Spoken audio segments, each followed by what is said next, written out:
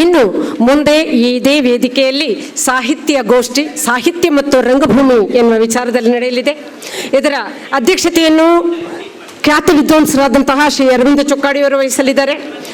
ಹಾಗೆ ಸಾಹಿತ್ಯ ಮತ್ತು ರಂಗಭೂಮಿಯ ಬಗ್ಗೆ ಶ್ರೀ ರವಿರಾಜ್ರವರು ಮಾತನಾಡಲಿದ್ದಾರೆ. ರಂಗಭೂಮಿ ಮತ್ತು ಯುವ ಜನತೆಯ ಬಗ್ಗೆ ಬೆಂಗಳೂರಿನಿಂದ ಬಂದಿರುವಂತಹ ಶ್ರೀ ಶಶಿಧರ ಬಾರಿಘಾಟ್ ಹಿರಿಯ ರಂಗಕರ್ಮಿ ಅವರು ಮಾತನಾಡಲಿದ್ದಾರೆ. ತುಳು ರಂಗಭೂಮಿಯ ಬಗ್ಗೆ ಪ್ರಾಧ್ಯಾಪಕಿ ಶ್ರೀಮತಿ ಅಕ್ಷಯ ಆರ್ ಶೆಟ್ಟಿ ಅವರು ಮಾತನಾಡಲಿದ್ದಾರೆ. ಇದೀಗ ವೇದಿಕೆಯನ್ನು ಅವರಿಗೆ ಬಿಟ್ಟು ಕೊಡ್ತಾ ಇದ್ದೇವೆ. ಧನ್ಯವಾದಗಳು. 1 ಗಂಟೆಗಳ ಕಾಲ ವಿಚಾರಗೋಷ್ಠಿ ನಡೀಲಿಕ್ಕಿದೆ. ಈಗಾಗಲೇ ಸಂಪನ್ಮೂಲ ವ್ಯಕ್ತಿಗಳು ಹಾಗೂ ಗೋಷ್ಠಿಯ ಅಧ್ಯಕ್ಷರು ನಮ್ಮ ಜೊತೆ ಸೇರಿಕೊಂಡಿದ್ದಾರೆ.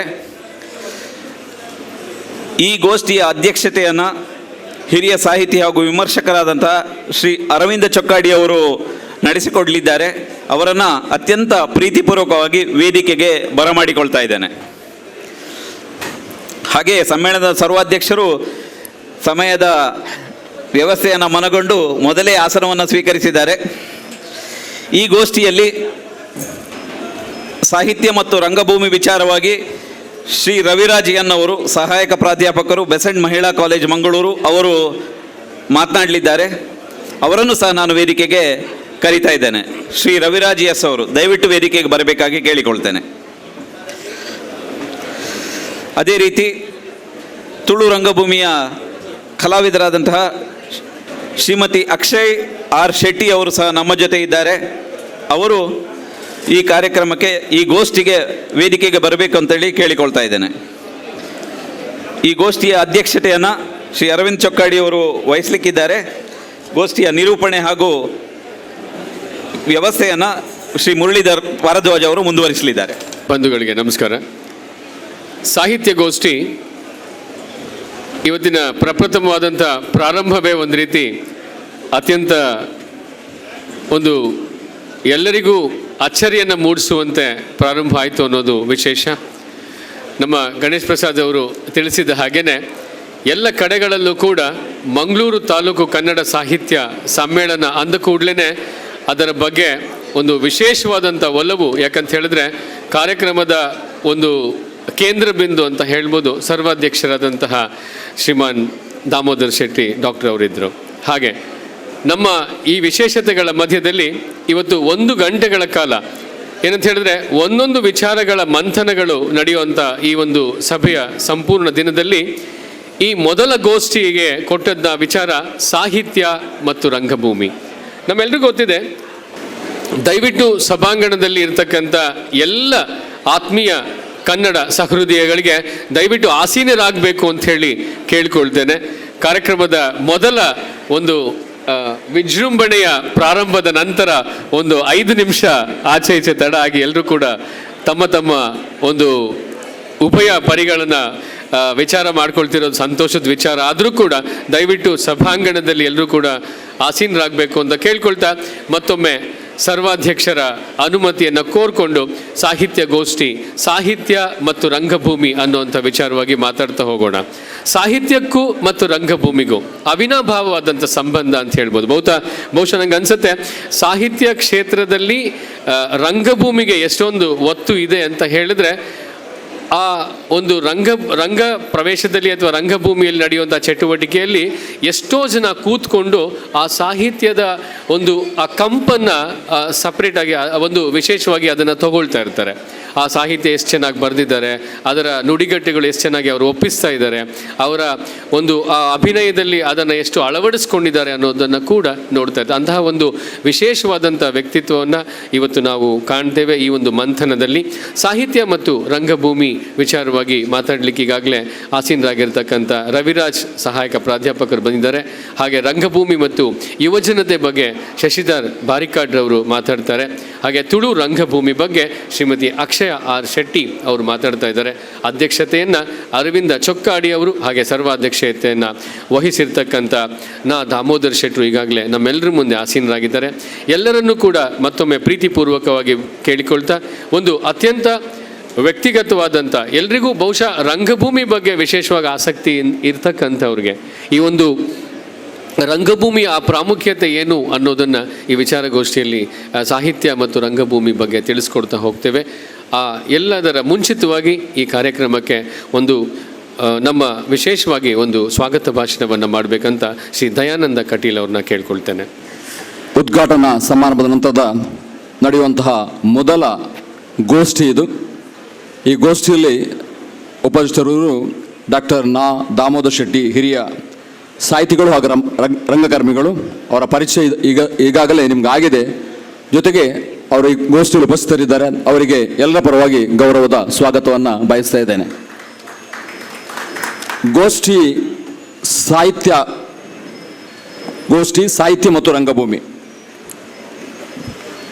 ಸಾಹಿತ್ಯ ಹಾಗೂ ರಂಗಭೂಮಿ ಇದರ ಅಧ್ಯಕ್ಷತೆ ವಹಿಸುವವರು ಶ್ರೀಯುತ ಅರವಿಂದ ಚೊಕ್ಕಾಡಿ ಅವರು, ಹಿರಿಯ ಸಾಹಿತಿಗಳು ಹಾಗೂ ವಿಮರ್ಶಕರು. ಅವರು ಈ ಸಂದರ್ಭದಲ್ಲಿ ಉಪಸ್ಥಿತರಿದ್ದಾರೆ. ಶ್ರೀಯುತ ಅರವಿಂದ ಚೊಕ್ಕಾಡಿಯವರ ಪರಿಚಯ ಸಂಕ್ಷಿಪ್ತವಾಗಿ ಮಾಡುವಂಥ ಪ್ರಯತ್ನ ಮಾಡ್ತೇನೆ. ಅರವಿಂದ ಚೊಕ್ಕಾಡಿಯವರು ವಿದ್ಯಾರ್ಥಿ ದೆಸೆಯಿಂದಲೇ ರಾಜ್ಯ ಮಟ್ಟದಲ್ಲಿ ಹಲವಾರು ಪ್ರಶಸ್ತಿಗಳನ್ನು ಪಡೆದುಕೊಂಡು ಹೋದು, ಹಾಗೆ ಅವರಿಗೆ ಈಗ ಪ್ರಸ್ತುತವಾಗಿ ಅವರು ಮುಂಡಾಜಿಯ ಮೊರಾರ್ಜಿ ದೇಸಾಯಿ ವಸತಿ ಶಾಲೆಯಲ್ಲಿ ತನ್ನ ಸೇವೆಯನ್ನು ಮಾಡ್ತಾ ಇದ್ದಾರೆ. ಶೈಕ್ಷಣಿಕ ಸಂಪನ್ಮೂಲ ವ್ಯಕ್ತಿಯಾಗಿರುವ ಇವರು ಸ್ಪರ್ಧಾತ್ಮಕ ಪರೀಕ್ಷೆಗಳಲ್ಲಿ ಕೂಡ ತರಬೇತಿಯನ್ನು ನೀಡುವಂಥ ಒಂದು ಕಾಯಕವನ್ನು ತಮ್ಮ ಪ್ರವೃತ್ತಿಯಾಗಿ ಬಳಸಿಕೊಂಡಿದ್ದಾರೆ. ಇವರು ಮಾಡಿದಂಥ ಕೃತಿ ಕನ್ನಡ ಸಾಹಿತ್ಯ ಪರಿಷತ್ತಿನ ಅರಳು ಪ್ರಶಸ್ತಿ, ಇಲ್ಲದ ತೀರದಲ್ಲಿ ಕೃತಿಗೆ ಕರ್ನಾಟಕ ಸಾಹಿತ್ಯ ಅಕಾಡೆಮಿಯ ಪುಸ್ತಕ ಪ್ರಶಸ್ತಿಗಳು, ಅರ್ಥಶೋಧ ಅನ್ವಯ ಇದಕ್ಕೂ ಕೂಡ ಪ್ರಶಸ್ತಿಯನ್ನು ಪಡ್ಕೊಂಡಿದೆ. ಉಪನಿಷತ್ ಪರಿಚಯ, ಈ ರೀತಿ ಹಲವಾರು ಪ್ರಶಸ್ತಿಗಳ ಜೊತೆಗೆ ತಮ್ಮ ಸಾಹಿತ್ಯ ಕ್ಷೇತ್ರದಲ್ಲಿ ತುಂಬ ಕೃಷಿಯನ್ನು ಮಾಡಿದಂಥ ಶ್ರೀಯುತ ಅರವಿಂದ್ ಚೊಕ್ಕಾಡಿ ಅವರಿಗೆ ಎಲ್ಲರ ಪರವಾಗಿ ಗೌರವದ ಸ್ವಾಗತವನ್ನು ಬಯಸ್ತಾ ಇದ್ದೇನೆ. ಅವರಿಗೆ ಪುಸ್ತಕದ ಗೌರವ ನೀಡಿ ಸ್ವಾಗತಿಸಬೇಕಾಗಿ ವಿನಂತಿಸಿಕೊಳ್ತಾ ಇದ್ದೇನೆ.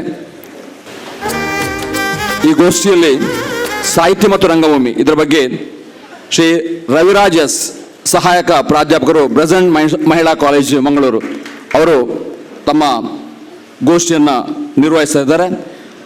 ಅವರು ಆಕಾಶವಾಣಿಯಲ್ಲಿ ಉದ್ಘೋಷಕರಾಗಿ, ಆ ರೀತಿ ರಂಗಕಲೆಗಳು, ಸಾಹಿತ್ಯ, ಕವಿ ಈ ಎಲ್ಲ ಕ್ಷೇತ್ರಗಳಲ್ಲಿ ತನ್ನನ್ನು ತಾನು ತೊಡಗಿಸ್ಕೊಂಡವರು ಶ್ರೀಯುತ ರವಿರಾಜ್ ಎಸ್ ಅವರು. ಅವರಿಗೆ ಕೂಡ ಗೌರವದ ಸ್ವಾಗತವನ್ನು ಈ ಸಂದರ್ಭದಲ್ಲಿ ಮಾಡ್ತಾ ಇದ್ದೇನೆ. ಹಾಗೆ ಮತ್ತೊಬ್ಬರು ನಮ್ಮ ಜೊತೆ ಉಪಸ್ಥಿತರು ರಂಗಭೂಮಿ ಮತ್ತು ಯುವಜನತೆ ಶ್ರೀ ಶಶಿಧರ್ ಬಾರಿಪಾಟ್, ಹಿರಿಯ ರಂಗಕರ್ಮಿ, ಬೆಂಗಳೂರು. ಇವರು ಕೂಡ ಈ ಸಮಯದಲ್ಲಿ ಉಪಸ್ಥಿತರಿದ್ದಾರೆ. ಅವರ ಪರಿಚಯ ಸಂಕ್ಷಿಪ್ತವಾಗಿ ಮಾಡುವಂಥ ಪ್ರಯತ್ನ ಮಾಡ್ತಾ ಇದ್ದೇನೆ. ರಂಗ ನಿರ್ದೇಶಕರು, ನಾಟಕಗಾರರು, ಸಂಘಟನಾ ಅನುಭವ ಹೊಂದವರು. ಮೈಸೂರು ಮಹಾರಾಜ್ ಕಾಲೇಜಲ್ಲಿ ವಿದ್ಯಾರ್ಥಿ ಸಂಘಟನೆ ಮಾಡಿದವರು. ನೆಳಲು ಬೆಳಕು ಸ್ಥಾಪಕ ಸದಸ್ಯರು. ಮೈಸೂರಿನ ಸಮುದಾಯದಲ್ಲಿ ನಟನಾಗಿ, ನಿರ್ದೇಶಕನಾಗಿ, ಸಂಘಟಕರಾಗಿ 1 ದಶಕದ ಅನುಭವವನ್ನು ಹೊಂದಿದವರು. ಬೆಂಗಳೂರು ಗ್ರಾಮಾಂತರ ನಗರ ಸಾಕ್ಷರತಾ ಆಂದೋಲನದಲ್ಲಿ ಸಾಂಸ್ಕೃತಿಕ ಸಂಚಾಲಕರಾಗಿ ಕಾರ್ಯನಿರ್ವಹಣೆ ಮಾಡಿದವರು.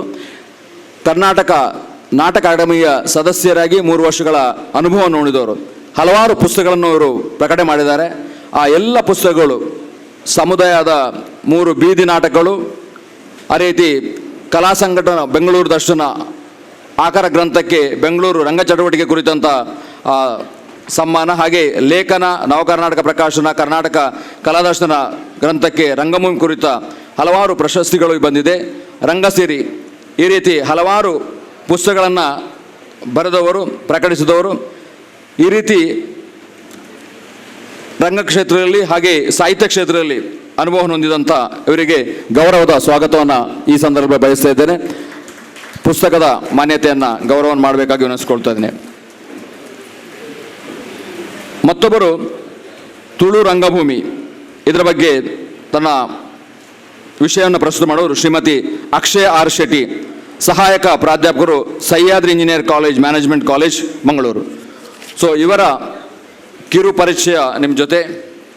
ಪ್ರಸ್ತುತ ಉದ್ಯೋಗ ಮತ್ತು ಶಿಕ್ಷಣ ಮಂಗಳೂರಿನ ಅಡ್ಯಾರ್ನಲ್ಲಿರುವಂಥ ಸಹ್ಯಾದ್ರಿ ಇಂಜಿನಿಯರ್ ಕಾಲೇಜ್ ಮ್ಯಾನೇಜ್ಮೆಂಟಲ್ಲಿ ಸಹಾಯಕ ಪ್ರಾಧ್ಯಾಪಕರಾಗಿ ತನ್ನ ಸೇವೆಯನ್ನು ಮಾಡುತ್ತಿದ್ದ ಮೈಕ್ರೋಬಯಾಲಜಿ ವಿಜ್ಞಾನ ಪದವಿ, ಕನ್ನಡ ಸಾಹಿತ್ಯದಲ್ಲಿ MA ಸ್ನಾತಕೋತ್ತರ ಪದವಿ ಹಾಗೂ ಮಾನವ ಸಂಪನ್ಮೂಲದಲ್ಲಿ MBA ಸ್ನಾತಕೋತ್ತರ ಪದವಿಯನ್ನು ಪಡೆದಿರ್ತಾರೆ. ಅದ್ರ ಜೊತೆಗೆ ಪ್ರಕಟಿತ ಕೃತಿಗಳು ನನ್ನ ಹಾದಿ ಕವನ ಸಂಕಲನ, ಬದುಕು ಭಾವದ ತೆನೆ ಕವನ ಸಂಕಲನ, ಕನಕ ಚಿಂತನೆ ಸಂಪಾದಿತ ಕೃತಿ, ದೇಂಗ ತುಳು ಕಾದಂಬರಿ, ಬದುಕು ಭಾವದ ತೆನೆ ಹಸ್ತಪ್ರತಿಗೆ ಸುಶೀಲಾ ಶೆಟ್ಟಿ ಸ್ಮಾರಕ ದತ್ತಿನಿಧಿ ಕಾವ್ಯ ಪ್ರಶಸ್ತಿ ಲಭಿಸಿದೆ. ಬಿಡಿ ಕಥೆಗಳು ರಾಜ್ಯ ಮಟ್ಟದ ಕರ್ನಾಟಕ ಲೇಖಕರ ಸಂಘ ಬೆಂಗಳೂರು ಆಯೋಜಿಸಿದಂಥ ತ್ರಿವೇಣಿ ದತ್ತಿ ನಿಧಿ ಪ್ರಶಸ್ತಿ ಹಾಗೂ ಸಂದೇಶ ಪ್ರದರ್ಶನದ ಬಾಂಧವ್ಯ ಪ್ರಶಸ್ತಿ ಲಭಿಸಿದೆ. ದೇಂಗ ಕಾದಂಬರಿ ಅವರ ಒಂದು ಒಳ್ಳೆಯ ಕಾದಂಬರಿಯಾಗಿದೆ. ಇವರು ಕೂಡ ಈ ಸಂದರ್ಭದಲ್ಲಿ ಉಪಸ್ಥಿತಿದ್ದಾರೆ. ಅವರಿಗೆ ಕೂಡ ಗೌರವದ ಸ್ವಾಗತವನ್ನು ವಹಿಸ್ತಾ ಪುಸ್ತಕದ ಸನ್ಮಾನವನ್ನು ಮಾಡ್ತಾ ಇದ್ದೇವೆ. ಹಾಗೆ ಈ ಎಲ್ಲ ವೇದಿಕೆಯಲ್ಲಿರುವವರು ತಮ್ಮ ತಮ್ಮ ವಿಷಯಗಳನ್ನ ಮುಂದೆ ಪ್ರಸ್ತುತ ಮಾಡುತ್ತಿದ್ದಾರೆ. ಹಾಗೆ ವೇದಿಕೆ ಮುಂಬಾಲಿರುವಂಥ ಎಲ್ಲ ಕನ್ನಡ ಸಾಹಿತ್ಯ ಅಭಿಮಾನಿಗಳಿಗೆ, ಬಂಧುಗಳಿಗೆ, ಚಿಂತಕರಿಗೆ ಗೌರವದ ಸ್ವಾಗತವನ್ನು ಬಳಸುತ್ತಾ ಅವಕಾಶಕ್ಕೆ ವಂದಿಸುತ್ತಾ ಈ ಮಾತನ್ನು ಮುಗಿಸ್ತಾ ಇದ್ದೇನೆ. ಎಲ್ರಿಗೂ ಗೌರವದ ಸ್ವಾಗತ. ಕನ್ನಡದ ಯಾವುದೇ ಒಂದು ಕಾರ್ಯಕ್ರಮಗಳಿದ್ದರೆ ಕೂಡ ದಯಾನಂದ್ ಕಟೀಲ್ರವರ ಒಂದು ಪರಿಶ್ರಮ ಅದ್ರ ಹಿಂದೆ ಇರುತ್ತೆ. ಅವರಿಗೊಂದು ಪ್ರೀತಿಯಿಂದ ಜೋರಾದ ಚಪ್ಪಾಳೆಯನ್ನು ಕೊಡೋಣ ಅಂತ ಕೇಳ್ಕೊಳ್ತೇನೆ. ಹಾಗೆ ಕನ್ನಡಕ್ಕೆ ಮನಸ್ಸುಗಳು ಬೇಕು, ಕನ್ನಡಕ್ಕೆ ಅಂತಹ ಒಂದು ವ್ಯವಸ್ಥೆಗಳು ಬೇಕು. ಹಾಗೆ ಯುವ ಜನತೆ ಕೂಡ ಕನ್ನಡದಲ್ಲಿ ತೊಡಗಿಕೊಳ್ಳಬೇಕು ಅನ್ನೋದನ್ನು ಸರ್ವಾಧ್ಯಕ್ಷರ ನೇತೃತ್ವದಲ್ಲಿ ಬೆಳಗಿನಿಂದ ಅದರ ಬಗ್ಗೆ ಕೂಗನ್ನು ಕೇಳ್ತಾ ಇದ್ದೇವೆ. ಹಾಗೆ ರಂಗಭೂಮಿ ಮತ್ತು ಸಾಹಿತ್ಯ ಮತ್ತು ರಂಗಭೂಮಿ ಬಗ್ಗೆ ಯುವಜನತೆ ಮತ್ತು ರಂಗಭೂಮಿ ಮತ್ತು ಯುವಜನತೆಯ ಬಗ್ಗೆ ಮಾತಾಡಲಿಕ್ಕಿದ್ದಾರೆ ಶ್ರೀ ಶಶಿಧರ್ ಬಾರಿಘಾಟ್ರವರು, ಹಿರಿಯ ರಂಗಕರ್ಮಿಗಳು.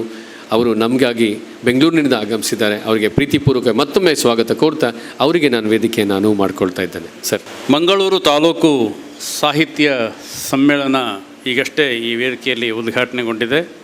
ಹಾಗೆಯೇ ಸರ್ವಾಧ್ಯಕ್ಷರಾದ ದಾಮೋದರ ಶೆಟ್ಟಿಯವರು ತಮ್ಮ ಭಾಷಣವನ್ನು ನಮ್ಮ ಮುಂದೆ ಹಂಚಿಕೊಂಡಿದ್ದಾರೆ. ಇದೇ ಸಂದರ್ಭದಲ್ಲಿ ಸಾಹಿತ್ಯ ಮತ್ತು ರಂಗಭೂಮಿ ವಿಷಯವಾಗಿ ಒಂದು ಗೋಷ್ಠಿ ಈಗ ಆರಂಭ ಆಗಿದೆ. ಎರಡನೇವನಾಗಿ ನಾನು ಮಾತಾಡಬೇಕು ಅಂತ ಸ್ವಲ್ಪ ಆರಾಮಾಗಿ ಕೂತಿದ್ದೆ. ಆದರೆ ಸರ್ ಮೊದಲು ನೀವೇ ಮಾತಾಡಬೇಡಿ ಅಂತ ಅಂದಿದ್ದಾರೆ.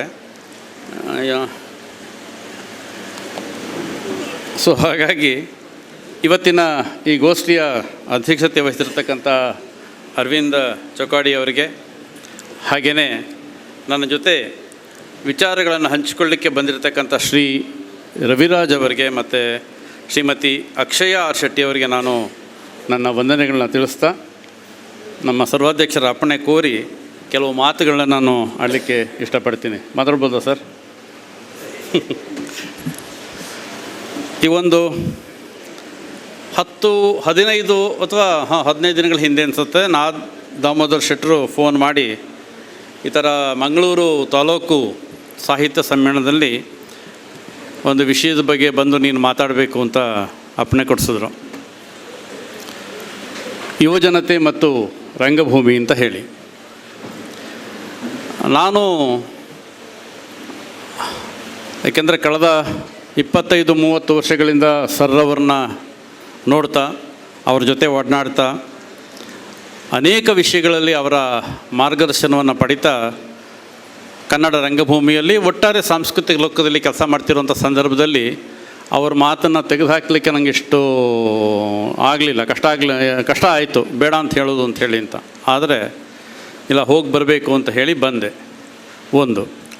ಎರಡನೇದಾಗಿ ಇವತ್ತು ಈ ವಿಷಯದ ಬಗ್ಗೆ ಮಾತಾಡೋದಕ್ಕೆ ಅವಿಭಜಿತ ಕನ್ನಡ, ದಕ್ಷಿಣ ಕನ್ನಡ ಅಂತ ಏನಿದೆ ಅದು ಕುಂದಾಪುರದಿಂದ ಮೊದಲುಗೊಂಡು ಈ ಕಡೆ ಇಲ್ಲಿವರೆಗೆ ಪುತ್ತೂರು ತನಕ ಬಹಳಷ್ಟು ಜನ, ಸಾಕಷ್ಟು ಸಮರ್ಥರು ಈ ವಿಷಯದ ಬಗ್ಗೆ ಮಾತಾಡುವಂಥ ರಿಸೋರ್ಸ್ ಪರ್ಸನ್ಸ್ ಅಂತ ನಾನು ಹೇಳಲ್ಲ, ತಜ್ಞರು, ಅನುಭವಿಗಳು, ರಂಗಭೂಮಿಯಲ್ಲಿ ತಮ್ಮನ್ನು ತೋಡಿಸ್ಕೊಂಡು ಬೇಕಾಷ್ಟು ಜನ ಮಿತ್ರರು ಕೆಲಸ ಮಾಡ್ತಾಯಿದ್ದಾರೆ. ಅಂಥವ್ರನ್ನೆಲ್ಲ ಬಿಟ್ಬಿಟ್ಟು ನೀನು ಬಾರ ಅಂತ ನಾನು ಕರೆದಾಗ ನನಗೂ ಸ್ವಲ್ಪ ಆಶ್ಚರ್ಯ ಆಯಿತು, ಹಾಗೆ ಭಯ ಕೂಡ ಆಯಿತು. ಯಾಕಂದರೆ ಬೆಂಗಳೂರಿನಿಂದ ಬಂದು ಇಲ್ಲಿಯ ಸಾಹಿತ್ಯ ಸಮ್ಮೇಳನದಲ್ಲಿ ಈ ಯುವಜನತೆ ಮತ್ತು ರಂಗಭೂಮಿಗೆ ಮಾತಾಡೋದಕ್ಕೆ ನನಗಿಂತ ಸಮರ್ಥರು ಇರಬೇಕಾದ್ರೆ ನನ್ನ ಯಾಕೆ ಕರೆದ್ರು ಅಂತ ಹೇಳಿ ಅಂತ. ಆದರೂ ಮತ್ತೊಮ್ಮೆ ಅದೇ ನಾದಾವರ ಒಂದು ಕೃಪಾದೃಷ್ಟಿ ನಮ್ಮ ಮೇಲೆ ಸದಾಕಾಲ ಇರಲಿ ಅಂತ ಹೇಳಿ ಇಲ್ಲಿ ಬರಬೇಕಾಯ್ತು ಸರ್. ಇನ್ನೊಂದು ವಿಶೇಷ ಅಂದರೆ ಸಾಹಿತ್ಯ ಸಮ್ಮೇಳನ ಅಂತಿದ್ದ ಹಾಗೆ ಸಾಮಾನ್ಯವಾಗಿ ನಮ್ಮಲ್ಲಿ ಒಂದು ತಿಳುವಳಿಕೆ ಏನಿರುತ್ತೆ ಅಂದರೆ ಸಾಹಿತ್ಯದ ಬಗ್ಗೆನೇ ಹೆಚ್ಚು ಚರ್ಚೆ ಮಾಡ್ತೀವಿ. ಅದು ಕಥೆ, ಕಾದಂಬರಿ, ಕಾವ್ಯ ಮತ್ತು ಸಾಹಿತ್ಯ ಚಳವಳಿಗಳು, ಅದರ ಪ್ರಾಕಾರಗಳು, ಇವತ್ತು ಆಧುನಿಕ ಸಂದರ್ಭದಲ್ಲಿ ನಮ್ಮ ಸಾಹಿತ್ಯ, ಕನ್ನಡದ ಸಾಹಿತ್ಯದ ನೆಲೆ ಬೆಲೆ ಏನು, ಈ ಥರದ ಚರ್ಚೆಗಳಾಗುವಂಥ ಸಂದರ್ಭದಲ್ಲಿ ರಂಗಭೂಮಿಗೇ ಒಂದು ವಿಶೇಷವಾದಂಥ ಗೋಷ್ಠಿಯನ್ನು ಇಟ್ಕೊಂಡು ರಂಗಭೂಮಿ ಬಗ್ಗೆ ಚರ್ಚೆ ಮಾಡೋದಿದೆಯಲ್ಲ, ಅದು ಒಂದು ವಿಶೇಷ ಅಂತ ಕೂಡ ನನಗೆ ಅನಿಸಿದ್ದು. ಬಹುಶಃ ಅವರು ತಮ್ಮ ಸರ್ವಾಧ್ಯಕ್ಷರ ಭಾಷಣದಲ್ಲಿ ಅದನ್ನು ಪ್ರಸ್ತಾಪ ಕೂಡ ಮಾಡಿದ್ದಾರೆ. ಯಾಕೆ ಅವರು ಯಾಕೆಂದರೆ ನಾದ ಅವರನ್ನು ರಂಗಭೂಮಿಯನ್ನು ಹೊರತುಪಡಿಸಿ ನಾವು ನೋಡಲಿಕ್ಕೆ ಸಾಧ್ಯ ಆಗೋದಿಲ್ಲ. ಮಂಗಳೂರು ಅಥವಾ ಈ ಸುತ್ತಮುತ್ತಲ ಭಾಗದ ಎಲ್ಲ ರೀತಿಯ ರಂಗ ಚಟುವಟಿಕೆಗಳಲ್ಲಿ ನಾದ ಅವರ ಪಾತ್ರ ತುಂಬ ದೊಡ್ಡದಿದೆ. ಗುರುತರವಾದ ಕೆಲಸವನ್ನು ಅವರು ಮಾಡಿದ್ದಾರೆ ಅವರ ಗೆಳೆಯರೊಟ್ಟಿಗೆ ಅನ್ನುವಂಥದ್ದು. ಇದೇ ಸಂದರ್ಭದಲ್ಲಿ ಈ ನಾಟಕ ಸಾಹಿತ್ಯಕ್ಕೆ ಸಂಬಂಧಪಟ್ಟಾಗೆ ಒಂದು ವಿಚಾರ ಸಂಕಿರಣ ಅಂದರೆ ಯುವಜನತೆ ಮತ್ತು ರಂಗಭೂಮಿ ಅಂತ ಸಬ್ಜೆಕ್ಟ್ ಹೇಳಿಬಿಟ್ರಲ್ಲ, ಏನಿದು ವಿಶೇಷ ಅಂತ ಹೇಳಿ ಅಂತ. ಯಾಕೆಂದರೆ ಸಾಮಾನ್ಯವಾಗಿ ನಮ್ಮ ಸಾಹಿತ್ಯ ಗೋಷ್ಠಿಗಳೆಲ್ಲ ಹೇಗಿರ್ತವೆ ಅಂತಂದರೆ, ನಮ್ಮ ನಾಟಕಕಾರರ ನಾಟಕಗಳನ್ನು ಕುರಿತು ಚರ್ಚೆ ಮಾಡುವಂಥದ್ದು, ಅಥವಾ ತೌಲನಿಕ ಅಧ್ಯಯನವನ್ನು ಮಾಡಿ ಒಂದು ಕೃತಿಗೂ ಇನ್ನೊಂದು ಕೃತಿಗೂ ಹೋಲಿಸುವಂಥದ್ದು, ಅಥವಾ ಈ ನಾಟಕ ಪ್ರಕಾರ ನಮ್ಮ ಸಾಹಿತ್ಯ ವಲಯದ ಮೇಲೆ ಅಥವಾ ಸಮಾಜದ ಮೇಲೆ ಯಾವ ರೀತಿ ಪ್ರಭಾವವನ್ನು ಬೀರ್ತಾ ಇದೆ ಅಂತ ಆಲೋಚನೆ ಮಾಡೋದು, ಇದು ಒಂದು ಸರ್ವೇ ಸಾಮಾನ್ಯವಾಗಿ ಆಲೋಚನೆ ಮಾಡುವಂಥ ಸಂದರ್ಭ. ಆದರೆ ಯುವಜನತೆ ಮತ್ತು ರಂಗಭೂಮಿ ಅಂತಿದ್ದ ಹಾಗೇ ಯಾವ ರೀತಿ ನಾನು ಇದನ್ನು ನಿಮ್ಮ ಮುಂದೆ ಪ್ರಸ್ತಾಪ ಮಾಡಬೇಕು, ಯಾವ ವಿಷಯಗಳನ್ನು ಚರ್ಚಿಸಬೇಕು ಅಂತ ನನಗೆ ಸ್ವಲ್ಪ ಖಂಡಿತ ಗೊಂದಲಕ್ಕಿಂತ ಹೆಚ್ಚಾಗಿ ಒಂದು ರೀತಿ ಭಯ ಶುರುವಾಯಿತು. ಏಕೆಂದರೆ ಇವತ್ತಿನ ಸಂದರ್ಭದಲ್ಲಿ ನಮ್ಮ ಯುವಜನತೆ ಅಂತ ನಾವು ಯೋಚನೆ ಮಾಡೋದಿದ್ದರೆ ತಪ್ಪು ತಿಳಿಬಿಡಿ, ಈ ವೇದಿಕೆಯ ಮುಂಭಾಗದಲ್ಲಿರೋರನ್ನ, ವೇದಿಕೆ ಮೇಲೆ ಇರೋರನ್ನ ನೋಡಿದ್ರೆ ಗೊತ್ತಾಗುತ್ತೆ ನಾವು ಎಷ್ಟು ಜನ ಯುವಕರು ಇಲ್ಲಿದ್ದೀವಿ, ಎಷ್ಟು ಜನ ಯುವಕರಿಗೆ ನಮ್ಮ ಮಾತು ತಲುಪ್ತಾ ಇದೆ ಅನ್ನೋದ್ರ ಬಗ್ಗೆ ಕೂಡ ಒಂದು ಇದೆ. ಅಂದರೆ ಎಲ್ಲಿ ಕಳೆದು ಹೋಗಿದ್ದಾರೆ ನಮ್ಮ ಯುವಜನತೆ? ಅವರು ಸಾಹಿತ್ಯದಿಂದ ಅಷ್ಟೇ ಕಳೆದು ಹೋಗಿಲ್ಲ, ರಂಗಭೂಮಿಯಿಂದನೇ ಕಳೆದು ಹೋಗಿಲ್ಲ, ಅವರ ಅಸ್ತಿತ್ವ ಅನ್ನೋದು ಎಲ್ಲಿದೆ ಅನ್ನೋದು ಹುಡುಕಬೇಕಾದಂಥ ಅನಿವಾರ್ಯತೆ ಇದೆ ಅಂತ ನನಗನ್ಸುತ್ತೆ. ತಪ್ಪಿರ್ಬೋದು ನಾನು, ಆದರೆ ಈ ಕ್ಷಣಕ್ಕೆ ನನಗೆ ಅನ್ನಿಸ್ತಾ ಇರೋದು ಆ ರೀತಿ. ಏಕೆಂದರೆ ಮಂಗಳೂರು, ದಕ್ಷಿಣ ಕನ್ನಡ, ಉಡುಪಿ ಈ ಸುತ್ತಮುತ್ತಲ ಭಾಗದಲ್ಲಿ ರಂಗ ಚಟುವಟಿಕೆ ಅನ್ನೋದು ತುಂಬ ದೊಡ್ಡ ಪ್ರಮಾಣದಲ್ಲಿ ಬೆಳೆದಿರುವಂಥದ್ದು. ಅದು ಕಾಲೇಜು ಹಂತ ಇರ್ಬೋದು, ಶಾಲಾ ಹಂತದಲ್ಲಿರ್ಬೋದು, ಅಥವಾ ಆ ನಂತರದ ಬೇರೆ ಬೇರೆ ಸಂದರ್ಭಗಳಲ್ಲಿ. ಏಕೆಂದರೆ ನಿರಂತರವಾಗಿ ರಂಗ ಚಟುವಟಿಕೆ ನಡೆಯುವಂತಹ ಜಾಗ. ಇಲ್ಲಿ ಯುವಕರನ್ನು ಕುರಿತು ನಾವು ಒಂದಷ್ಟು ವಿಷಯಗಳನ್ನ ಚರ್ಚೆ ಮಾಡಿದರೆ, ಮಾತಾಡಿದರೆ, ಅವ್ರ ಜೊತೆ ಒಂದು ಸಂವಹನಕ್ಕೆ ಸಾಧ್ಯ ಆಗಿದ್ದರೆ ಎಲ್ಲೋ ಒಂದು ಸಣ್ಣ ಮಟ್ಟದ ಒಂದು ಪ್ರಭಾವಕ್ಕೆ ಕಾರಣ ಆಗ್ತಿತ್ತೇನೋ ರಂಗಭೂಮಿ ಅಂತ. ನನ್ನ ಮಾತಲ್ಲ, ರಂಗಭೂಮಿ ಒಂದು ಪ್ರಭಾವ ಬೀರ್ತಿತ್ತೇನೋ ಅವ್ರ ಮೇಲೆ ಅಂತೇಳಿ ಅಂತ. ಕನ್ನಡ ರಂಗಭೂಮಿಗೆ ಸುಮಾರು 8-9ನೇ ಶತಮಾನದಿಂದ ಒಂದು ಮಹತ್ವದ ದಾಖಲೆಗಳು ಇದ್ದಾವೆ. ನಮ್ಮ ರಾಷ್ಟ್ರಕವಿ ಗೋವಿಂದ ಪೈಗಳಿಂದ ಶುರು ಮಾಡಿಕೊಂಡು ಕನ್ನಡದ ರಂಗಭೂಮಿಯ ಮಹತ್ವವನ್ನು ಸಾರುವಂಥ ಕೆಲಸ ಬಹುಶಃ ಇಲ್ಲಿ ತುಂಬ ಅದ್ಭುತವಾಗಿ ನಡೆದಿದೆ. ಏಕೆಂದರೆ ಇತ್ತೀಚೆಗಷ್ಟೇ ನಾನು ಕನ್ನಡ ರಂಗಭೂಮಿಯ ಹಳಮೆ ಅನ್ನೋದ್ರ ಬಗ್ಗೆ ಒಂದು ಆಕಾಶವಾಣಿಗೆ ಒಂದು ರೂಪಕವನ್ನು ಬರೆಯುವಂಥ ಸಂದರ್ಭದಲ್ಲಿ ಗೋವಿಂದ ಪೈಗಳು ಎಷ್ಟು ಕೆಲಸ ಮಾಡಿಟ್ಟಿದ್ದಾರೆ ಅಂದರೆ, ಇಡೀ ಕನ್ನಡ ಸಾಹಿತ್ಯವನ್ನೆಲ್ಲ ಜಾಲಾಡಿ ಎಲ್ಲೆಲ್ಲಿ ಕನ್ನಡದ ಸಂದರ್ಭದಲ್ಲಿ ಕನ್ನಡ ರಂಗಭೂಮಿಯ ಪ್ರಸ್ತಾಪಗಳು ಬಂದಿದ್ದಾವೆ, ಎಲ್ಲಿವರೆಗೆ ಗ್ರೀಕಿನ ಜವನಿಕ ಮತ್ತು ಯವನಿಕ ಅನ್ನೋ ಪದದಿಂದ ಶುರು ಮಾಡಿಕೊಂಡು ಕನ್ನಡದ ಪಂಪನ ನೀಲಾಂಜನಿ ನೃತ್ಯ ಆಗಿರ್ಬೋದು, ರಾಘವಾಂಕನ ಹರಿಶ್ಚಂದ್ರ ಕಾವ್ಯ ಅಥವಾ ರನ್ನನ ಗದಾಯುದ್ಧ ಆಗಿರ್ಬೋದು, ಹೇಗೆ ನಮ್ಮ ರಂಗಭೂಮಿ ಅನ್ನೋದು ಬೆಳ್ಕೊಂಡು ಬಂದಿದೆ ಇಂಥ ಸಂದರ್ಭಗಳಲ್ಲಿ, ಯಾವ್ಯಾವ ರೀತಿ ಬಳಕೆಯಾಗಿದೆ. ಭರತನ ನಾಟ್ಯಶಾಸ್ತ್ರದ ರೆಫರೆನ್ಸ್ ಕೂಡ ಪಂಪನ ಕಾವ್ಯದಲ್ಲಿ ಇದೆ ಅಂದಮೇಲೆ ಕನ್ನಡ ರಂಗಭೂಮಿ ಎಷ್ಟು ಹಳತಾಗಿರ್ಬೋದು ಅನ್ನೋದ್ರ ಬಗ್ಗೆ ತಮ್ಮ ವಿಚಾರಗಳನ್ನು ಮಂಡಿಸ್ತಾ ಹೋಗಿರುವಂಥದ್ದು. ಇಂಥ ಸಂದರ್ಭದಲ್ಲಿ ನಮ್ಮ ಕನ್ನಡ ರಂಗಭೂಮಿಯನ್ನೇ ನಾವು ಮನಸ್ಸಲ್ಲಿ ಇಟ್ಕೊಂಡು ಯೋಚನೆ ಮಾಡ್ತೀವಿ ಅಂದರೆ, ಪಾರಂಪರಿಕವಾಗಿ ಯೋಚನೆ ಮಾಡ್ತಾ ಬಂದರೆ ಅದು ಸಾಂಸ್ಕೃತಿಕ ರಂಗಭೂಮಿ ಹಂತದಲ್ಲಿ ನಮ್ಮ ಗ್ರಾಮೀಣ ರಂಗಭೂಮಿ ಆಗಿರ್ಬೋದು, ಅಂದರೆ ನಮ್ಮ ಪ್ರದರ್ಶಕ ಕಲೆಗಳು, ಜಾನಪದೀಯ ಪ್ರದರ್ಶಕ ಕಲೆಗಳು ಏನು ಆಚರಣಾ ವಿಧಾನಗಳಲ್ಲಿದ್ವೋ ಅದಾಗಿರ್ಬೋದು. ಆನಂತರದಲ್ಲಿ ಬಂದಂತಹ ನಮ್ಮ ವೃತ್ತಿ ಕಂಪನಿ ಆಗಿರ್ಬೋದು. ಆ ವೃತ್ತಿ ಕಂಪನಿಯ ಜೊತೆಗೇ ನಮಗೆ ಒಂದು ವಿಶೇಷವಾದಂಥ ವಿದ್ಯಾಭ್ಯಾಸ ಸಿಗಲಿಕ್ಕೆ ಪ್ರಾರಂಭವಾದಾಗ ಪಾಶ್ಚಿಮಾತ್ಯ ಶಿಕ್ಷಣದ ಪ್ರಭಾವದಿಂದ ನಮ್ಮಲ್ಲಿ ಉಂಟಾದಂತಹ ಹವ್ಯಾಸಿ ರಂಗಭೂಮಿಯಾಗಿರ್ಬೋದು, ಇದೆಲ್ಲವನ್ನೂ ಮೀರಿ ಇವತ್ತು ಕನ್ನಡದ ಸಂದರ್ಭದಲ್ಲಿ ನಾವು ನವವೃತ್ತಿಪರ ರಂಗಭೂಮಿಯ ಜೊತೆಗೆ ಕೆಲಸ ಮಾಡ್ತಾಯಿದ್ದೀವಿ. ಎಲ್ಲೋ ಒಂದು ಕಡೆ ವೃತ್ತಿ ರಂಗಭೂಮಿ ಅನ್ನೋದು ಕೂಡ ಕ್ರಮೇಣ ನಶಿಸ್ತಾ ಇದೆ, ಅಥವಾ ಎಲ್ಲೋ ಕೆಲವಾರು ರಂಗತಂಡಗಳು ಕಂಪನಿಗಳು ಕೆಲಸ ಮಾಡ್ತಾ ಇದ್ದಾವೆ. ಹವ್ಯಾಸಿ ರಂಗತಂಡಗಳು ಹೆಚ್ಚು ಕಮ್ಮಿ ಅವರದೇ ಆದ ರೀತಿಯಲ್ಲಿ ಒಂದು ಆಯಾಸವನ್ನು ಪಟ್ಕೊಂಡಿದ್ದಾವೆ. ಈ ಸಂದರ್ಭದಲ್ಲಿ ನವವೃತ್ತಿಪರ ರಂಗತಂಡ ಅಂತ ನಾವೇನು ಗುರ್ಸೋಕ್ಕೆ ಇಷ್ಟಪಡ್ತಾ ಇದ್ದೀವಿ, ಅದು ಸ್ವಲ್ಪ ಕರ್ನಾಟಕದಾದ್ಯಂತ ಕೆಲಸ ಮಾಡ್ತಾ ಇದೆ. ಇದು ಕೆಲಸ ಮಾಡ್ತಿದೆ ಅಂದರೆ ಹೇಗೆ ಅಂದರೆ, ನಮ್ಮಲ್ಲಿ ನಮ್ಮ ಯುವಕರಿಗೆ ಸಿಕ್ಕಿದಂತಹ ರಂಗ ಶಿಕ್ಷಣದ ಒಂದು ಸೌಲಭ್ಯ ಇದೆಯಲ್ಲ, ಬಹುಶಃ ಬೇರೆ ಯಾವುದೇ ರಾಜ್ಯದಲ್ಲೂ ಸಿಕ್ಕಲಿಲ್ಲ, ಅಥವಾ ಇಷ್ಟು ದೊಡ್ಡ ಪ್ರಮಾಣದಲ್ಲಿ ಸಿಗ್ತಾ ಇಲ್ಲ ಅನ್ನೋದು ಸತ್ಯ. ಅದು ನೀನಾಜಮ್ ಆಗಿರ್ಬೋದು, ಸಾಣೆಹಳ್ಳಿಗಳಾಗಿರ್ಬೋದು, ಕುಂದಾಪುರದ ಬಂಡಾಸ್ ಕಾಲೇಜ್ ಆಗಿರ್ಬೋದು, ಅಥವಾ ನಮ್ಮ ಸುತ್ತಮುತ್ತ ಇರತಕ್ಕಂಥ ನಮ್ಮ ವಿಶ್ವವಿದ್ಯಾನಿಲಯಗಳಾಗಿರ್ಬೋದು, ಇದೆಲ್ಲವೂ ಒಂದು ರೀತಿ ಯುವಕರನ್ನು ರಂಗಭೂಮಿಯತ್ತ ಸೆಳೆಯೋ ಕೆಲಸವನ್ನು ತುಂಬ ಅಪಾರವಾಗಿ ಮಾಡಿದೆ ಅನ್ನುವಂಥದ್ದು. ಸಾಮಾನ್ಯವಾಗಿ ನಾವು ಮಕ್ಕಳ ರಂಗಭೂಮಿ ಅಂದರೆ ಏನು ಅಂತ ಸುಲಭವಾಗಿ ಹೇಳಿಬಿಡ್ತೀವಿ. ಮಕ್ಕಳು ಮಕ್ಕಳಿಗಾಗಿ ಮಾಡೋದಾಗಿರ್ಬೋದು, ಅಥವಾ ಮಕ್ಕಳಿಗಾಗಿ ದೊಡ್ಡವರು ಮಾಡೋದಾಗಿರ್ಬೋದು, ಮಕ್ಕಳು ದೊಡ್ಡವರಿಗೆ ಮಾಡಿರೋದಾಗಿರ್ಬೋದು, ಈ ಥರ ಏನೇನೋ ನಮ್ಮ ಅನುಕೂಲಕ್ಕೆ ತಕ್ಕಂತೆ ಕೆಲವು ವಿಷಯಗಳನ್ನು ಇಟ್ಕೊಂಡು ಡೆಫಿನೇಷನ್ಗಳನ್ನ ಹಾಕ್ಕೊಂಡು ಮಕ್ಕಳ ರಂಗಭೂಮಿ ಡಿಫೈನ್ ಮಾಡೋಕ್ಕೆ ಹೋಗ್ತೀವಿ. ಈ ಯುವಜನತೆಯನ್ನು ಎಲ್ಲಿಡೋದು ನಾವು ರಂಗಭೂಮಿ ಒಳಗೆ? ಯಾಕೆಂದರೆ ಇಡೀ ರಂಗಭೂಮಿ ನಿಂತಿರೋದು ಯುವಜನತೆ ಮೇಲೆ. ಆದರೆ ಯುವಜನತೆ ಮೇಲೆ ನಿಂತಿದೆ ಅಂದರೆ ಆ ಯುವಜನರು ಎಂಥ ರಂಗಭೂಮಿಯನ್ನು ಇವತ್ತಿನ ಸಂದರ್ಭದಲ್ಲಿ ಮಾಡ್ತಾ ಇದ್ದಾರೆ, ರಂಗಭೂಮಿ ಅವರುಗಳ ಮೇಲೆ ಯಾವ ರೀತಿ ಪ್ರಭಾವವನ್ನು ಬೀರ್ತಾ ಇದೆ, ಹಾಗೆಯೇ ಯುವಜನರು ಈ ರಂಗಭೂಮಿಯನ್ನು ರಂಗ ಮಾಧ್ಯಮವನ್ನು ಹೇಗೆಲ್ಲ ಬಳಸ್ಕೊಳ್ಳೋಕ್ಕೆ ಸಾಧ್ಯ ಆಗ್ತಾ ಇದೆ, ಇದನ್ನು ಸ್ವಲ್ಪ ನಾವು ಆಲೋಚನೆ ಮಾಡಬೇಕಾಗತ್ತೆ ಅಂಥೇಳಿ ಅಂತ. ಯಾಕೆಂದರೆ ಇವತ್ತು ನಾವು ಮಾಹಿತಿ ತಂತ್ರಜ್ಞಾನದ ಒಂದು ನಾಗಾಲೋಟದಲ್ಲಿ ಸೇರ್ಕೊಂಡ್ಬಿಟ್ಟಿದ್ದೀವಿ. ಯಾವುದೇ ವಿಷಯ ಬೇಕು ಅಂದರೆ ನಮಗೆ ಈಗಾಗಲೇ ಅದ್ರ ಬಗ್ಗೆ ಚರ್ಚೆಗಳಾಗಿದ್ದಾವೆ. ಪಠ್ಯಪುಸ್ತಕಗಳಾಗಿರ್ಬೋದು, ಅಥವಾ ಗ್ರಂಥಗಳಾಗಿರ್ಬೋದು, ಅಥವಾ ಮುದ್ರಣ ಪ್ರತಿಗಳನ್ನ ಇಟ್ಕೊಂಡು ನಾವು ಹುಡುಕಾಟ ನಡೆಸೋ ಬದಲು ತಕ್ಷಣ ಯಾವುದೋ ಒಂದು ಗೂಗಲ್ ಸರ್ಚ್ಗೆ ಹೋಗಿಬಿಟ್ಟು ಏನಿದು ಅಂತ ನೋಡೋದಕ್ಕೆ ಪ್ರಯತ್ನ ಪಡುವಂಥದ್ದು, ಅದರಿಂದ ಸಿಕ್ಕುವಂಥ ಒಂದಷ್ಟು ಸಾರಾಂಶಗಳನ್ನು ಇಟ್ಕೊಂಡು ಅದ್ರ ಮೂಲಕ ನಮ್ಮದೇ ಆದ ಕೆಲವು ಸಮೀಕರಣಗಳನ್ನ ಕಟ್ಕೊಳ್ಳುವಂಥ ಕೆಲಸವನ್ನು ಮಾಡ್ತಾ ಬರ್ತಿದ್ದೀವಿ ಅಂತ. ಆದರೆ ಇವತ್ತಿನ ಸಂದರ್ಭದಲ್ಲಿ ರಂಗಭೂಮಿ ಯುವಕರ ಮೇಲೆ ಏನು ಪರಿಣಾಮವನ್ನು ಬೀರ್ತಾ ಇದೆ, ಅದರ ಮಾನದಂಡ ಯಾವುದಾಗಿರ್ಬೋದು?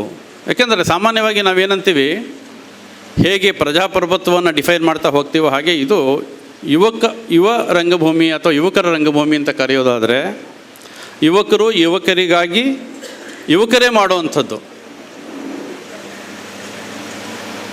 ಅಂದರೆ ವೇದಿಕೆ ಮೇಲೆ ಯುವಕರು ಬಂದು ನಾಟಕ ಮಾಡಿ ಮುಂದುಗಡೆ ಯುವಕರು ಕೂತು ನಾಟಕ ನೋಡ್ತಾರೆ ಅನ್ನೋದಾದರೆ, ನಮ್ಮ ವ್ಯಾಖ್ಯಾನಗಳು ಅಂದರೆ ನಾಟಕದ ಮೂಲಕ ಪ್ರತಿಪಾದಿಸುವಂಥ ವಿಷಯಗಳು ಏನಿರ್ತವೆ ಅಂಥೇಳಿ ಅಂತ, ನಮ್ಮ ನಾಟಕದ ಆಯ್ಕೆ ಹೇಗಿರುತ್ತೆ, ಇವತ್ತಿನ ಸಂದರ್ಭದಲ್ಲಿ ನಮ್ಮ ಯುವ ಮನಸ್ಸುಗಳು ಎಂಥ ನಾಟಕವನ್ನು ಆಯ್ಕೆ ಮಾಡ್ಕೊಳ್ತಾ ಇದ್ದಾರೆ, ಎಲ್ಲವನ್ನೂ ವೃತ್ತಿಪರವಾಗಿ ನೋಡಬೇಕು. ಒಂದು ಕಾಲ ಇತ್ತು ಹವ್ಯಾಸಿ ರಂಗಭೂಮಿ ಅನ್ನೋದಕ್ಕೆ ಬೇಕಾದಷ್ಟು ನಮ್ಮಲ್ಲಿ ಪಬ್ಲಿಕ್ ಸೆಕ್ಟರ್ಗಳಿದ್ವು, ಬ್ಯಾಂಕ್ಗಳಲ್ಲಿ ತುಂಬ ಕನ್ನಡಿಗರು ಕೆಲಸ ಮಾಡ್ತಾಯಿದ್ರು. ಆಫೀಸ್ ಮುಗಿತಿದ್ದ ಹಾಗೇ ಅವರಿಗೆಲ್ಲ ಏನಿತ್ತು ಅಂದರೆ ಯಾವುದೋ ಒಂದು ಜಾಗಕ್ಕೆ ಬರೋದು, ರಿಹರ್ಸಲ್ ಮಾಡೋದು, ಮಾರನೇ ದಿನ ಅಥವಾ 15 ದಿನಕ್ಕೆ ಒಂದು ಶೋ ಮಾಡೋದು. ಅದು ಮಂಗಳೂರಿನಲ್ಲಿ ಶೋ ಆದರೆ ಅದು ಬೆಂಗಳೂರಿಗೆ ಬರುತ್ತೆ, ಬೆಂಗಳೂರಲ್ಲಾದರೆ ಮಂಗಳೂರಿಗೆ ಬರುತ್ತೆ. ಕೊಡುಕೊಳ್ಳುವಿಕೆ ಅನ್ನೋದು ತುಂಬ ವಿಶೇಷವಾಗಿತ್ತು. ಆಮೇಲೆ ಎಲ್ಲರೂ 70-80 ದಶಕದ ಅವತ್ತಿನ ಕಾಲಘಟ್ಟದ ನಟರುಗಳನ್ನು, ಸಂಘಟಕರನ್ನು, ನಾಟಕಕಾರರುಗಳನ್ನ ನೋಡಿ ಅವರಿಗೆಲ್ಲ ಒಂಥರ ಅವಿನಾಭಾವ ಸಂಬಂಧಗಳು ತುಂಬ ಇರುವಂಥದ್ದು. ಅಂದರೆ ಅಷ್ಟರ ಮಟ್ಟಿಗೆ ಅವ್ರಿಗೆ ಕೊಡುಕೊಳ್ಳುವಿಕೆ ಇತ್ತು. ನಾವು ಇಂಥ ನಾಟಕ ಮಾಡಿದ್ದೀವಿ, ಬರ್ತಾಯಿದ್ದೀವಿ, ನೀವು ಕರೀರಿ ಅಂಥೇಳಿ. ಹಾಗೆ ಒಂದು ಇಡೀ ಕರ್ನಾಟಕವೇ ಒಂದು ತಂಡವಾಗಿ ಕೆಲಸ ಮಾಡುವಂಥ ಪರಿಸ್ಥಿತಿನಲ್ಲಿ ಅವತ್ತಿನ ಸಂದರ್ಭ ಇತ್ತು. ಆದರೆ ಈಗಾಗಲೇ ಜಾಗತೀಕರಣದ ಬಗ್ಗೆ ಚರ್ಚೆ ಬಂತು, ಭಾಷಾ ಮಾಧ್ಯಮದ ಬಗ್ಗೆ ಚರ್ಚೆ ಬಂತು, ಇಂಗ್ಲೀಷಿನ ಪ್ರಭಾವದ ಬಗ್ಗೆ ಚರ್ಚೆ ಬಂತು, ಅನ್ಯ ಭಾಷೀಯರು ನಮ್ಮ ರಾಜ್ಯಕ್ಕೆ ಬಂದು ಎಷ್ಟೆಲ್ಲ ಸಮಸ್ಯೆಗಳಾಗ್ತಾ ಇದ್ದಾವೆ ಅನ್ನೋದ್ರ ಬಗ್ಗೆ ಬಂತು. ಅವ್ರಿಗೆ ಕನ್ನಡವನ್ನು ಕಲಿಸೋದ್ರ ಬಗ್ಗೆ ಹೇಗೆ ಅಂತ ಚರ್ಚೆ ಮಾಡಿದ್ವಿ. ಆದರೆ ಇವತ್ತು ನಾಟಕ ಮಾಡಲು ಬರುವ ಯುವಕರಿಗೂ ನಾವು ಕನ್ನಡವನ್ನು ಕಲಿಸ್ಬೇಕಾಗಿದೆ. ಎಷ್ಟು ಮಟ್ಟಿಗೆ ಅಂದರೆ, ಯಾವುದೇ ಒಂದು ಕಾಲೇಜು ತಗೊಳ್ಳಿ, ಅಲ್ಲಿಗೆ ನಾವು ನಾಟಕ ಮಾಡೋಕ್ಕೆ ಹೋಗ್ತೀವಿ ಅಂತ ಹೋದರೆ ಅವ್ರಿಗೆ ನಾಟಕ ಕನ್ನಡದಲ್ಲಿ ಓದೋಕ್ಕೆ ಬರೋದಿಲ್ಲ. ಅವರು ಓದೋದೆಲ್ಲಿ ಅಂದರೆ ನಮ್ಮ ಓದಿದ್ದನ್ನು ಹಿಂದಿಲಿ ಬರ್ಕೊಳ್ತಾರೆ, ಇಲ್ಲ ಇಂಗ್ಲೀಷಲ್ಲಿ ಬರ್ಕೊಳ್ತಾರೆ, ಅಥವಾ ಅವ್ರಿಗೆ ಯಾವುದು ಸುಲಭವಾದ ಲ್ಯಾಂಗ್ವೇಜ್ ಆಗಿರುತ್ತೆ ಅದರಲ್ಲಿ ಬರ್ಕೊಂಡು, ಆ ಲಿಪಿನಲ್ಲಿ ಬರ್ಕೊಂಡು ಅವರು ಅದನ್ನು, ಇದು ಬೆಂಗಳೂರು ಅಂತಲ್ಲ, ಬಹುಶಃ ಎಲ್ಲ ಕಡೆನೂ ಆ ಥರದ್ದು, ಮಂಗಳೂರಲ್ಲೂ ಆ ಸಂದರ್ಭ ಇದೆ ಅಂತ ನಾನು ಅಂದ್ಕೊಂಡಿದ್ದೀನಿ. ಅಂದರೆ ಇಷ್ಟರ ಮಟ್ಟಿಗೆ ನಾವು ಕನ್ನಡ ಭಾಷೆಯನ್ನು ನಮ್ಮ ಯುವಜನತೆ ಮರಿತಾ ಇದೆಯಾ, ಅಥವಾ ಕನ್ನಡ ಭಾಷೆಯನ್ನು ಇವರಿಗೆ ನಾವೇ ಅಂದರೆ ಪೋಷಕರಾಗಿ, ಅದನ್ನು ಹೇಳ್ತೀನಿ ನಾನು, ಪೋಷಕರಾಗಿ ಅಥವಾ ಶಿಕ್ಷಣ ಸಂಸ್ಥೆಗಳ ಒಡೆತನವನ್ನು ಇಟ್ಕೊಂಡಿರ್ತಕ್ಕಂಥವರಾಗಿ ನಾವು ಎಲ್ಲೋ ಒಂದು ಕಡೆ ಅವ್ರನ್ನ ಅವಜ್ಞೆಗೆ ನಾವೇ ಒಳಪಡಿಸಿದ್ದೀವಿ, ಅವ್ರನ್ನ ಎಲ್ಲ ದೂರೀಕರಿಸ್ಬಿಟ್ಟಿದ್ವಿ ಅಂತ ಅನ್ಸುತ್ತೆ. ಅಂದ್ರೆ ಅವಾಗ ನಾವು ಹೇಗೆ ಏನು ನಿರೀಕ್ಷಿಸಕ್ಕೆ ಸಾಧ್ಯ ಯುವಜನರಿಂದ ರಂಗಭೂಮಿಗೆ? ಯಾಕೆಂದರೆ ಈ ರಂಗಭೂಮಿ ಅನ್ನೋದು ಒಂದು ರೀತಿ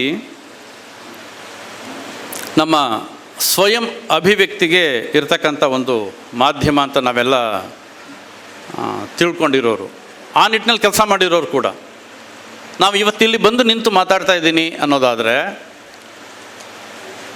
ನಾನು ಮಹಾರಾಜಾಸ್ ಕಾಲೇಜಲ್ಲಿ ಸ್ಟೂಡೆಂಟ್ ಆಗಿದ್ದಾಗ ನಾವು ಒಂದಷ್ಟು ಜನ ಆಸಕ್ತ ಹುಡುಗರುಗಳು ತಂಡ ಕಟ್ಕೊಂಡು ನಮ್ಮದೇ ಆದ ಒಂದು ನಾಟಕವನ್ನು, ತರಬೇತಿಯನ್ನು ಪಡ್ಕೊಂಡು ನಾಟಕಗಳನ್ನ ಮಾಡ್ತಾ ಇವತ್ತಿನವರೆಗೂ ಅದು ಒಂದು ಪರಂಪರೆಯಾಗಿ ಇಟ್ಕೊಂಡು ಬಂದಿದ್ದೀವಲ್ಲ.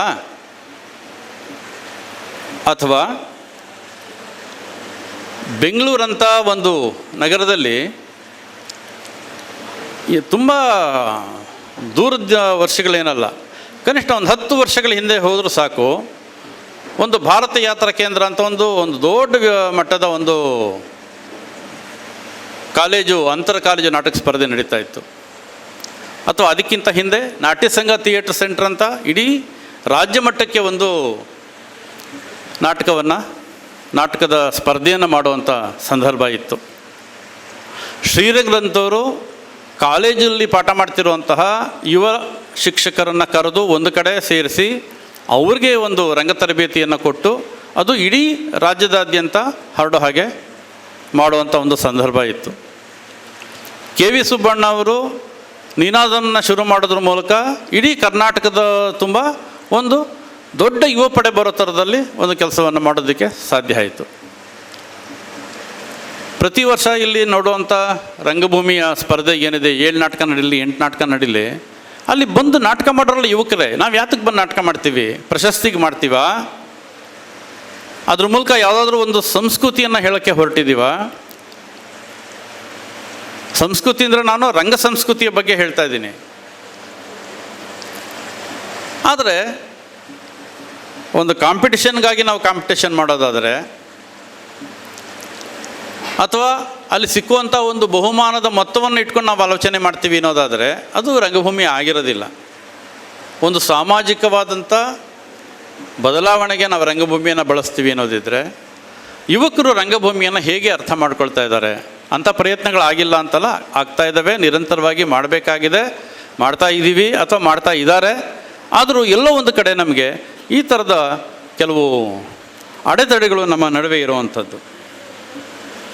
ಅಂದರೆ ಭಾವನಾತ್ಮಕವಾಗಿ ನಾವು ರಂಗಭೂಮಿಯನ್ನು ಒಂದು ಅಭಿವ್ಯಕ್ತಿ ಮಾಧ್ಯಮವಾಗಿ ಯೋಚನೆ ಮಾಡುವಾಗಲೇ ಸಾಮಾಜಿಕವಾಗಿ ಮತ್ತು ವೈಯಕ್ತಿಕವಾದ ಅಭಿವೃದ್ಧಿ, ವೈಯಕ್ತಿಕವಾದ ಅಂದರೆ ಮೌಲ್ಯ ಅಂತ ನಾವು ಬೇಕಾದರೂ ಹೇಳ್ಕೊಳ್ಳೋಣ, ಆ ಅಭಿವ್ಯಕ್ತಿಯನ್ನು ಬೆಳೆಸೋದ್ರ ಬಗ್ಗೆ ಕೂಡ ರಂಗಭೂಮಿ ಕೆಲಸ ಮಾಡುತ್ತೆ. ಅದು ಯುವಕರ ಮೇಲೆ ಪರಿಣಾಮವನ್ನು ಬೀರಬಹುದು ಅನ್ನೋದು ಕೂಡ ನಮಗೆ ಅನಿಸುತ್ತೆ.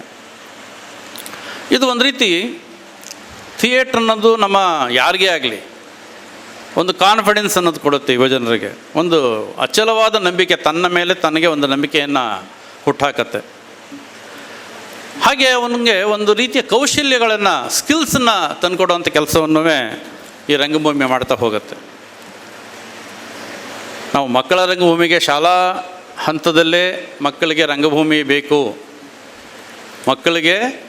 ಮಕ್ಕಳ ನಾಟಕದ ಮೂಲಕ ಸಾಕಷ್ಟು ನಾವು ಅವರಿಗೆ ತರಬೇತಿಯನ್ನು ಕೊಡ್ತಾ ಹೋಗಬೇಕು. ಇವತ್ತು ನ್ಯೂ ಎಜುಕೇಷನ್ ಪಾಲಿಸಿ ಬಗ್ಗೆ ಕೂಡ ಚರ್ಚೆ ಬಂತು. ಪ್ರದರ್ಶಕ ಕಲೆಗಳಿಗೆ ಸಾಕಷ್ಟು ಅವಕಾಶಗಳಿದ್ದಾವೆ, ಹೌದು, ಇಲ್ಲ ಅಂತಲ್ಲ. ಅದು ಒಂದು ನೀತಿ ನಿರೂಪಣೆಯಲ್ಲದಿದೆ. ಆದರೆ ಅದಕ್ಕೆ ಬೇಕಾದಂಥ ಒಂದು ವ್ಯವಸ್ಥಿತವಾದಂಥ ಸಪೋರ್ಟಿಂಗ್ ಆದಂಥ ಅಂಶಗಳು ಏನಿದ್ದಾವೆ? ನಮ್ಮ ಕಾಲೇಜುಗಳಲ್ಲಿ ರಂಗಭೂಮಿಯನ್ನು ಐಚ್ಛಿಕವಾಗಿ ತಗೋಬೋದು. ಇವತ್ತು ಒಬ್ಬ ವಿದ್ಯಾರ್ಥಿ ಅಂತಾದರೆ ಆ ಒಂದು ಗುಂಪು ತಗೊಳುತ್ತೆ ಅನ್ನೋದಾದರೆ ಅವ್ರಿಗೆ ಪಾಠ ಮಾಡಬಲ್ಲಂತಹ ಫ್ಯಾಕಲ್ಟಿಯಲ್ಲಿ ಇದೆಯಾ ಅಂತ ನಾವು ಯೋಚನೆ ಮಾಡಿರೋದಿಲ್ಲ. ನೃತ್ಯ ಕಲಿಬೇಕು ಅಂದರೆ ನೃತ್ಯ ಕಲಿಸುವಂಥ ಒಂದು ಫ್ಯಾಕಲ್ಟಿಯಲ್ಲಿ ಬಂದಿರುತ್ತಾ ಅಂತ ಯೋಚನೆ ಮಾಡಿರೋದಿಲ್ಲ. ನಮ್ಮದು ಎಲ್ಲವುದೇ ಕೋರ್ ಸಬ್ಜೆಕ್ಟ್ಗಳ ಬಗ್ಗೆ ಹೆಚ್ಚು ನಮ್ಮ ಆಲೋಚನೆಗಳಿರ್ತವೆ, ನಾವು ಹೆಚ್ಚು ತಲೆ ಕೆಡಿಸ್ಕೊಳ್ತಾ ಇರ್ತೀವಿ. ಇಷ್ಟು ನಡುವೆ ಕೂಡ ಇತ್ತೀಚಿನ ದಿನಗಳಲ್ಲಿ ಎಲ್ಲ ಹೆಚ್ಚು ಕಮ್ಮಿ ಡೀಮ್ಡ್ ಯೂನಿವರ್ಸಿಟಿಗಳಂತ ಏನಾಗ್ತಾ ಇದ್ದಾವೆ, ಅವರೆಲ್ಲರೂ ಪ್ರದರ್ಶಕ ಕಲೆಗಳ ಬಗ್ಗೆ ಒಂದು ವಿಶೇಷವಾದಂಥ ಒಂದು ಡಿಪಾರ್ಟ್ಮೆಂಟನ್ನು ಮಾಡುವಷ್ಟು ಒಂದು ಹಂತಕ್ಕೆ ಬರ್ತಾ ಇದ್ದಾರೆ ಅಂಥೇಳಿ. ಅದು ಎಷ್ಟು ಎಫೆಕ್ಟಿವ್ ಆಗಿ ನಡೆಯುತ್ತೆ, ಯಾವ್ಯಾವ ಥರದಲ್ಲಿ ಅವರು ಅದರಿಂದ ಹೋಗ್ತಾರೆ ಅನ್ನೋದ್ರ ಬಗ್ಗೆ ತುಂಬ ಗೊಂದಲಗಳಿದ್ದಾವೆ. ಏಕೆಂದರೆ ಸುಮಾರು ಜೊತೆ ಕೇಳಿದಾಗ ಮಾತಾಡಿದಾಗ ಸಿಲೆಬಸ್ಸೇ ಇಲ್ಲ ಸರ್, ಹೋಗಿ ಪಾಠ ಮಾಡ್ತಾಯಿದ್ದೀವಿ, ಯಾವ ರೀತಿ ಸಿಲೆಬಸ್ ಬೇಕು ನಮಗೆ ಅಂತ ಕೇಳುವ ಪರಿಸ್ಥಿತಿ ಕೂಡ ನಮ್ಮ ರಂಗ ಶಿಕ್ಷಣವನ್ನು ಕಲಿತ ಹುಡುಗರೇ ಅಲ್ಲಿ ಹೋಗಿರ್ತಾರೆ ಪಾಠ ಹೇಳ್ಕೊಡ್ಲಿಕ್ಕೆ.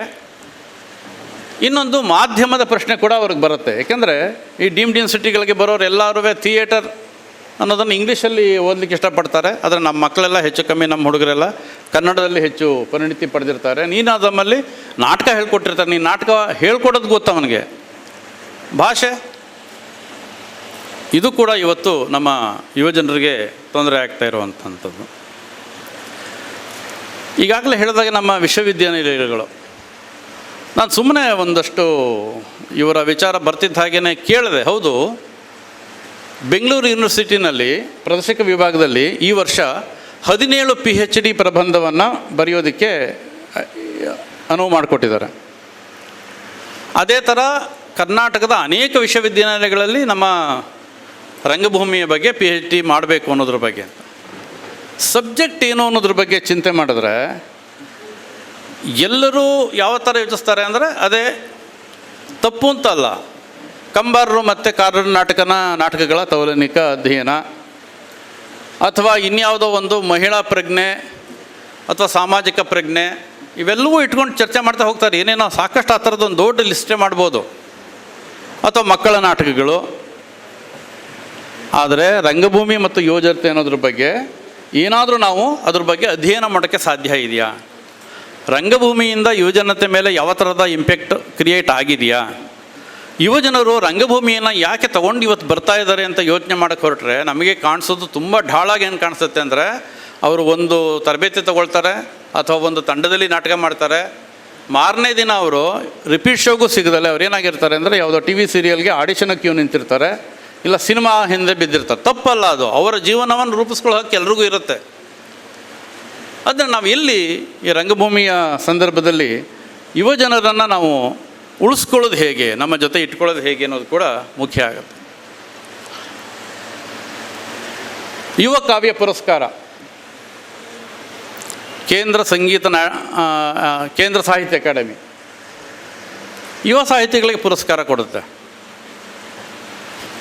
ಅಥವಾ ಅದೇ ಥರದಲ್ಲಿ ಕಾವ್ಯಕ್ಕೂ ಕೊಡುತ್ತೆ, ಕಥೆಗೂ ಕೊಡುತ್ತೆ. ಆದರೆ ನಾಟಕ ಪ್ರಕಾರಕ್ಕೆ ಯುವಕರನ್ನು ಹುರಿದುಂಬಿಸುವಂತಹ, ಅವ್ರನ್ನ ಒಂದು ರೆಕಗ್ನೈಸ್ ಮಾಡುವಂತಹ ಏನಾದರೂ ಒಂದು ಪ್ರಶಸ್ತಿ ಆ ಥರದಲ್ಲಿ ಸರ್ಕಾರದ ಮಟ್ಟದಲ್ಲಿ ಇದೆಯಾ? ಒಂದಿದೆ, ಸಂಗೀತ ನಾಟಕ ಅಕಾಡೆಮಿನವರು ಒಂದು ಅವಾರ್ಡ್ ಕೊಡ್ತಾರೆ, ಬಿಸ್ಮಿಲ್ಲಾ ಖಾನ್ ಅವಾರ್ಡ್. ಅದು ಹೆಚ್ಚು ಜನಕ್ಕೆ ಗೊತ್ತಿಲ್ಲ ನಮ್ಮವರಲ್ಲಿ. ಇನ್ನೊಂದು ನಮ್ಮ ಸ್ಟೇಟ್ಗೆ ಬಂದರೆ, ನಮ್ಮ ರಾಜ್ಯದ ಮಟ್ಟಿಗೆ ಬಂದರೆ ನೆಹರು ಯುವ ಕೇಂದ್ರಗಳಿದ್ದಾವೆ, ಯುವಕ ಮಂಡಳಿಗಳು, ಯುವತಿ ಮಂಡಳಿಗಳಿದ್ದಾವೆ. ಅವ್ರಿಗೆಲ್ಲ ಏನೇನೋ ಸ್ಪರ್ಧೆಗಳು ನಡೀತವೆ. 20 ನಿಮಿಷದ್ದು 30 ನಿಮಿಷದ್ದು ಯಾವುದೋ ನಾಟಕ ಮಾಡಿ ಅನ್ನೋ ಸ್ಪರ್ಧೆ ಕೂಡ ಅವ್ರಿಗಿರ್ಬೋದು ಯುವಜನೋತ್ಸವಗಳಲ್ಲಿ.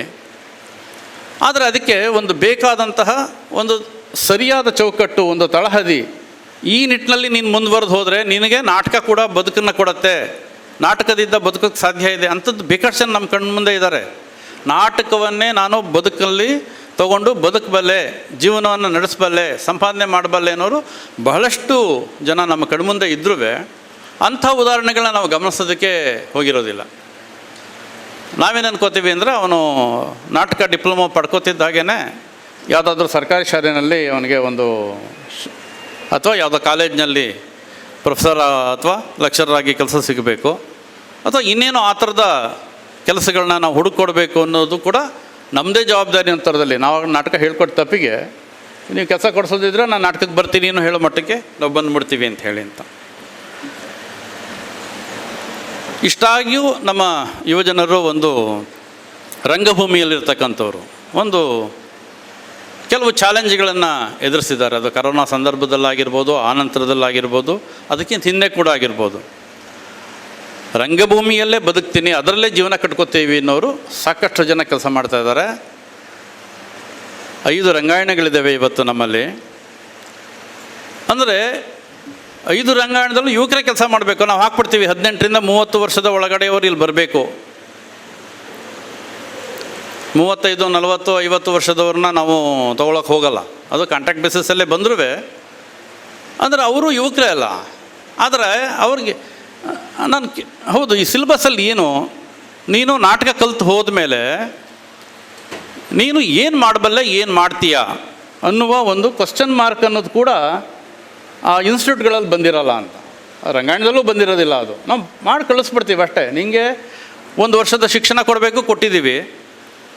ನಿನಗೆ ಅವಕಾಶ ಇತ್ತಾ, ನೀನು ಇಲ್ಲಿ ರೆಪರ್ಟ್ರಿಲಿ ಬರ್ತೀಯ, ಒಂದು 3 ವರ್ಷ ಕಾಂಟ್ರಾಕ್ಟ್ ಬೇಸಿಸಲ್ಲಿ ಇರ್ತೀಯ, ಆಮೇಲೆ ಹೋಗ್ತೀಯ. ಅದೇ ಹುಡುಗನ ನಾನು ಹವ್ಯಾಸಿ ತಂಡಕ್ಕೆ ಕರೆದ್ರೆ ನಾವೆಲ್ಲ ಹವ್ಯಾಸಿಗಳಾಗಿ ಕೆಲಸ ಮಾಡ್ತಿರೋರು. ಇಲ್ಲ ಸರ್, ನೀವು ನನಗೆ 30,000 ಕೊಟ್ಟರೆ 40,000 ಕೊಟ್ಟರೆ ಬಂದು ನಾಟಕ ಡೈರೆಕ್ಟ್ ಮಾಡಬಲ್ಲೆ, ಆ್ಯಕ್ಟ್ ಮಾಡಬಲ್ಲೆ, ಇಲ್ಲ ನಾನು ಬರೋದಿಲ್ಲ ಅಂತ ಹೇಳೋ ಮಟ್ಟಕ್ಕೆ ಅವರು ಬಂದಿರ್ತಾರೆ. ಹಾಗಾಗಿ ಹವ್ಯಾಸಿ ರಂಗಭೂಮಿ ಈ ವೃತ್ತಿಪರರನ್ನು ಹೇಗೆ ಬಳಸ್ಕೋಬೇಕು, ಯುವಕರನ್ನು, ಹವ್ಯಾಸಿ ರಂಗಭೂಮಿಗೆ ಅಂಥ ಒಂದು ಆರ್ಥಿಕ ಶಕ್ತಿ ಇದೆಯಾ, ಅದು ಕೂಡ ನಾವು ಯೋಚನೆ ಮಾಡಬೇಕಾಗತ್ತೆ ಅಂತ ಅನಿಸುತ್ತೆ. ಇನ್ನೊಂದು ಹೊಸ ರೀತಿಯ ಇದು ಅಂದರೆ ಒಂದು ಅರೆವೃತ್ತಿ ಪರ ತಂಡಗಳನ್ನು ಕೂಡ ನಾವು ನೋಡ್ತಾ ಬಂದಿದ್ದೀವಿ.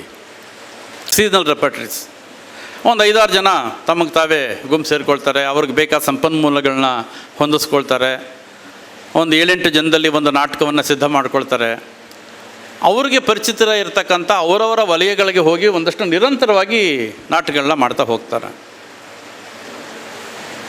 ನಮ್ಮ ಅಧ್ಯಯನಗಳು ಎಲ್ಲಿ ನಡೆದಿಲ್ಲ ಅಂದರೆ ಇಂಥ ನಾಟಕಗಳನ್ನು ಹೋಗಿ ನಾವು ಮಾಡಿದಾಗ ನಮ್ಮ ಯುವಕರ ಮೇಲೆ ಏನು ಪ್ರಭಾವ ಬೀರಿದೆ ಅಂತ ಎಲ್ಲಾದ್ರೂ ಅಧ್ಯಯನಗಳು ನಡೆದಿದ್ದರೆ, ನಮ್ಮ ಯುವಕರಿಗೆ ಎಂಥ ನಾಟಕ ಕೊಟ್ಟರೆ ಅದು ಹೆಚ್ಚು ಅರ್ಥಪೂರ್ಣ ಆಗತ್ತೆ ಅನ್ನೋದಾಗಿದ್ದಿದ್ರೆ, ನಮ್ಮ ಯುವಕರನ್ನು ಸಮಾಜಮುಖಿಯಾಗಿ ಮಾಡಬೇಕಾದ ಅಗತ್ಯ ತುಂಬ ಇದೆ ಇವತ್ತು ಅನ್ನೋದು ತುಂಬ ಮುಖ್ಯ. ಅದು ನನ್ನ ಕೈಯಲ್ಲಿ ಇವತ್ತು ಎಷ್ಟು ಮಟ್ಟಿಗೆ ಅಂದರೆ ಅನಾಥ ಸರ್ ಓಡಾಡ್ತಿರ್ತಾರೆ, ಬೆಂಗಳೂರಿನಲ್ಲಿ ಓಡಾಡ್ರಿಗೆಲ್ಲ ಗೊತ್ತಿರುತ್ತೆ. ಮೆಟ್ರೋ ಹತ್ತಿದ್ದಾಗೆ ಮೆಟ್ರೋ ಪೂರ್ತಿ ಯುವಕರು ಇರ್ತಾರೆ. ಅವ್ರ ಕೈಲಿ ಒಂದು ಮೊಬೈಲ್ ಬಂದರೆ ಕತ್ತು ಕೂಡ ಎತ್ತಲ್ಲ, ಮೊಬೈಲ್ ನೋಡ್ಕೊಂಡು ಕೂತಿರ್ತಾರೆ. ಬೈಯಪ್ಪನಹಳ್ಳಿಯಿಂದ ಕೆಂಗೇರಿ ತನಕ ಅಥವಾ ಈ ಕಡೆ ನಾಗಸಂದ್ರದಿಂದ ಇನ್ನೊಂದು ತನಕ ಹಿಂಗೆ ಇಟ್ಕೊಂಡು ಕೂತ್ಬಿಟ್ರೆ ಅವ್ರು ಅಪ್ಪಿ ಆ ಕಡೆ ಈ ಕಡೆ ಗಮನ ಇರಲ್ಲ. ಸುತ್ತಮುತ್ತ ಏನು ನಡೀತಿದ್ದಿದ್ಲು ಕೊಡಲ್ಲ. ಕತ್ತೆತ್ತಿದ್ರೆ ಯಾರೋ ಒಬ್ಬ ಸೀನಿಯರ್ ಸಿಟಿಸನ್ ಬಂದಿದ್ದಾನೆ, ಅವ್ರಿಗೆ ಜಾಗ ಕೊಡಬೇಕಲ್ಲ ಅಂತ ಕೂಡ ಯೋಚನೆ ಇರುತ್ತೆ ಅವ್ರಿಗೆ ಪಾಪ. ಅಂದರೆ ಇಷ್ಟರ ಮಟ್ಟಿಗೆ ನಾವು ಚೌಕಟ್ಟನ್ನು ನಾವು ನಮ್ಮ ಯುವಜನರು ಹಾಕೊಂಬಿಟ್ಟಿದ್ದಾರೆ ಅಂತ ಅನಿಸುತ್ತೆ. ಅಂದರೆ ಹೊರಗಡೆ ಏನು ನಡೀತಿದೆ ಅನ್ನೋದ್ರ ಬಗ್ಗೆ ಅವರಿಗೆ ಗಮನ ಇಲ್ಲ, ಏನೂ ಬೇಕಾಗಿಲ್ಲ ಅವರಿಗೆ. ಇಷ್ಟಾಗಿಯೂ ನಾವು ರಂಗಭೂಮಿಯನ್ನು ಯಾಕೆ ಹೆಚ್ಚು ಖಚಿತವಾಗಿ ನೀವು ಬಳಸ್ಕೋಬೇಕು, ಮಾಡಬೇಕು, ತಿಳುವಳಿಕೆ ಪಡ್ಕೋಬೇಕು, ರಂಗಭೂಮಿ ನಿಮಗೊಂದು ವ್ಯಕ್ತಿತ್ವವನ್ನು ಕೊಡುತ್ತೆ ಅಂತ ಹೇಳ್ತೀವಿ ಅಂದರೆ, ಇವತ್ತಿನ ಕಾರ್ಪೊರೇಟ್ ಆಫೀಸ್ಗಳಂತೇನಿದ್ದಾವೆ ಅಲ್ಲಿರೋ ಗ್ರೂಪ್ಗಳಿಗೆ ನಮ್ಮ ರಂಗಭೂಮಿಯವರೇ ಹೋಗ್ತಾರೆ ಪಾಠ ಮಾಡೋಕ್ಕೆ. ನೀನು ಹೇಗೆ ನಿನ್ನ ಸ್ವಂತಿಕೆಯನ್ನು, ನಿನ್ನ ನಾಯಕತ್ವವನ್ನು ಹೇಗೆ ನೀನು ಬೆಳೆಸ್ಕೋಬೇಕು, ನೀನು ಒಂದು ಗುಂಪೊಳಗೆ ಹೆಂಗೆ ಕೆಲಸ ಮಾಡಬೇಕು, ಒಬ್ಬರೊಬ್ಬರನ್ನ ಹೆಂಗೆ ನೀನು ಗೌರವಿಸ್ಬೇಕು, ನಿನ್ನ ಕೊಟ್ಟಿರೋ ಟಾಸ್ಕನ್ನು ಯಾವ ರೀತಿ ನೀನು ಎದುರಿಸಿ ಗೆಲ್ಲಬೇಕು. ಅಂದರೆ ಇದೆಲ್ಲವೂ ನಮ್ಮ ರಂಗಭೂಮಿಯಲ್ಲಿದೆ, ಇದೆಲ್ಲವೂ ಯುವಕರಿಗೆ ಬೇಕಾಗಿದೆ. ಆದರೆ ಇದನ್ನು ಯುವಕರು ಯಾವ ರೀತಿ ಸ್ವೀಕರಿಸ್ತಾರೆ ಅನ್ನೋದಿದೆಯಲ್ಲ, ಅದು ಕೂಡ ನಮ್ಮ ಮುಂದೆ ಇರತಕ್ಕಂಥ ಒಂದು ದೊಡ್ಡ ಪ್ರಶ್ನೆ ಅಂತ ಅನಿಸುತ್ತೆ. ಅಂದರೆ ಅದು ಸ್ವತಂತ್ರ ಆಲೋಚನೆ ಆಗಿರ್ಬೋದು, ಒಂದು ಕಾರ್ಯ ಅನುಷ್ಠಾನಕ್ಕೆ ಬೇಕಾದಂಥ ಒಂದು ಶಕ್ತಿಯಾಗಿರ್ಬೋದು, ಒಂದು ಆತ್ಮಗೌರವ ತಂದುಕೊಡೋದಾಗಿರ್ಬೋದು, ಸಂತೃಪ್ತಿ ಅನ್ನೋದಾಗಿರ್ಬೋದು, ಇದೆಲ್ಲವುದೂ ನಮ್ಮ ರಂಗಭೂಮಿ ಅನ್ನೋದು ಯುವಜನರಿಗೆ ಇವತ್ತಿಗೂ ಅದು ಕಲಿಸೋದಕ್ಕೆ ಸಾಧ್ಯ ಇದೆ. ಅದನ್ನು ಪಡ್ಕೊಂಡು ಬೇರೆ ಬೇರೆ ಸಂದರ್ಭಗಳಲ್ಲಿ ಅದು ತುಂಬ ಧನಾತ್ಮಕವಾಗಿ ಕೆಲಸ ಮಾಡಿದೆ ಅಂತ ಹೇಳಲಿಕ್ಕೆ ಹೋಗ್ಬೋದು. ಸಮಯ ಮೀರಿದರೆ ಮುಗಿಸ್ಬೋದು ಅನಿಸುತ್ತೆ, ಜಾಸ್ತಿ ಆಯಿತು ಅಂತ. ಏಕೆಂದರೆ ಒಂದು 20 ನಿಮಿಷ ಅಂತ ಹೇಳಿದರು ಸರ್ರು. ಸೊ ಹಾಗಾಗಿ ಇದನ್ನು ಮುಗಿಸ್ಬಿಡ್ತೀನಿ ನಾನು. ಯಾಕಂದರೆ ಅಲ್ಲ, ಏನೇನೋ ಇದೆ ಈ ರಂಗಭೂಮಿ. ಎಷ್ಟೆಲ್ಲ ಅಂದರೆ ನನ್ನ ಧ್ವನಿ ಬಗ್ಗೆ ಕೆಲಸ ಮಾಡ್ಬೋದು ನಾನು, ನನ್ನ ಇಂಟೋನೇಷನ್ ಬಗ್ಗೆ, ನಾನೊಂದು ನಿಂತು ಒಂದು ಸ್ಪೀಚ್ ಮಾಡೋದ್ರ ಬಗ್ಗೆ, ಅಂಥ ಸ್ಕಿಲ್ಗಳನ್ನೆಲ್ಲ ಬೆಳೆಸುತ್ತೆ. ನಮ್ಮ ಯುವಜನರಿಗೆ ತುಂಬ ಅಗತ್ಯವಾಗಿ ಬೇಕಾಗಿರೋವಂಥದ್ದು ಇವತ್ತು. ಆದರೆ ನಾವು ಅದನ್ನು ಡಿಫೈನ್ ಮಾಡೋಕ್ಕೆ ಹೋಗಿರೋದಿಲ್ಲ. ಇಷ್ಟಕ್ಕೂ ಒಂದೇ ಒಂದು ವಿಷಯ ಹೇಳಿ ನನ್ನ ಮಾತನ್ನು ಮುಗಿಸೋಕ್ಕೆ ಇಷ್ಟಪಡ್ತೀನಿ. ಇವತ್ತು ಏನಾಗಬೇಕಾಗಿದೆ ನಮ್ಮ ಯುವಕರಲ್ಲೂ ಅಂದರೆ, ಒಬ್ಬರಿಗೊಬ್ಬರು ನೆರವು ಕೊಡೋಕ್ಕೆ ಒಂದು ಮನಸ್ಥಿತಿಯನ್ನು ಹುಟ್ಟಾಕುವಂಥದ್ದು. ಕೊಡಲ್ಲ ಅಂತ ಹೇಳ್ತಿಲ್ಲ ನಾನು, ಆದರೆ ರಂಗಭೂಮಿ ಮೂಲಕ ಅದು ಸಾಧ್ಯ ಇದೆ ಅಂತ. ಕರೋನಾ ಸಂದರ್ಭದಲ್ಲಿ ಎಷ್ಟು ರಂಗ ಕಲಾವಿದರುಗಳು ತಮಗೆ ತಾವು ಕಷ್ಟ ಇದೆ ಅಂತ ಹೇಳಿದಾಗ ಎಷ್ಟೊಂದು ಜನ ಯಾವ್ಯಾವ ಥರದಲ್ಲಿ ಸೇರಿ ಕೆಲಸ ಮಾಡಿದ್ರು ಅನ್ನೋದು ಎಲ್ರಿಗೂ ಗೊತ್ತಿರುವಂಥದ್ದೇ. ಲಕ್ಷಾಂತರ ರೂಪಾಯಿನ ಸಂಗ್ರಹ ಮಾಡಿ ಅವ್ರಗಳಿಗೆ ಹಂಚಿರುವಂಥದ್ದು, ಕೊಟ್ಟಿದ್ದಂಥದ್ದು. ಆಮೇಲೆ ನಾನೊಬ್ಬ ಸುಖವಾಗಿದ್ದರೆ ಸಾಕಲ್ಲ, ಇಡೀ ನನ್ನ ಸುತ್ತಮುತ್ತ ಇರೋರು ಸುಖವಾಗಿರಬೇಕು ಅಂಥೇಳಿ ಅಂತ. ಈ ದ್ವೇಷ ಮತ್ತು ತಿರಸ್ಕಾರಗಳು ಅನ್ನೋದು ಇವತ್ತು ತುಂಬ ನಮ್ಮ ನಡುವೆ ಇರುವಂಥದ್ದು. ಇದನ್ನು ಇಲ್ಲದ ಒಂದು ಸಮಾಜವನ್ನು ನಾವು ಹೇಗೆ ನಿರ್ಮಾಣ ಮಾಡೋಕ್ಕಾಗತ್ತೆ ಅಂತ ಯುವಜನರು ಯೋಚಿಸೋಕ್ಕೆ ಸಾಧ್ಯ ಆದರೆ ಅದು ರಂಗಭೂಮಿ ತುಂಬ ಅದ್ಭುತವಾಗಿ ಹೇಳ್ಕೊಡುತ್ತೆ ಅಂತ ನನಗನ್ಸುತ್ತೆ. ಅಂದರೆ ಈ ಜಗತ್ತಿನಲ್ಲಿ ಎಲ್ರಿಗೂ ಸ್ಥಾನ ಇದೆ. ನೀನಿಲ್ಲ, ನಾನಲ್ಲ, ಅವನಿಲ್ಲ, ಇವನಿಲ್ಲ ಅಂತ ಹೇಳೋಂಗಿಲ್ಲ. ಎಲ್ರಿಗೂ ಸ್ಥಾನ ಇದೆ ಈ ಜಗತ್ತಲ್ಲಿ. ಎಲ್ರಿಗೂ ಇರಬೇಕಾದಂಥ ಈ ಭೂಮಿ ಅಷ್ಟೊಂದು ಸಂಪದ್ಭರಿತವಾಗಿದೆ. ನೀನು ಇರು, ಅವನು ಇರಲಿ, ಅವಳು ಇರಲಿ, ಇವನು ಇರಲಿ ಅಂತ ಹೇಳುವ ಒಂದು ಇದಿದೆ. ಹಾಗೆ ನಮ್ಮ ಬದುಕಿನ ಮಾರ್ಗ ಅನ್ನೋದು ಎಷ್ಟು ಮುಕ್ತವಾಗಿರುತ್ತೋ ಅಷ್ಟು ನಾವು ಸುಂದರವಾದ ಬದುಕನ್ನು ಕಟ್ಟೋದಕ್ಕೆ ಸಾಧ್ಯ ಆಗ್ಬೋದು. ಆದರೆ ಇವತ್ತು ನಾವು ಹಾದಿ ತಪ್ತಾ ಇದ್ದೀವಿ ಅನ್ನೋದು ಕೂಡ ತುಂಬ ವಿಷಾದದ ಸಂಗತಿ. ದುರಾಸೆ, ದ್ವೇಷ, ಅಸೂಯೆ, ತಿರಸ್ಕಾರ, ಈ ಎಲ್ಲ ತಡೆಗೋಡೆಗಳು ಈ ಜಗತ್ತಿನ ತುಂಬ ಸೇರ್ಕೊಂಡ್ಬಿಟ್ಟಿದೆ.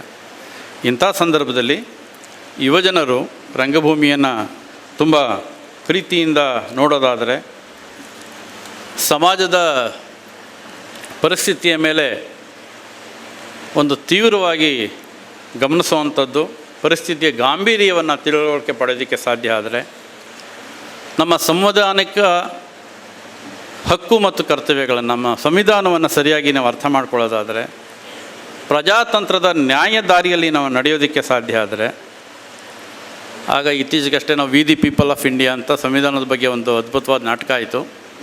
ಆ ಥರದಲ್ಲಿ ನಾವು ಈ ದೇಶದ ಹೆಮ್ಮೆಯ ಪ್ರಜೆಗಳು, ಯುವಕರು ನಾವು ಅಂತ ಹೇಳ್ಕೊಳ್ಳಿಕ್ಕೆ ಸಾಧ್ಯ ಆಗತ್ತೆ. ಈ ಸಂದರ್ಭದಲ್ಲಿ ಇಷ್ಟು ವಿಷಯಗಳನ್ನ ನಿಮ್ಮ ಜೊತೆ ಹಂಚಿಕೊಂಡು ಈ ಅವಕಾಶ ಕೊಟ್ಟಂಥ ಸರ್ವಾಧ್ಯಕ್ಷರು ಮತ್ತು ಮಂಗಳೂರು ತಾಲೂಕು ಘಟಕದ ಎಲ್ಲ ಪದಾಧಿಕಾರಿಗಳಿಗೆ ಹಾಗೂ ತಾಳ್ಮೆಯಿಂದ ಕೇಳಿದಂಥ ನಿಮಗೆಲ್ಲ ನನ್ನ ಕೃತಜ್ಞತೆ ತಿಳಿಸಿ ನನ್ನ ಮಾತು ಮುಗಿಸ್ತೇನೆ. ನಮಸ್ಕಾರ. ಶಶಿಧರ್ ಬಾರಿಗಾಡ್ರವ್ರಿಗೆ ಬಹಳಷ್ಟು ಚರ್ಚೆಗೆ ಗ್ರಾಸ ಆಗುವಂಥ ಅನೇಕ ಹೂರಣವನ್ನು ಕೊಟ್ಟರು ನಮಗೆ ಅಂದ್ಕೊಳ್ತೀನಿ. ಯುವಜನತೆಗೆ ಆ ಒಂದು ರಂಗಭೂಮಿ ಹೇಗೆ ಒಂದು ಪರಿಚಿತ ಆಗಬೇಕು ಅನ್ನೋದ್ರ ಬಗ್ಗೆ, ಹಾಗೆ ನನ್ನ ಮುಂದಿನ ಒಂದು ಸಾಹಿತ್ಯ ಮತ್ತು ರಂಗಭೂಮಿ ಬಗ್ಗೆ ಮಾತಾಡಲಿಕ್ಕೆ ಶ್ರೀ ರವಿರಾಜ್ ಎಸ್ ಅವ್ರನ್ನ ನಾನು ವೇದಿಕೆಗೆ ಆಹ್ವಾನ ಮಾಡ್ತೀನಿ. ಸಂಕ್ಷಿಪ್ತವಾಗಿ ಒಂದು 5 ನಿಮಿಷದಲ್ಲಿ ಅವರು ತಮ್ಮ ಭಾಷಣವನ್ನು ಮಾಡ್ತಾರೆ. ಸಾಹಿತ್ಯ ಮತ್ತು ರಂಗಭೂಮಿ ಸರ್ವಾಧ್ಯಕ್ಷತೆಯನ್ನು ವಹಿಸಿಕೊಂಡಿರುವ ಡಾಕ್ಟರ್ ದಾಮೋದರ್ ಶೆಟ್ಟರಿಗೆ ಮೊದಲಿಗೆ ವಂದಿಸ್ತಾ, ಹಾಗೆ ಇಂದಿನ ಗೋಷ್ಠಿಯ ಅಧ್ಯಕ್ಷತೆಯನ್ನು ವಹಿಸಿರುವಂತಹ ಶ್ರೀಯುತ ಡಾಕ್ಟರ್ ಅರವಿಂದ್ ಚೊಕ್ಕಾಡಿ ಅವರಿಗೂ ನಮಸ್ಕರಿಸುತ್ತಾ, ಇವತ್ತಿನ ಈ ಗೋಷ್ಠಿಯಲ್ಲಿ ವಿಚಾರ ಮಂಡನೆ ಮಾಡಿರುವಂತಹ ಮತ್ತು ಮುಂದೆ ಮಾಡಲಿಕ್ಕಿರುವಂತಹ ಆತ್ಮೀಯರಿಗೂ ನಮಿಸ್ತಾ, ಹೆಚ್ಚು ಸಮಯ ತೆಗೆದುಕೊಳ್ಳದೆ ನೇರ ವಿಷಯಕ್ಕೆ ಬರ್ತೇನೆ ನಾನು. ಈಗ ನಾನು ಇಲ್ಲಿ ಸಾಹಿತ್ಯ ಮತ್ತು ರಂಗಭೂಮಿ ಅನ್ನುವಂಥ ವಿಚಾರದ ಬಗ್ಗೆ ಮಾತಾಡಬೇಕು ಅಂತ ನನಗೆ ನಮ್ಮ ತಾಲೂಕು ಸಾಹಿತ್ಯ ಪರಿಷತ್ನ ಸಂಘಟಕರಲ್ಲಿರುವಂತಹ ನಮ್ಮ ಗುರು ಸಮಾನರು ಇನ್ನೋರ್ವರು ಡಾಕ್ಟರ್ ಮೀನಾಕ್ಷಿ ಮೇಡಮ್ ಅವರು ನನ್ನನ್ನು ವಿನಂತಿಸಿದರು. ಆ ಬಗ್ಗೆ ಯೋಚನೆ ಮಾಡ್ತಾ ಇರಬೇಕಾದ್ರೆ ನಾನು ನಮ್ಮ ಗುರುಗಳನ್ನು ಸಂಪರ್ಕಿಸಿದೆ. ಅದರ ಬಗ್ಗೆ ಮಾತಾಡುವ ಜೊತೆಗೆ ಆ ವಿಷಯಕ್ಕೆ ಪೂರಕವಾಗಿ ಮಂಗಳೂರಿನಲ್ಲಿ ಹವ್ಯಾಸಿ ರಂಗ ಚಟುವಟಿಕೆಗಳು ಯಾವ ರೀತಿ ನಡೀತಾ ಬಂತು, ಯಾವ್ಯಾವ ತಂಡಗಳು ಇದ್ವು, ಏನೇನು ಕೆಲಸಗಳಾಗ್ತಾ ಬಂತು ಮತ್ತು ಇವತ್ತು ಹೇಗೆ ಅದು ನಡೀತಾ ಇದೆ ಅನ್ನೋದನ್ನು ಮಾತಾಡಬಹುದು ಅಂತ ಸರ್ ಹೇಳಿದರು. ಹಾಗಾಗಿ ನಾನು ಆ ಎರಡು ವಿಚಾರವನ್ನು ಗಮನದಲ್ಲಿಟ್ಟುಕೊಂಡು ಮುಖ್ಯವಾಗಿ ಸಾಹಿತ್ಯ ಮತ್ತು ರಂಗಭೂಮಿ ಅನ್ನೋದಕ್ಕಿಂತಲೂ ಮುಖ್ಯವಾಗಿ ಮಂಗಳೂರಿನ ಹವ್ಯಾಸಿ ರಂಗಭೂಮಿಯನ್ನು ಅಂದರೆ ಮಂಗಳೂರನ್ನು ಕೇಂದ್ರೀಕರಿಸಿಕೊಂಡ ರಂಗಚಟುವಟಿಕೆಗಳು ಯಾವ ರೀತಿ ನಡೀತಾ ಬಂತು ಅನ್ನೋದನ್ನು ಈ ಒಂದು 20 ನಿಮಿಷದ ಅವಧಿಯಲ್ಲಿ ನಿಮ್ಮ ಮುಂದೆ ಪ್ರಸ್ತುತಪಡಿಸೋದಕ್ಕೆ ಪ್ರಯತ್ನಿಸ್ತೇನೆ. ಸಾಹಿತ್ಯ ಮತ್ತು ರಂಗಭೂಮಿ ಅನ್ನುವಂಥ ವಿಚಾರದ ಬಗ್ಗೆ ಒಂದೆರಡು ಮಾತುಗಳನ್ನು ಹೇಳಲೇಬೇಕು. ಅದಕ್ಕೆ ಪೂರಕವಾಗಿ ಈಗ ನನಗಿಂತ ಮೊದಲು ಮಾತಾಡಿದಂತಹ ಹಿರಿಯರಾದ ಶ್ರೀ ಶಶಿಧರ್ ಭಾರಿಘಾಟ್ ಸರ್ ಅವರು ಹೇಳಿದರು, ಯುವಜನತೆ ರಂಗಭೂಮಿಯ ಕಡೆಗೆ ಬರಬೇಕಾದ್ರೆ ಏನು ಮಾಡಬೇಕು, ಆ ಜವಾಬ್ದಾರಿಗಳು ಏನು, ಇವತ್ತಿನ ಹಿರಿಯ ರಂಗಕರ್ಮಿಗಳ ಜವಾಬ್ದಾರಿಗಳು ಏನು ಅಂತ ಹೇಳಿದರು. ಅದಕ್ಕೆ ಪೂರಕವಾಗಿ ಒಂದು ಮಾತು ಮಾತ್ರ ಹೇಳ್ತೇನೆ. ಇವತ್ತಿನ ರಾಷ್ಟ್ರೀಯ ಶಿಕ್ಷಣ ನೀತಿಯ ಒಂದು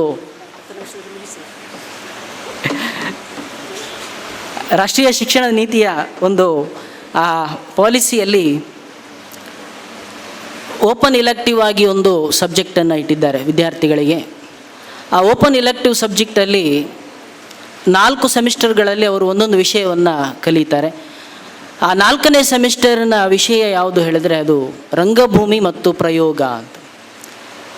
ರಂಗಭೂಮಿ ಮತ್ತು ಪ್ರಯೋಗ ಅನ್ನುವಂಥ ಆ ವಿಚಾರವನ್ನು ವಿದ್ಯಾರ್ಥಿಗಳಿಗೆ ಪರಿಣಾಮಕಾರಿಯಾಗಿ ಕಲಿಸಿಕೊಡುವ ಪ್ರಯತ್ನ ನಡೆದರೆ ನನ್ನ ಪ್ರಕಾರ ಯುವ ಜನತೆ ಬಹಳ ಸಕ್ರಿಯವಾಗಿ ರಂಗಭೂಮಿಯಲ್ಲಿ ತೊಡಗಿಸಿಕೊಳ್ತಾರೆ ಅನ್ನೋದು ನಾನು ಈ ವೇದಿಕೆಯಲ್ಲಿ ಹೇಳಲಿಕ್ಕೆ ಇಷ್ಟಪಡ್ತೇನೆ. ಇದನ್ನು ಇಂದಿನ ಸಾಹಿತ್ಯ ಸಮ್ಮೇಳನದ ಅಧ್ಯಕ್ಷರು ಮತ್ತು ಎಲ್ಲ ಗಣ್ಯರು ಇದನ್ನು ಸರ್ಕಾರಕ್ಕೆ ತಲುಪಿಸುವ ಪ್ರಯತ್ನ ಆಗಬೇಕು. ಅದಕ್ಕೆ ಏನೇನು ಸವಲತ್ತುಗಳು ಬೇಕಾಗಿದೆಯೋ ಅದನ್ನು ಮಾಡಬೇಕು ಎಂಬುದು ಈ ಮೂಲಕ ವಿನಂತಿಸ್ತಾ, ಸಾಹಿತ್ಯ ಮತ್ತು ರಂಗಭೂಮಿ ಇವೆರಡು ಒಂದಕ್ಕೊಂದು ಪೂರಕ ಅಂತ ನಾನು ಹೇಳಲಿಕ್ಕೆ ಇಷ್ಟಪಡ್ತೇನೆ. ಸಾಹಿತ್ಯ ನಮ್ಮ ಬದುಕಿನ ಪ್ರತಿಬಿಂಬ. ರಂಗಭೂಮಿ ನಾವು ಸಮಾಜದಲ್ಲಿ ಹೇಗಿದ್ದೇವೆ, ಹೇಗೆ ಬದುಕ್ತಾ ಇದ್ದೀವಿ ಅನ್ನೋದನ್ನು ನಮಗೆ ವೇದಿಕೆಯಲ್ಲಿ ತೋರಿಸಿಕೊಡ್ತದೆ. ಅದರ ಜೊತೆಗೆ ನಾವು ಹೇಗೆ ಇರಬೇಕು ಅನ್ನೋದನ್ನು ಕೂಡ ರಂಗಭೂಮಿ ನಮಗೆ ತೋರಿಸಿಕೊಡ್ತದೆ. ಅಂತಹ ಒಂದು ಪ್ರಭಾವಶಾಲಿ ಮಾಧ್ಯಮ ಅಂತ ನಾನು ರಂಗಭೂಮಿಯನ್ನು ಈ ಸಂದರ್ಭದಲ್ಲಿ ಗುರುತಿಸ್ತೇನೆ. ಇನ್ನು ನಮ್ಮ ಜಿಲ್ಲೆಯ ವಿಚಾರಕ್ಕೆ ಬಂದಾಗ, ನಮ್ಮ ಮಂಗಳೂರಿನ ಒಂದು ವಿಚಾರಕ್ಕೆ ಬಂದಾಗ, ಇಲ್ಲಿ ಬಹಳ ಮುಖ್ಯವಾಗಿ ಯಕ್ಷಗಾನ ಅನ್ನುವಂತಹ ಒಂದು ಕಲೆ ಬಹಳ ಪ್ರಸಿದ್ಧವಾಗಿದ್ದು ಬಹಳಷ್ಟು ಮಂದಿಯ ಮೆಚ್ಚುಗೆಗೆ ಪಾತ್ರವಾಗಿರುವಂತಹ ಮತ್ತು ಅಭಿಮಾನಕ್ಕೆ ಪಾತ್ರವಾಗಿರುವಂತಹ ಕಲೆ. ಈ ಯಕ್ಷಗಾನಕ್ಕೆ ಸರಿಸಾಟಿಯಾಗಿ ಸಮಸ್ಪರ್ಧಿಯಾಗಿ 70ರ ದಶಕದಲ್ಲಿ ತುಳು ನಾಟಕ ರಂಗಭೂಮಿಯು ಕೂಡ ಅದಕ್ಕೆ ಒಂದು ಪೈಪೋಟಿಯನ್ನು ನೀಡ್ತಾ ಇತ್ತು ಅನ್ನೋದು ಕೂಡ ನಾವು ಗಮನಿಸಬೇಕಾದ ಅಂಶ. ಅದು KN ಟೇಲರ್ ಅವರ ಗಣೇಶ್ ನಾಟಕ ಸಭಾ ಅನ್ನುವ ಸಂಘಟನೆ ಆಗ್ಬೋದು, ಅಥವಾ ಮಿತ್ರ ಮಂಡಳಿ ಅನ್ನುವಂಥ ಸಂಘಟನೆ ಆಗ್ಬೋದು, ಇದೆಲ್ಲವೂ ಕೂಡ ಇಲ್ಲಿ ಮುಖ್ಯ ಆಗ್ತದೆ. ನಾನು ಅದೆಲ್ಲದಕ್ಕಿಂತ ಮುಖ್ಯವಾಗಿ ಕನ್ನಡದ ಹವ್ಯಾಸಿ ರಂಗಭೂಮಿ ಯಾವ ರೀತಿ ಕೆಲಸ ಮಾಡಿತ್ತು ಅನ್ನೋದನ್ನು ಹೇಳ್ತೇನೆ. ಉಡುಪಿಯ MGM ಕಾಲೇಜಿನಲ್ಲಿ ನಮ್ಮ ರಂಗಭೀಷ್ಮ ಎಂದು ಹೆಸರಾದ BV ಕಾರಂತರು ನಡೆಸಿದ ರಂಗ ತರಬೇತಿ ಶಿಬಿರ ಮತ್ತು ಅಲ್ಲಿ ತಯಾರಾದಂಥ 2 ನಾಟಕಗಳು ತುಘಲಕ್ ಮತ್ತು ಹೆಡ್ಡಾಯಣ, ಅದು ಹವ್ಯಾಸಿ ರಂಗಭೂಮಿಯ ಆರಂಭದ ಬೆಳೆ ಅಂತ ನಾವು ಅದನ್ನು ಗುರುತಿಸಬಹುದು. ಆ ಬಳಿಕ ಉಡುಪಿಯ ರಂಗಭೂಮಿ ತಂಡ ಕಾರಂತರ ಆ ಒಂದು ಪ್ರಭಾವಕ್ಕೆ ತನ್ನನ್ನು ತಾನು ಒಡ್ಡಿಕೊಂಡು ಹೊಸ ಅಲೆಯ ನಾಟಕಗಳನ್ನು ಅದು ಅಲ್ಲಿಂದ ಆರಂಭಿಸಿತು ಅಂತ ನಾವು ತಿಳಿಯಬಹುದು. ಇನ್ನು ಮಂಗಳೂರಿನ ರಂಗ ಚಟುವಟಿಕೆಗಳ ಕಡೆಗೆ ಬಂದಾಗ ಸ್ವಲ್ಪ ವೇಗವಾಗಿ ಹೇಳ್ತಾ ಹೋಗ್ತೇನೆ. 1976-77ರ ಸಮಯದಲ್ಲಿ ಪ್ರಸನ್ನ ಅನ್ನುವಂತಹ ಪ್ರಸಿದ್ಧ ನಿರ್ದೇಶಕರು ಮಂಗಳೂರಿಗೆ ಬರ್ತಾರೆ. ಸಮುದಾಯ ಅನ್ನುವಂತಹ ತಂಡವನ್ನು ಇಲ್ಲಿ ಕಟ್ಟಿ ಮೊದಲ ಬಾರಿಗೆ ಮಾರೀಚನ ಬಂಧುಗಳು ಎಂಬ ನಾಟಕವನ್ನು ಇಲ್ಲಿ ಆಡ್ತಾರೆ. ಆ ನಾಟಕದಲ್ಲಿ ಅದು ಬಹಳ ವಿವಾದಗಳಿಗೆ ಒಳಗಾಯಿತು ಅನ್ನೋದು ಬಹುಶಃ ಹಿರಿಯರಿಗೆಲ್ಲರಿಗೂ ಗೊತ್ತಿರುವಂಥ ವಿಚಾರ. ಆ ನಾಟಕದಲ್ಲಿ ಬರುವಂಥ ವಾಲ್ಮೀಕಿಯ ಪಾತ್ರ, ಆ ವಾಲ್ಮೀಕಿಯ ಪಾತ್ರವನ್ನು ಚಿತ್ರಿಸಿದ ರೀತಿ ಅದೆಲ್ಲವೂ ಆಕ್ಷೇಪಗಳಿಗೆ ಕಾರಣ ಆದದ್ದು. ಆ ಬಳಿಕ ನಡೆದಂಥ ಬೆಳವಣಿಗೆಗಳು, ಬದಲಾವಣೆಗಳು, ಇದೆಲ್ಲದರ ಹಿಂದೆ ಎಡಪಂಥೀಯ ಚಿಂತನೆಗಳ ಒಂದು ಪ್ರಭಾವ ಇದ್ದುದನ್ನು ಕೂಡ ನಾವು ಗಮನಿಸಬೇಕು ಅಂತ. ಅಲ್ಲಿಂದ ಮುಂದುವರೆದು ಸಮುದಾಯ ಪ್ರಸನ್ನ ಅವರ ನೇತೃತ್ವದಲ್ಲಿ ಹಲವು ಶಾಖೆಗಳನ್ನು ನಮ್ಮ ಜಿಲ್ಲೆಯಲ್ಲಿ ಆರಂಭಿಸ್ತದೆ. ಹಲವು ನಾಟಕಗಳನ್ನು ಇಲ್ಲಿ ನಿರಂತರವಾಗಿ ನಡೆಸ್ತಾ ಬರ್ತಾರೆ. ಆಮೇಲೆ 1979 ಕಾಲಕ್ಕಾಗುವಾಗ ನಮ್ಮ ಗುರುಗಳಾದಂತಹ ಡಾಕ್ಟರ್ ನಾದಾ ಶೆಟ್ಟರ ಒಂದು ನೇತೃತ್ವದಲ್ಲಿಯೇ ಭೂಮಿಕಾ ಅನ್ನುವಂಥ ಒಂದು ರಂಗ ತಂಡ ಹುಟ್ಟಿಕೊಳ್ಳುತ್ತದೆ. ಅವರು ಆ ಸಂದರ್ಭದಲ್ಲಿ ತುಘಲಕ್ ಎಂಬ ನಾಟಕವನ್ನು ಆ ಸಂದರ್ಭದಲ್ಲಿ ಮೊದಲ ಬಾರಿಗೆ ಆಡಿ ತೋರಿಸ್ತಾರೆ. ಆ ಬಳಿಕ ಸಾಯೋ ಆಟ, ಬೆಳ್ಳಿ ಬೈಲು, ಉತ್ತಮ ಪ್ರಭುತ್ವ, ಲೋಳಲೊಟ್ಟೆ ಮೊದಲಾದ ನಾಟಕಗಳೆಲ್ಲ ಪ್ರದರ್ಶನ ಆಗ್ತದೆ. ನಂತರ 1980ರಲ್ಲಿ ಅಭಿವ್ಯಕ್ತ ಅನ್ನುವಂತಹ ತಂಡ ಮಂಗಳೂರಿನಲ್ಲಿ ಕೆ ಶ್ರೀಧರ್ ಅವರ ನೇತೃತ್ವದಲ್ಲಿ ಆರಂಭಗೊಂಡ ತಂಡ ನಾಟಕೋತ್ಸವಗಳನ್ನು ಮಂಗಳೂರಿನಲ್ಲಿ ಆರಂಭಿಸುವುದಕ್ಕೆ ಅದು ಪ್ರಮುಖ ಕಾರಣ ಆಗ್ತದೆ. ಅವರಿಗೆ ಇದ್ದಂತಹ ಒಂದು ಆರ್ಥಿಕ ಮತ್ತು ಸಾಂಸ್ಕೃತಿಕ ಬೆಂಬಲ ಕೂಡ ಇದರಲ್ಲಿ ಬಹಳ ಮುಖ್ಯ ಪಾತ್ರ ವಹಿಸ್ತದೆ. ಅದ್ಧೂರಿ ಉತ್ಸವಗಳನ್ನು ಅವರು ನಡೆಸ್ತಾರೆ. ಹೀಗೆ 1979ರಿಂದ 81 ಅವಧಿಯಲ್ಲಿ ಬಹಳಷ್ಟು ರಂಗ ಚಟುವಟಿಕೆಗಳು ನಮ್ಮ ಮಂಗಳೂರನ್ನು ಕೇಂದ್ರೀಕರಿಸಿಕೊಂಡು ನಡೆಯುತ್ತದೆ ಅಂತ ನಾವು ಹೇಳಬಹುದು. ಅದರ ಜೊತೆಗೆ ಮಂಗಳೂರಿನಲ್ಲಿ ಸಕ್ರಿಯವಾಗಿದ್ದಂಥ ತಂಡಗಳು ಭೂಮಿಕಾ, ಅಭಿವ್ಯಕ್ತ, ಹಾಗೆ ಆಯನ ತಂಡವೂ ಕೂಡ ಮಂಗಳೂರಿನಲ್ಲಿ ಬಹಳಷ್ಟು ಮೌಲ್ಯಯುತವಾದ ನಾಟಕಗಳನ್ನು ಇಲ್ಲಿನ ಜನರಿಗೆ ಕೊಡುವ ಪ್ರಯತ್ನ ಮಾಡಿದೆ. ಇನ್ನು ಮಂಗಳೂರಿನಲ್ಲಿ ಇದ್ದಂಥ ಹೆಸರಾಂತ ಶಿಕ್ಷಣ ಸಂಸ್ಥೆ ಸಂತ ಅಲೋಷಿಯಸ್ ಕಾಲೇಜು ಬಹಳ ಹಿಂದಿನಿಂದಲೂ ನಾಟಕ ಕ್ಷೇತ್ರಕ್ಕೆ ತನ್ನದೇ ರೀತಿಯ ಕೊಡುಗೆಗಳನ್ನು ನೀಡಿದೆ. ಅದರಲ್ಲಿ ಡಾಕ್ಟರ್ ನಾದಾ ಶೆಟ್ಟರ ಒಂದು ಪಾತ್ರ ನಿರ್ಣಾಯಕವಾದದ್ದು ಅನ್ನೋದನ್ನು ನಾವೆಲ್ಲರೂ ನೆನಪಿಸ್ಕೊಳ್ಬೇಕು. ಸರ್ ಅವರು ಆ ಸಂದರ್ಭದಲ್ಲಿ ಎಚ್ ಡುಂಡಿರಾಜ್ ಅನ್ನುವಂತಹ ಒಬ್ಬ ನಮ್ಮ ನಡುವೆ ಇದ್ದಂಥ ಅವರ ನಾಟಕಗಳನ್ನು ಅವರು ವೇದಿಕೆಗೆ ತರ್ತಾರೆ. ಅದರ ಜೊತೆಗೆ ಸಂತ ಅಲೋಷಿಯಸ್ ಕಾಲೇಜಿನ ಅಧ್ಯಾಪಕರಾಗಿರುವಂತಹ ಡಾಕ್ಟರ್ ಮಹಾಲಿಂಗ ಭಟ್ ಅವರ ನಾಟಕಗಳು ಕೂಡ, ಅವರು ಬರೆದ ನಾಟಕಗಳು ಕೂಡ ವೇದಿಕೆಯಲ್ಲಿ ಪ್ರದರ್ಶನಗೊಂಡಿತು.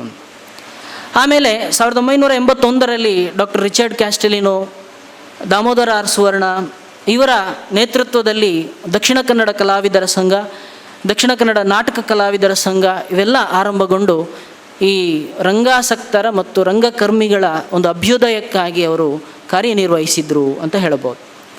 ಹೀಗೆ ಭೂಮಿಕಾದಲ್ಲಿದ್ದಂಥ ಡಾಕ್ಟರ್ ನಾದಾ ಸರ್ ಅವರು, ಎಂ ಮಾಧವಾಚಾರ್ ಅವರು, ಸಮುದಾಯ ತಂಡದಲ್ಲಿದ್ದಂತಹ ಮೋಹನ್ ಚಂದ್ರ ಅವರು, ಅಭಿವ್ಯಕ್ತ ತಂಡದಲ್ಲಿದ್ದಂತಹ MC ರಾಮು ಅವರು, ಹಾಗೆ ಈಗ ಇರುವಂಥ ಸ್ವರೂಪ ತಂಡದ ಶ್ರೀಯುತ ಗೋಪಾಡ್ಕರ್ ಅವರು, ಇವರೆಲ್ಲರೂ ರಂಗಭೂಮಿಯ ಚಟುವಟಿಕೆಗಳಲ್ಲಿ ಆರಂಭದಲ್ಲಿ ಬಹಳ ಆಸಕ್ತಿಯಿಂದ ತೊಡಗಿಸಿಕೊಂಡವರು. ಹಾಗೆಯೇ ಮುಂದುವರಿದು ನಮ್ಮ ಜಿಲ್ಲೆಗೆ ಹವ್ಯಾಸಿ ರಂಗಭೂಮಿ ಹೊಸ ನೋಟಗಳೊಂದಿಗೆ ಅದು ಸರ್ವವ್ಯಾಪಿಯಾಗಲು ಮುಖ್ಯ ಕಾರಣ ಹೇಳಿದರೆ ತರಬೇತಿ ಶಿಬಿರಗಳು, ವಿದ್ಯಾರ್ಥಿಗಳಿಗಾಗಿ ನಡೆದ ತರಬೇತಿ ಶಿಬಿರ, ಪ್ರಚಾರ, ಸಮುದಾಯ ತಂಡ ನಡೆಸಿದ ಜಾಥಾ, ಆಮೇಲೆ ಬೀದಿ ನಾಟಕಗಳು. ಡಾಕ್ಟರ್ ನರಸಿಂಹಮೂರ್ತಿ ಸರ್ ಇದ್ದಾರೆ, ಅವರ ಸಂಶೋಧನಾ ಪ್ರಬಂಧವೂ ಕೂಡ ಅದೇ ಆಗಿರೋದು, ಇದನ್ನು ನೆನಪಿಸ್ಕೊಳ್ಬೇಕು ನಾವು. ಅಲ್ಲದೆ ಇನ್ನು ಮುಂದೆ ಜಿಲ್ಲೆಯಲ್ಲಿ ವಿದ್ಯಾರ್ಥಿಗಳಿಗಾಗಿ ರಂಗ ತರಬೇತಿ ಶಿಬಿರಗಳು ಆರಂಭಗೊಂಡು ನಮ್ಮ ರಂಗಭೂಮಿ ಬೆಳೆಯಲು ಸಾಧ್ಯ ಆಯಿತು. ಪ್ರತಿಭಾವಂತ ಯುವ ರಂಗ ನಿರ್ದೇಶಕರು ಈ ಸಂದರ್ಭದಲ್ಲಿ ಕೆಲಸ ಮಾಡಿದ್ದಾರೆ, ಇವತ್ತಿಗೂ ಮಾಡ್ತಾ ಇದ್ದಾರೆ. ಆಮೇಲೆ 1987ರಲ್ಲಿ ಕರ್ನಾಟಕ ನಾಟಕ ಅಕಾಡೆಮಿಯ ವತಿಯಿಂದಲೂ ರಾಜ್ಯ ಮಟ್ಟದ ವಿಭಾಗೀಯ ನಾಟಕೋತ್ಸವ ಮಂಗಳೂರಿನಲ್ಲಿ ನಡೆಯುತ್ತದೆ. 89ರಲ್ಲಿ ನಡೆದ ಪ್ರಶಸ್ತಿ ಪ್ರದಾನ ಸಮಾರಂಭವೂ ಕೂಡ ಅದು ಇಲ್ಲಿಯೇ ನಡೆಯಿತು. ಈ ಎಲ್ಲ ಚಟುವಟಿಕೆಗಳು ರಂಗಭೂಮಿಯ ಒಂದು ಬೆಳವಣಿಗೆಗೆ, ಅದು ಮಂಗಳೂರನ್ನು ಕೇಂದ್ರೀಕರಿಸಿಕೊಂಡು ಬೆಳೆಯೋದಕ್ಕೆ ಅದು ಕಾರಣ ಆಗ್ತದೆ. ಇನ್ನು ದಿನಪತ್ರಿಕೆಗಳಲ್ಲಿ ಬರ್ತಾ ಇದ್ದಂತಹ ವಿಮರ್ಶಾತ್ಮಕ ಲೇಖನಗಳು, ಉದಯವಾಣಿ ಆಗ್ಬೋದು, ಮಂಗಳೂರು ಮಿತ್ರ ಆಗ್ಬೋದು, ಹೊಸ ದಿಗಂತ ಆಗ್ಬೋದು, ಮುಂಗಾರು ಆಗ್ಬೋದು, ಈ ಎಲ್ಲ ಪತ್ರಿಕೆಗಳು ಕೂಡ ರಂಗಭೂಮಿಯ ವಿಕಾಸಕ್ಕೆ ಕೊಡುಗೆಗಳನ್ನು ನೀಡಿತು ಅಂತ ಹೇಳ್ಬೋದು. ಆಮೇಲೆ ಅಭಿವ್ಯಕ್ತ ತಂಡವು ರಣಹದ್ದುಗಳು ಎಂಬ ನಾಟಕವನ್ನು ಸುರೇಂದ್ರನಾಥ್ ಅವರ ನಿರ್ದೇಶನದಲ್ಲಿ ಅದು ಸುಮಾರು ಹೆಚ್ಚು 30 ಪ್ರದರ್ಶನಗಳನ್ನದು ರಾಜ್ಯಾದ್ಯಂತ ನಡೆಸ್ತದೆ. ಮಂಗಳೂರಿನ ತಂಡ ಅದನ್ನು ನಾವು ನೆನಪಿಸ್ಕೊಳ್ಬೇಕು. ಹಾಗೆ ಸರ್ ಅವರ ನೇತೃತ್ವದ ಭೂಮಿಕಾ ತಂಡವು ಚಕ್ರವ್ಯೂಹ ಎಂಬ ನಾಟಕವನ್ನು ಸುಮಾರು 25 ಪ್ರದರ್ಶನಗಳನ್ನು ಅದು ನೀಡ್ತಾ ಹೋಗ್ತದೆ. ಇದೆಲ್ಲ ಮಂಗಳೂರಿನಲ್ಲಿ ಬೆಳೆದ ರಂಗ ತಂಡಗಳು ಮಾಡಿದ ಬಹುಮುಖ್ಯ ಸಾಧನೆಗಳು ಅಂತ ಹೇಳ್ಬೋದು. ಆ ಬಳಿಕ ಯಾವಾಗ ತುಳು ರಂಗಭೂಮಿಯಲ್ಲಿ ಈ ಹಾಸ್ಯ ಕಲಾವಿದರು ಅಥವಾ ಹಾಸ್ಯ ನಾಟಕಗಳು ಬರುವುದಕ್ಕೆ ಮುಂದಾಯಿತು, ಡಾಕ್ಟರ್ ದೇವದಾಸ್ ಕಾಪಿಕಾಡ್ ಅವರ ಬಲೆ ಚಾಪರ್ಕ ನಾಟಕ ಯಾವಾಗ ಪ್ರದರ್ಶನಗೊಂಡಿತು, ಅಲ್ಲಿಂದ ಹವ್ಯಾಸಿ ರಂಗಭೂಮಿಯ ಒಂದು ಪ್ರಭಾವ ಸ್ವಲ್ಪ ಕಳೆಗುಂದಿತು ಅಂತ ಹೇಳ್ಬೋದು.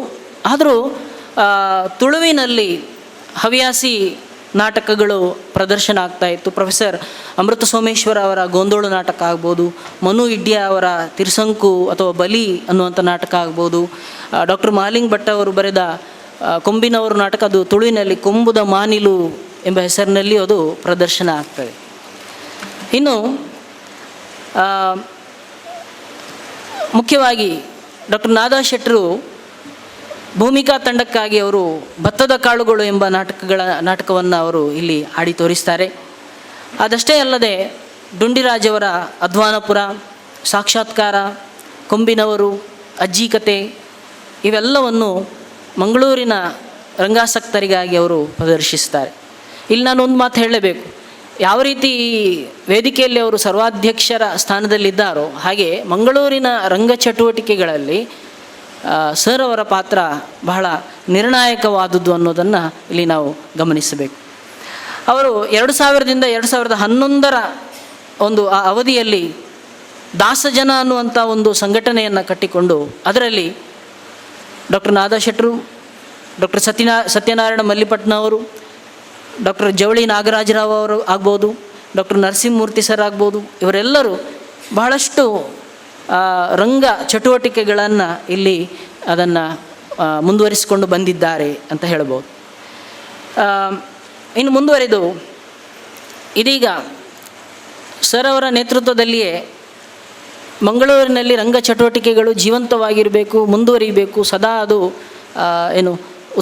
ಕ್ರಿಯಾಶೀಲವಾಗಿರಬೇಕು ಎಂಬುದ ಆಶಯದಲ್ಲಿ ಮಂಗಳೂರಿನಲ್ಲಿ ರಂಗ ಸಂಗಾತಿ ಎಂಬ ಸಂಘಟನೆಯು ಕೂಡ, ಸಾಂಸ್ಕೃತಿಕ ಸಂಘಟನೆಯು ಕೂಡ ಶ್ರೀಯುತ ಶಶಿರಾಜರಾವ್ ಕಾವೂರ್ ಅವರ ನೇತೃತ್ವದಲ್ಲಿ ಅದು ಮುನ್ನಡೆಯುತ್ತಾ ಇದೆ. ಬಹಳ ಸದಭಿರುಚಿಯ ನಾಟಕಗಳನ್ನು ಅವರು ಸಮಾಜಕ್ಕೆ ಕೊಡ್ತಾ ಇದ್ದಾರೆ. ಅಲ್ಲದೆ ಇನ್ನೊಂದು ಮುಖ್ಯ ವಿಷಯ, ಈ ರಂಗಸಂಗಾತಿ ತಂಡದವರು ತಮ್ಮ ಪ್ರದರ್ಶನವಾದಂಥ ಬರ್ಬರಿಕ ಎಂಬ ನಾಟಕವನ್ನು ಮಂಗಳೂರು ಆಕಾಶವಾಣಿಯಲ್ಲಿ ಅದನ್ನು ಈಗ ವಿವಿಧ ಕಂತುಗಳಲ್ಲಿ ಅದನ್ನು ಪ್ರದರ್ಶಿಸುವ ಕೆಲಸವನ್ನು ಮಾಡ್ತಾ ಇದ್ದಾರೆ. ಅದು ಕೂಡ ಮಂಗಳೂರಿನಲ್ಲಿ ನಡೀತಾ ಇರುವಂಥ ರಂಗ ಚಟುವಟಿಕೆಗಳಲ್ಲಿ ಬಹುಮುಖ್ಯ ಕೆಲಸಗಳು ಅಂತ ಹೇಳ್ಬೋದು. ಇನ್ನು ಮಂಗಳೂರಿನಲ್ಲಿ ಸುಮಾರು 2000 ಇಸವಿಯ ನಂತರ ಅಲ್ಲಿ ಸಂಕೇತ ಅನ್ನುವಂಥ ತಂಡ, ಶ್ರೀಯುತ ಜಗನ್ ಪವಾರ್ ಅವರ ನೇತೃತ್ವದಲ್ಲಿಯೂ ಆ ತಂಡ ಬಹಳಷ್ಟು ಕೆಲಸ ಮಾಡ್ತದೆ. ಅದರ ಜೊತೆಗೆ ನಾನು ವಿವರಗಳನ್ನು ಹೆಚ್ಚು ಹೇಳೋದಿಲ್ಲ, ಸಮಯದ ಅಭಾವ ಇರೋದರಿಂದ. ಆಮೇಲೆ ಶ್ರೀಯುತ ಅರೆಹೊಳೆ ಸದಾಶಿವರಾವ್ ಅವರ ಅರೆಹೊಳೆ ಪ್ರತಿಷ್ಠಾನವೂ ಕೂಡ ರಂಗಭೂಮಿಯ ಚಟುವಟಿಕೆಗಳನ್ನು ಬಹಳ ಯಶಸ್ವಿಯಾಗಿ ನಡೆಸ್ತಾ ಇದ್ದಾರೆ. ಅವರ ಗೋಕುಲ ನಿರ್ಗಮನ ನಾಟಕ ಆಗ್ಬೋದು, ಅಥವಾ ಇತ್ತೀಚೆಗೆ ಬಂದ ದ್ವಯ ಅನ್ನುವಂತಹ ನಾಟಕ ಆಗ್ಬೋದು. ಅದೇ ರೀತಿ ಇತ್ತೀಚೆಗೆ ಮಂಗಳೂರಿನಲ್ಲಿ ಹುಟ್ಟಿಕೊಂಡಂಥ ಒಂದು ಸಂಘಟನೆ ಕಲಾಭಿ ರಿಜಿಸ್ಟರ್ ಅನ್ನುವಂತಹ ಸಂಘಟನೆಯು ಕೂಡ ಪ್ರಥಮ ಪ್ರಯತ್ನದಲ್ಲಿಯೇ ಮಮತೆಯ ಸುಳಿ ಎಂಬ ನಾಟಕವನ್ನು ಬಹಳ ಹೆಚ್ಚು ಸಾಹಿತ್ಯಾಸಕ್ತರನ್ನು ಮತ್ತು ರಂಗ ಆಸಕ್ತರನ್ನು ತಲುಪುವ ನೆಲೆಯಲ್ಲಿ ಅದು ಕೂಡ ಯಶಸ್ವಿ ಆಗಿದೆ ಅಂತ ನಾನು ಹೇಳಲಿಕ್ಕೆ ಇಷ್ಟಪಡ್ತೇನೆ. ಇದಲ್ಲದೆ ಈ ರಂಗಭೂಮಿಯ ಈ ಕಾರ್ಯಕ್ಷೇತ್ರದಲ್ಲಿ ಬಹಳಷ್ಟು ರಂಗ ನಿರ್ದೇಶಕರು ಕೆಲಸ ಮಾಡಿದ್ದಾರೆ. ಕಾಲೇಜು ರಂಗಭೂಮಿಯಲ್ಲಿ ನಮ್ಮ ಸಂತ ಅಲೋಷಿಯಸ್ ಆಗ್ಬೋದು, ಅಥವಾ ಪದುವಾ ರಂಗಾಧ್ಯಯನ ಕೇಂದ್ರ ಆಗ್ಬೋದು, ಅಥವಾ ಸ್ಕೂಲ್ ಆಫ್ ಸೋಷಿಯಲ್ ವರ್ಕ್ ರೋಷನಿಲೆ ಆಗ್ಬೋದು, ಈ ಎಲ್ಲ ಕಾಲೇಜುಗಳು ಕೂಡ ರಂಗ ಚಟುವಟಿಕೆಗಳ ವಿಕಾಸಕ್ಕೆ ಅವುಗಳು ತಮ್ಮ ಕೊಡುಗೆಗಳನ್ನು ನೀಡಿವೆ. ಅಲ್ಲದೆ ಸಂತ ಆಗ್ನೆಸ್ ಕಾಲೇಜಿನ ಆಕರಂ ಅನ್ನುವಂಥ ತಂಡ ಕೂಡ ಇಲ್ಲಿ ಬಹಳ ಮುಖ್ಯವಾದ ಕೆಲಸವನ್ನು ಮಾಡ್ತಾ ಇದೆ. ನಿನಗೆ ನೀನೇ ಗೆಳತಿ ಅನ್ನುವ ನಾಟಕವನ್ನು ಬಹಳ ಯಶಸ್ವಿಯಾಗಿ ಪ್ರದರ್ಶಿಸ್ತಾ ಇದ್ದಾರೆ. ಇನ್ನು ಮುಂದುವರಿದು ರಂಗಾಯಣದಲ್ಲಿ ತರಬೇತಿ ಪಡೆದಂತಹ ಶ್ರೀ ವಿದ್ದು ಉಚ್ಚಿಲ ಅವರು ನಮ್ಮೊಂದಿಗಿದ್ದಾರೆ. ಅವರ ಕೆಲವು ನಾಟಕಗಳು, ಪ್ರಯತ್ನಗಳು, ರಂಗಭೂಮಿಗೆ ಸಂಬಂಧಪಟ್ಟ ಹಾಗೆ ಅವರ ಪ್ರಯತ್ನಗಳು ಇಲ್ಲಿ ನಾವು ಗಮನಿಸಬೇಕು. ಯುವ ರಂಗಕರ್ಮಿಗಳನ್ನು, ಯುವಕರನ್ನು ರಂಗಭೂಮಿಯ ಕಡೆಗೆ ಸೆಳೆಯುವ ಅವರ ಪ್ರಯತ್ನ ಮೆಚ್ಚಬೇಕಾದ್ದೆ. ಅದು ಹೆಚ್ಚು ವಿವರಗಳು ನನಗೆ ಕೊಡಲಿಕ್ಕೆ ಆಗ್ತಾ ಇಲ್ಲ. ಅದರ ಬಗ್ಗೆ ಮುಂದೆ ಅವಕಾಶ ಸಿಕ್ಕಿದಲ್ಲಿ ನಾನು ಮಾತಾಡ್ತೇನೆ. ಅಲ್ಲದೆ ಒಂದು ವಿಷಯ ನಾನು ಮರೆತಿದ್ದೇನೆ. ನಮ್ಮ ಮಂಗಳೂರಿನಲ್ಲಿ ಶ್ರೀಯುತ ಸದಾನಂದ ಸುವರ್ಣ ಸಾಂಸ್ಕೃತಿಕ ಪ್ರತಿಷ್ಠಾನ ಏನಿದೆ, ಅವರು ಮಾಡಿದಂತಹ ಸಾಧನೆಗಳು, ರಂಗ ಚಟುವಟಿಕೆಗಳು, ಅದು ಕೂಡ ಈ ಸಂದರ್ಭದಲ್ಲಿ ನಾವು ನೆನಪಿಸ್ಕೊಳ್ಬೇಕಾದ್ದು. ಕೋರ್ಟ್ ಮಾರ್ಷಲ್ ಅನ್ನುವ ನಾಟಕ ಆಗ್ಬೋದು, ಉರುಳು ಅನ್ನುವ ನಾಟಕ ಆಗ್ಬೋದು, ಇದೆಲ್ಲ ಮಂಗಳೂರಿನ ರಂಗಭೂಮಿಗೆ ಕೊಟ್ಟಂತಹ ಬಹುಮುಖ್ಯ ಕೊಡುಗೆಗಳು. ಹೀಗೆ ಇಷ್ಟು ವಿವರಗಳನ್ನು ಕೊಡ್ತಾ ಕೊನೆಯ ಒಂದೆರಡು ಮಾತುಗಳನ್ನು ಹೇಳ್ತೇನೆ. ಮಂಗಳೂರು ಆಕಾಶವಾಣಿಯು ರಂಗಭೂಮಿಗೆ ಬಹಳಷ್ಟು ಮೌಲ್ಯಯುತವಾದ ಬಾನುಲಿ ನಾಟಕಗಳನ್ನು ಅದು ಕೊಡುಗೆಯಾಗಿ ನೀಡಿದೆ. ಈ ಎಲ್ಲ ಅಂಶಗಳನ್ನು ಗಮನಿಸ್ತಾ ಮಂಗಳೂರಿನ ಎಲ್ಲ ಕಾಲೇಜುಗಳಲ್ಲಿಯೂ ಹವ್ಯಾಸಿ ರಂಗ ತಂಡಗಳು ರೂಪುಗೊಳ್ಳಬೇಕು. ನಮ್ಮ ಬೆಸೆಂಟ್ ಮಹಿಳಾ ಕಾಲೇಜಿನಲ್ಲಿ ಡಾಕ್ಟರ್ ಮೀನಾಕ್ಷಿ ಮೇಡಮ್ ಅವರ ನೇತೃತ್ವದಲ್ಲಿ ಬೆನಾಕ ಅನ್ನುವಂಥ ಸಂಘಟನೆ 2015ರಲ್ಲಿ ಆರಂಭಗೊಂಡಿತು. ಇವತ್ತಿಗೂ ಅದು ಮುಂದುವರಿತಾ ಬರ್ತಾ ಇದೆ. ಶ್ರೀಯುತ ವಿದ್ದು ಅವರ ಒಂದು ಪಾತ್ರ ಅದರಲ್ಲಿ ಬಹಳ ಮುಖ್ಯವಾಗಿದೆ. ಹೀಗೆ ಇಂತಹ ರಂಗ ಚಟುವಟಿಕೆಗಳು ಮಂಗಳೂರಿನಲ್ಲಿ ಮತ್ತಷ್ಟು ನಡೀತಾ ಬರಲಿ. ಸಾಹಿತ್ಯದ ಮೌಲಿಕ ಮತ್ತು ಮೌಲ್ಯಯುತವಾದ ಅಂಶಗಳು ರಂಗಭೂಮಿಯ ಮೂಲಕ ಅದು ಸಮಾಜಕ್ಕೆ ತಲುಪಲಿ ಮತ್ತು ನಮ್ಮ ಜಿಲ್ಲೆಗೆ ಒಂದು ರಂಗಭೂಮಿ ಬೇಕು ಎಂಬ ಆ ಆಶೆ ಏನಿದೆ, ಆ ಮಹದಾಸೆ ಏನಿದೆ, ಅದು ಆದಷ್ಟು ಬೇಗ ಸಾಕಾರಗೊಳ್ಳಲಿ ಎಂದು ಹಾರೈಸುತ್ತಾ ನನ್ನ ಮಾತುಗಳಿಗೆ ಕೊನೆಯ ವಿರಾಮವನ್ನು ನೀಡ್ತಾ ಇದ್ದೇನೆ. ವಂದನೆಗಳು. ಧನ್ಯವಾದಗಳು ರವಿರಾಜ್ ಅವರಿಗೆ. ಅತ್ಯುತ್ತಮವಾದಂಥ ಅಧ್ಯಯನ ಕೈಪಿಡಿಯನ್ನು ಕೊಟ್ಟಿದ್ದಾರೆ ನಮಗೆ. ಹಾಗೆ ಇವತ್ತು ಸಾಹಿತ್ಯ ಮತ್ತು ರಂಗಭೂಮಿ ಅನ್ನೋ ಈ ಒಂದು ಚರ್ಚೆಯಲ್ಲಿ ತುಳು ರಂಗಭೂಮಿಯ ಬಗ್ಗೆ ನಮ್ಮ ಜೊತೆ ಮಾತಾಡಲಿಕ್ಕಿದ್ದಾರೆ ಶ್ರೀಮತಿ ಅಕ್ಷಯ ಆರ್ ಶೆಟ್ಟಿ ಅವರು ಕೂಡ ಅತ್ಯುತ್ತಮವಾದಂಥ ಒಂದು ಮಂಡನೆಯನ್ನು ಮಾಡುವಂಥ ಶಕ್ತಿ ಇರುವಂಥವ್ರು. ದಯಮಾಡಿ ವೇದಿಕೆಯನ್ನು ಬಿಟ್ಕೊಡ್ತಾರೆ. ಎಲ್ರಿಗೂ ನಮಸ್ಕಾರ.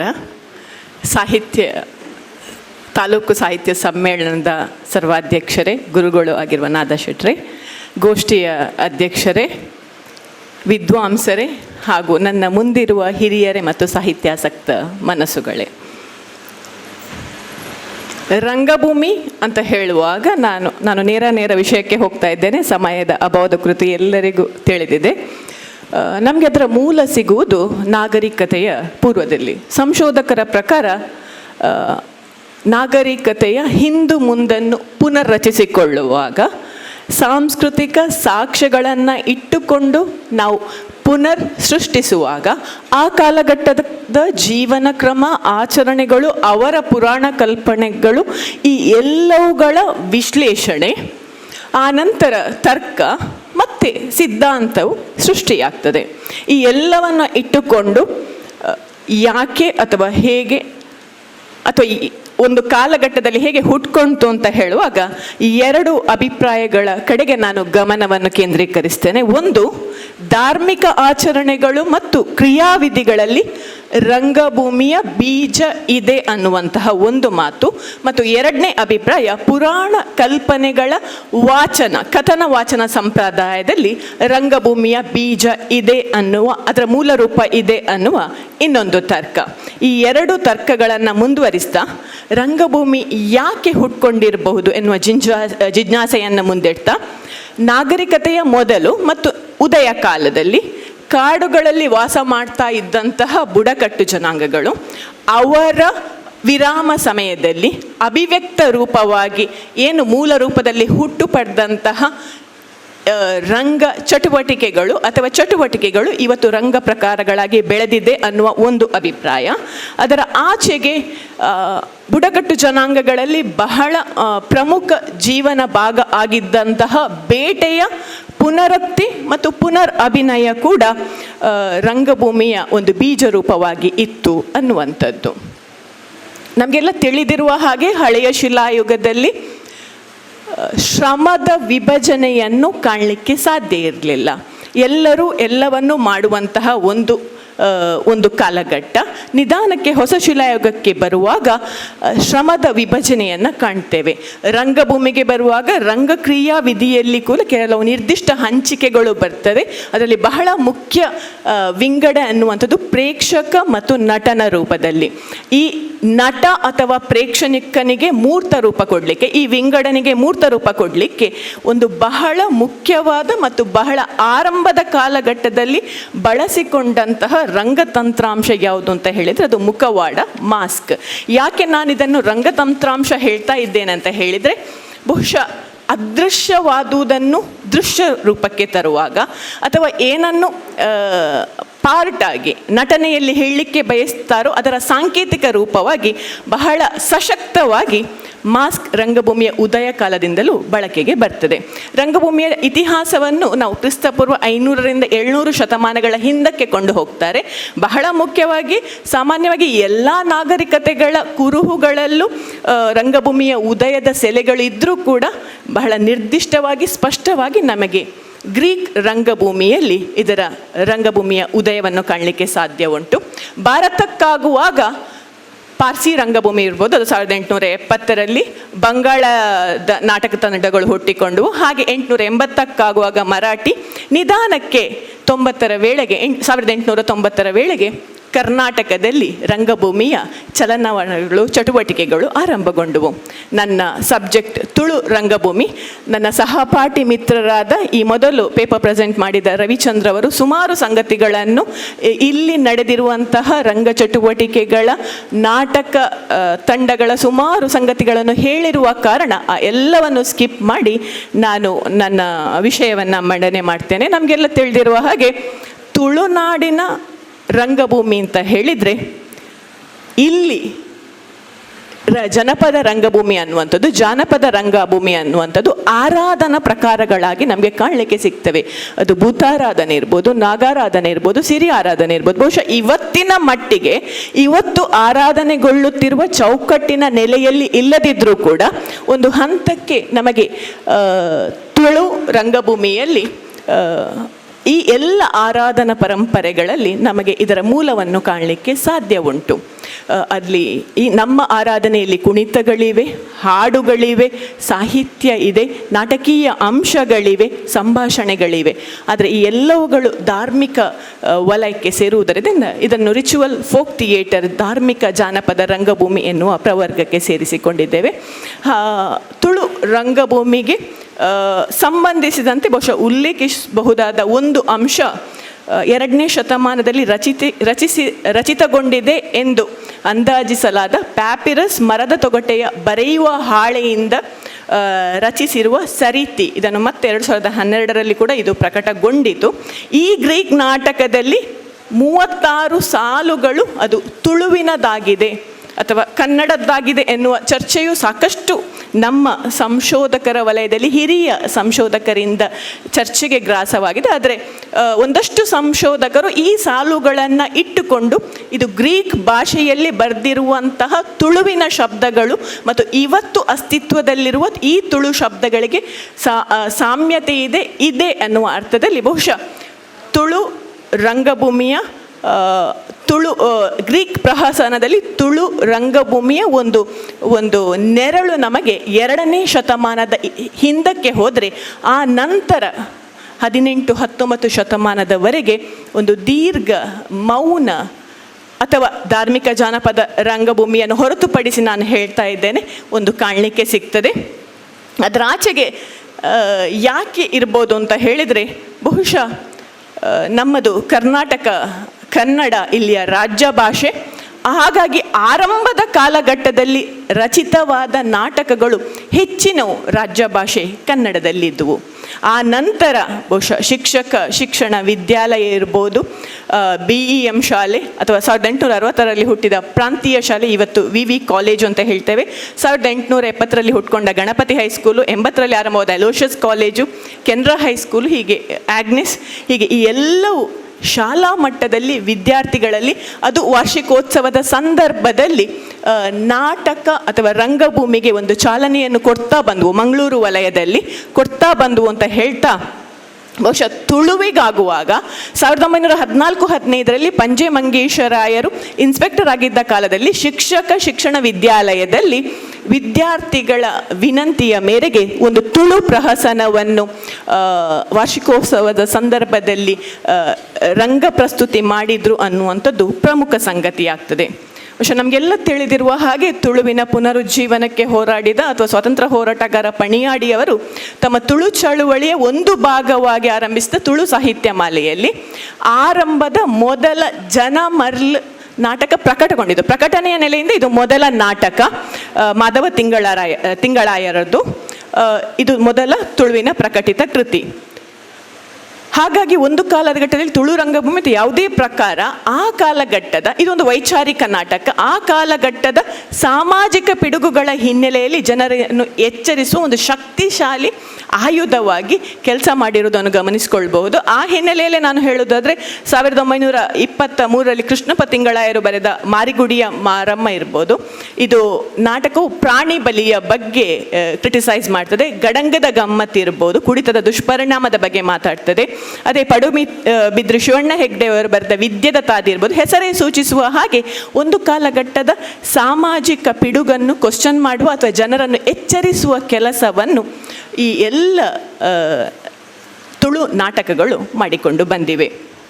ಬಹುಶಃ ತುಳು ರಂಗಭೂಮಿ 1930ರ ಹೊತ್ತಿಗೆ ಶೈಶವದ ಸ್ಥಿತಿಯಲ್ಲಿತ್ತು. ಬಹುಶಃ ಸುಮಾರು ಹಿರಿಯರು ಅಲ್ಲಲ್ಲಿ ಹಳ್ಳಿಗಳಿಗೆ ಹೋಗಿ ತುಳು ನಾಟಕಗಳನ್ನು ಅಲ್ಲಿ ಪ್ರದರ್ಶಿಸಿ ಬಹುಶಃ ಆವರೆಗೆ ಇದ್ದ ಕನ್ನಡ ನಾಟಕಗಳ ಹಂತದಲ್ಲಿದ್ದ ವಾತಾವರಣದಲ್ಲಿ ಓಕೆ ನಮ್ಮ ಮಾತೃಭಾಷೆ ಅಥವಾ ತುಳುವಿನಲ್ಲಿ ಬರ್ತಾ ಇದೆ ಅಂತ ಆಗುವಾಗ ನಿಧಾನಕ್ಕೆ ಜನರು ಈ ಕಡೆಗೆ ಹೆಚ್ಚು ಆಕರ್ಷಿತರಾದರು. 1930ರವರೆಗೆ ಇದ್ದ ಒಂದು ಶೈಶವ ವ್ಯವಸ್ಥೆ ಹೋಗಿ 1945ಕ್ಕಾಗುವಾಗ ತುಳು ರಂಗಭೂಮಿಯ ಎರಡನೇ ಹಂತ ಅಂತ ಅಂದ್ಕೊಳ್ಬೋದು. ಕೆಂಪೂರು ದೊಡ್ಡಣ್ಣ ಶೆಟ್ರು ಈ ನೆಲೆಯಲ್ಲಿ ಬಹಳ ಮುಖ್ಯರಾಗ್ತಾರೆ. ಅವರ ನಾಟಕಗಳಲ್ಲಿ ಅದು ಭಾಷೆಯಿಂದ ಹಿಡಿದು ಜನಜಾಗೃತಿಯ ಸಬ್ಜೆಕ್ಟ್ನಿಂದ ಹಿಡಿದು ಅಥವಾ ಸುಂದರವಾದ ಹಾಡುಗಳನ್ನು ಅದಕ್ಕೆ ಸೇರಿಸಿಕೊಳ್ಳುವುದರಿಂದ ಹಿಡಿದು ಬಹಳ ರೀತಿಯ ಪ್ರಯೋಗಶೀಲತೆಯನ್ನು ಅವರು ಮಾಡಿದ್ದಾರೆ. ಎಲ್ಲಿಯವರೆಗೆ ಅವರ ಪ್ರಯೋಗಶೀಲತೆ ಇತ್ತು ಅಂತ ಹೇಳಿದ್ರೆ, ಗ್ಯಾಸ್ ಲೈಟಿಗೆ ತಗಡನ್ನು ಇಟ್ಟು ಅದನ್ನು ಸ್ಪಾಟ್ ಲೈಟ್ ಆಗಿ ಕನ್ವರ್ಟ್ ಮಾಡ್ತಾ ಒಂದು ಹೊಸತನವನ್ನು ಅವರು ನಾಟಕ ರಂಗದಲ್ಲಿ, ತುಳು ನಾಟಕ ರಂಗದಲ್ಲಿ ತಂದರು. ಹೀಗೆ ನಾವು ತುಳು ರಂಗಭೂಮಿ ಅಂತ ಹೇಳುವಾಗ ಇದಕ್ಕೆ ತಮ್ಮ ಕಾಣಿಕೆಯನ್ನು ಕೊಟ್ಟವರು, ಕನಸುಗಳನ್ನು ಇಟ್ಟವರು ಸುಮಾರು ಜನ ಇದ್ದಾರೆ. ನಾನು ಹೆಸರು ಹೇಳ್ತಾ ಹೋದರೆ ಬಹಳ ದೀರ್ಘ ಆಗ್ತದೆ. ಆದರೆ ಬಿ ರಾಮ ಕೆರೌಡಿಯನ್ ಮತ್ತು ನಮ್ಮ ನಾರಾಯಣ ಶೆಟ್ರು ಸೇರಿ ಆರಂಭಿಸಿದ ಆರಂಭದ RN ಮಿತ್ರ ಮಂಡಳಿ ಇರ್ಬೋದು, DK ನಾರಾಯಣ್ ಶೆಟ್ರು, KB ಭಂಡಾರಿ, PS ರಾವ್, ಮಚೇಂದ್ರನಾಥ್ ಅಥವಾ ನಮ್ಮ ಮಚೇಂದ್ರನಾಥ ಪಾಂಡೇಶ್ವರ್, ಇವರು 63ಕ್ಕೂ ಹೆಚ್ಚು ನಾಟಕಗಳನ್ನು ಬರೆದಿದ್ದಾರೆ. ಇವರ ಕೌನ್ಸಿಲರ್ ಕೊಗ್ಗಣ್ಣೆ ಅನ್ನುವಂಥದ್ದು 10,000ಕ್ಕೂ ಹೆಚ್ಚು ಪ್ರದರ್ಶನಗಳನ್ನು ಕಂಡಿರುವಂಥದ್ದು. KN ಟೇಲರ್ ಬಹುಶಃ ರಂಗಭೂಮಿಯಲ್ಲಿ ನಾವೆಲ್ಲ ತಲೆ ಎತ್ತಿ ನೋಡ್ಬೋದಾದಂತಹ ಹೆಸರು.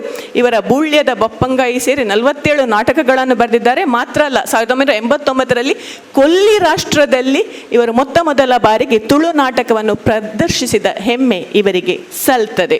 ಹೀಗೆ ನಾನು ಹೆಸರು ಹೇಳಲು ಹೋಗುವುದಿಲ್ಲ, ಆದರೆ ಆ ಎಲ್ಲರೂ ಪ್ರಾತಸ್ಮರಣೀಯರು ಅಂತ ಹೇಳ್ತಾ ಅದರ ಆಚೆಗೆ ಸುಮಾರು ಮಹಿಳಾ ನಾಟಕಕಾರರಿದ್ದಾರೆ.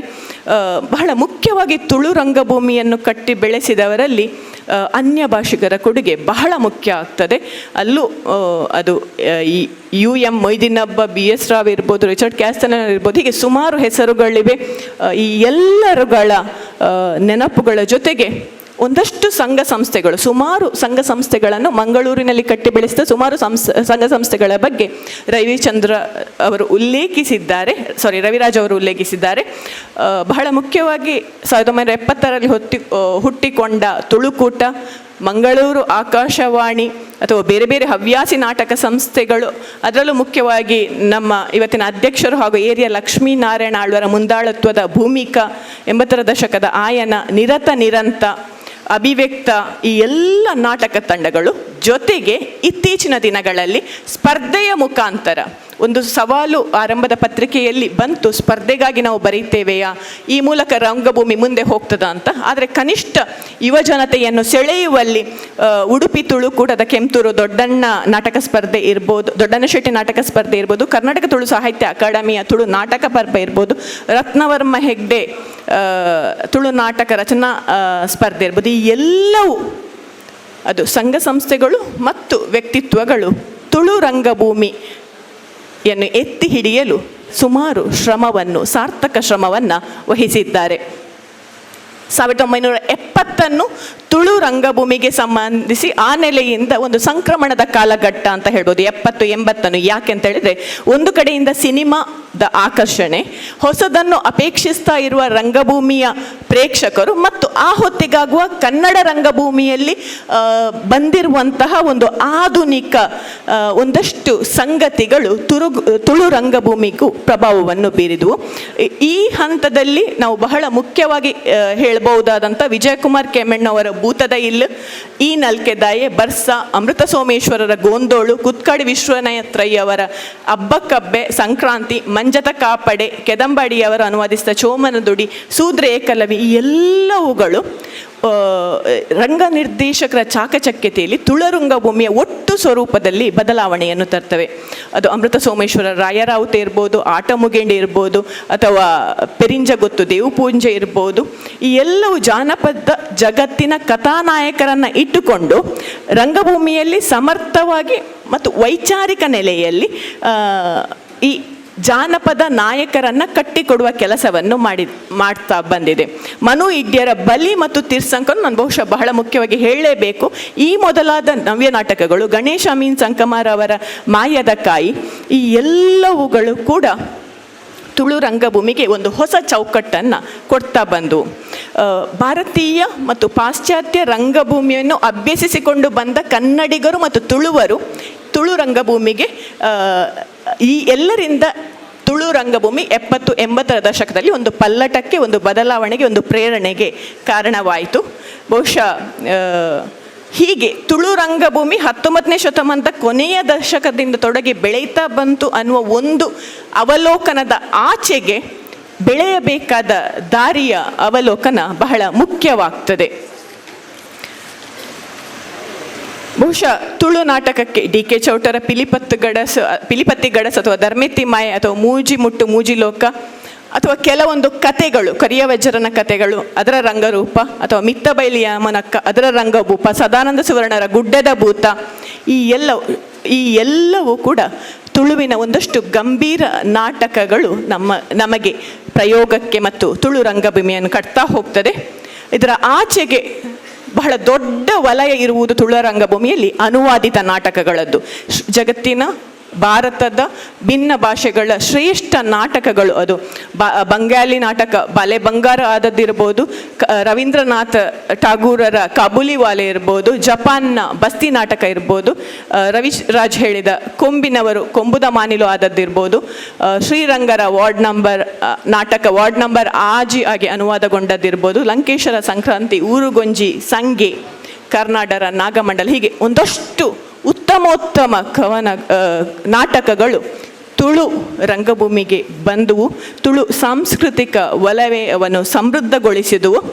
ಆದರೆ ಈ ದಿನಗಳಲ್ಲಿ ಬಹಳ ಮುಖ್ಯವಾಗಿ ನಾವು ಕಾಣಿಸ್ತಾ ಇರುವಂಥದ್ದು ಒಂದಷ್ಟು ಪೌರಾಣಿಕ ನಾಟಕಗಳ ಸಡಗರ, ಪೌರಾಣಿಕ ನಾಯಕರುಗಳನ್ನು ಇಟ್ಟುಕೊಂಡಂಥ ಅಥವಾ ಚರಿತ್ರೆಯ ನಾಯಕರನ್ನು ಇಟ್ಟುಕೊಂಡಂತಹ ನಾಟಕಗಳು ವಿಜೃಂಭಿಸ್ತಾ ಇವೆ.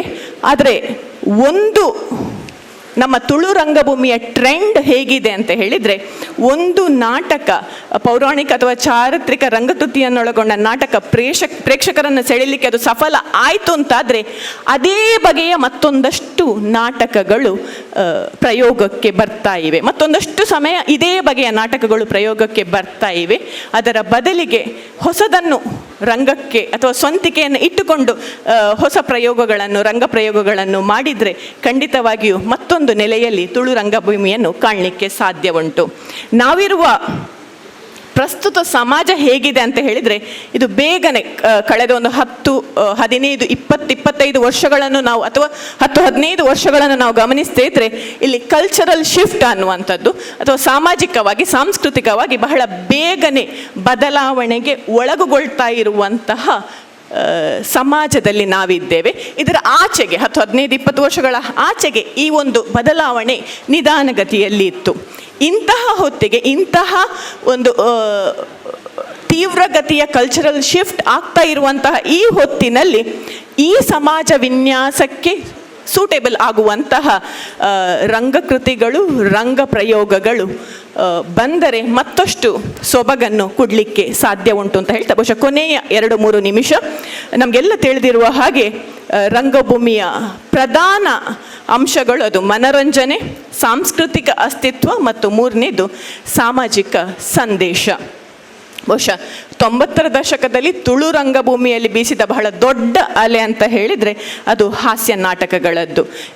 ಬಹುಶಃ ಹೇಳಬಹುದಾದ ವಿಜಯ್ ಕುಮಾರ್ ಕೊಡಿಯಲ್ ಬೈಲ್, ದೇವದಾಸ್ ಕಾಪಿಗಡ್, ಕಿಶೋರ್ ಡಿ ಶೆಟ್ಟಿ, ಈಗ ಒಂದಷ್ಟು ಜನ ಹಾಸ್ಯ ನಾಟಕಗಳ ಮೂಲಕ ಪ್ರೇಕ್ಷಕ ವರ್ಗವನ್ನು ಸಮರ್ಥವಾಗಿ ಹಿಡಿದಿಡುವುದರ ಜೊತೆಗೆ ಒಂದಷ್ಟು ಕಲಾವಿದರನ್ನು ಜಗತ್ತಿಗೆ ಪರಿಚಯಿಸಿದ ಸಂಗತಿಯನ್ನು ನಾವು ಅಲ್ಲಗಳೆಯುವ ಹಾಗಿಲ್ಲ.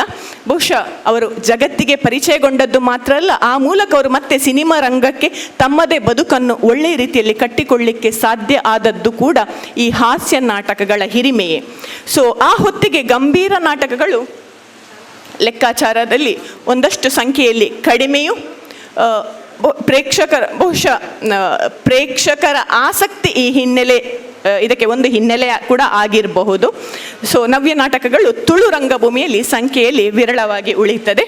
ಇಷ್ಟು ಈ ಎಲ್ಲ ಹಿನ್ನೆಲೆಯಲ್ಲಿ ಆಲೋಚಿಸಬಹುದಾದ ಬಹಳ ಮುಖ್ಯ ಸಂಗತಿ ಆರಂಭದಲ್ಲಿ ಸರ್ ಹೇಳಿದ ಹಾಗೆ, ಬಹುಶಃ ರಂಗಾಯಣದಂತಹ ಅಥವಾ ನೀನಾಸಂನಂತಹ ತರಬೇತಿ ಶಿಬಿರಗಳು ತುಳು ರಂಗಭೂಮಿಗೆ ಬರುವಂತಾದರೆ, ಸರಕಾರದ ಒಂದು ಸಂಪೂರ್ಣ ಬೆಂಬಲ ತುಳು ರಂಗಭೂಮಿಗೆ ಸಿಕ್ಕಿದರೆ ಒಂದು ದೊಡ್ಡ ಬದಲಾವಣೆಯನ್ನು ನಾವು ಬಯಸಬಹುದೇನೋ, ಅಪೇಕ್ಷಿಸಬಹುದೇನೋ. ಬಹುಶಃ ಒಳ್ಳೆಯ ರಂಗಕೃತಿ, ಪ್ರಬುದ್ಧ ನಿರ್ದೇಶನ, ಉತ್ತಮ ತಂಡ, ರಂಗಸಜ್ಜಿಕೆ ಮತ್ತು ಉತ್ತಮ ಪ್ರಯೋಗಗಳ ಜೊತೆ ಸಹೃದಯಿ ರಂಗ ಪ್ರೇಕ್ಷಕ ಮತ್ತು ಈ ಎಲ್ಲವುಗಳ ಆಚೆ ಹೊಸ ಹೊಸ ಪ್ರಯೋಗಗಳನ್ನು ನೋಡುವಂತಹ ಪ್ರೇಕ್ಷಕರು ಮತ್ತು ಅವರ ಅಭಿಪ್ರಾಯ ಮತ್ತು ವಿಮರ್ಶೆ, ಈ ಎಲ್ಲವೂ ತುಳು ರಂಗಭೂಮಿಯನ್ನು ಮತ್ತೊಂದು ಎತ್ತರಕ್ಕೆ ಕೊಂಡು ಹೋಗಲು ಸಶಕ್ತವಾಗಿದೆ ಅಂತ ಹೇಳ್ತಾ, ಬಹುಶಃ ಪಾಸಿಟಿವ್ ಆಗಿ ನೋಡುವುದಾದರೆ ಎಲ್ಲವೂ ಬದಲಾಗ್ತಾ ಇದೆ, ನಾವು ತಾಂತ್ರಿಕ ಯುಗದಲ್ಲಿದ್ದೇವೆ ಅಂತ ಹೇಳ್ತಾ ಇದ್ರು, ಸಾಂಸ್ಕೃತಿಕ ಕೋಶಗಳನ್ನು ಕಳಚಿಕೊಂಡು ಒಂದು ಹೊಸ ಜನಾಂಗ ಹುಟ್ಟುತ್ತಾ ಇದೆ, ಹೊಸ ತಲೆಮಾರು ಹುಟ್ಟುತ್ತಾ ಇದೆ ಅಂತ ಹೇಳುವಾಗಲೂ ತುಳು ರಂಗಭೂಮಿಯನ್ನು ಗಮನಿಸುವಾಗ ಹೊಸ ಹೊಸ ಯುವ ಸಮುದಾಯ ತುಳು ರಂಗಭೂಮಿಯತ್ತ ಬರ್ತಾ ಇರುವಂಥದ್ದು, ಸಂಖ್ಯೆಯಲ್ಲಿ ಕಡಿಮೆ ಇದ್ದರೂ ಕೂಡ ಬರ್ತಾ ಇರುವಂಥದ್ದು ಒಂದು ಹೊಸ ಕನಸನ್ನು ನಮ್ಮ ನಡುವೆ ಬಿತ್ತಿದೆ ಅಂತ ಹೇಳ್ತಾ, ಅವಕಾಶಕ್ಕಾಗಿ ಗುರುಗಳಿಗೆ ಮತ್ತು ಸಮ್ಮೇಳನ ಸಮಿತಿಗೆ ಎಲ್ಲರಿಗೂ ವಂದಿಸ್ತೇನೆ. ನಮಸ್ಕಾರ. ಸಭೆಯ ಎಲ್ಲರನ್ನು ಮತ್ತೊಮ್ಮೆ ಗೌರವದಿಂದ ಪ್ರೀತಿಯಿಂದ ಕೇಳ್ಕೊಳ್ತಾ, ಸಾಹಿತ್ಯಗೋಷ್ಠಿಯಲ್ಲಿ ಸಾಹಿತ್ಯ ಮತ್ತು ರಂಗಭೂಮಿ, ಬಹುಶಃ ಶ್ರೀಮತಿ ಅಕ್ಷಯ್ ಆರ್ ಶೆಟ್ಟಿ ಅವರ ತಮ್ಮ ಕಡೆಯ 2 ನಿಮಿಷದಲ್ಲಿ ನಾನು ಮುಂದೆ ಏನು ಹೇಳಬೇಕು ಅಂದ್ಕೊಳ್ತಿದ್ನೋ ಅದನ್ನು ತಂದರು. ಅಂದರೆ ತುಳು ರಂಗಭೂಮಿ ಹಾಸ್ಯದಿಂದ ಅತ್ಯಂತ ಜನಪ್ರಿಯವಾಗ್ತಾ ಬಂತು, ಅದು ನಿಜ ಕೂಡ. ಹಾಗೆ ರಂಗಭೂಮಿಯಲ್ಲಿ ಹಾಸ್ಯ ಅನ್ನೋದ್ರ ಬಗ್ಗೆ ಒಂದು ವಿಶೇಷವಾದಂಥ ಒಂದು ಉಪನ್ಯಾಸವನ್ನು ಕೊಡಲಿಕ್ಕೆ ನಮ್ಮ ಜೊತೆ ಬಹಳ ದೂರದಿಂದ ಬೆಂಗಳೂರಿನಿಂದ ಇಲ್ಲಿಗೆ ಆಗಮಿಸಿರ್ತಕ್ಕಂಥ ಶ್ರೀಮಾನ್ ರಾಮನಾಥ್ ಅವರನ್ನು ನಾನು ವೇದಿಕೆ ಮೇಲೆ ಬರಮಾಡಿಕೊಳ್ತಾ ಇದ್ದೇನೆ. ದಯಮಾಡಿ ವೇದಿಕೆ ಮೇಲೆ ಬರಬೇಕು. ಜೋರಾದ ಒಂದು ಕರತಾರಣದ ವಿಶೇಷ ಗೌರವ ಅವ್ರಿಗೆ ಸಿಗಲಿ.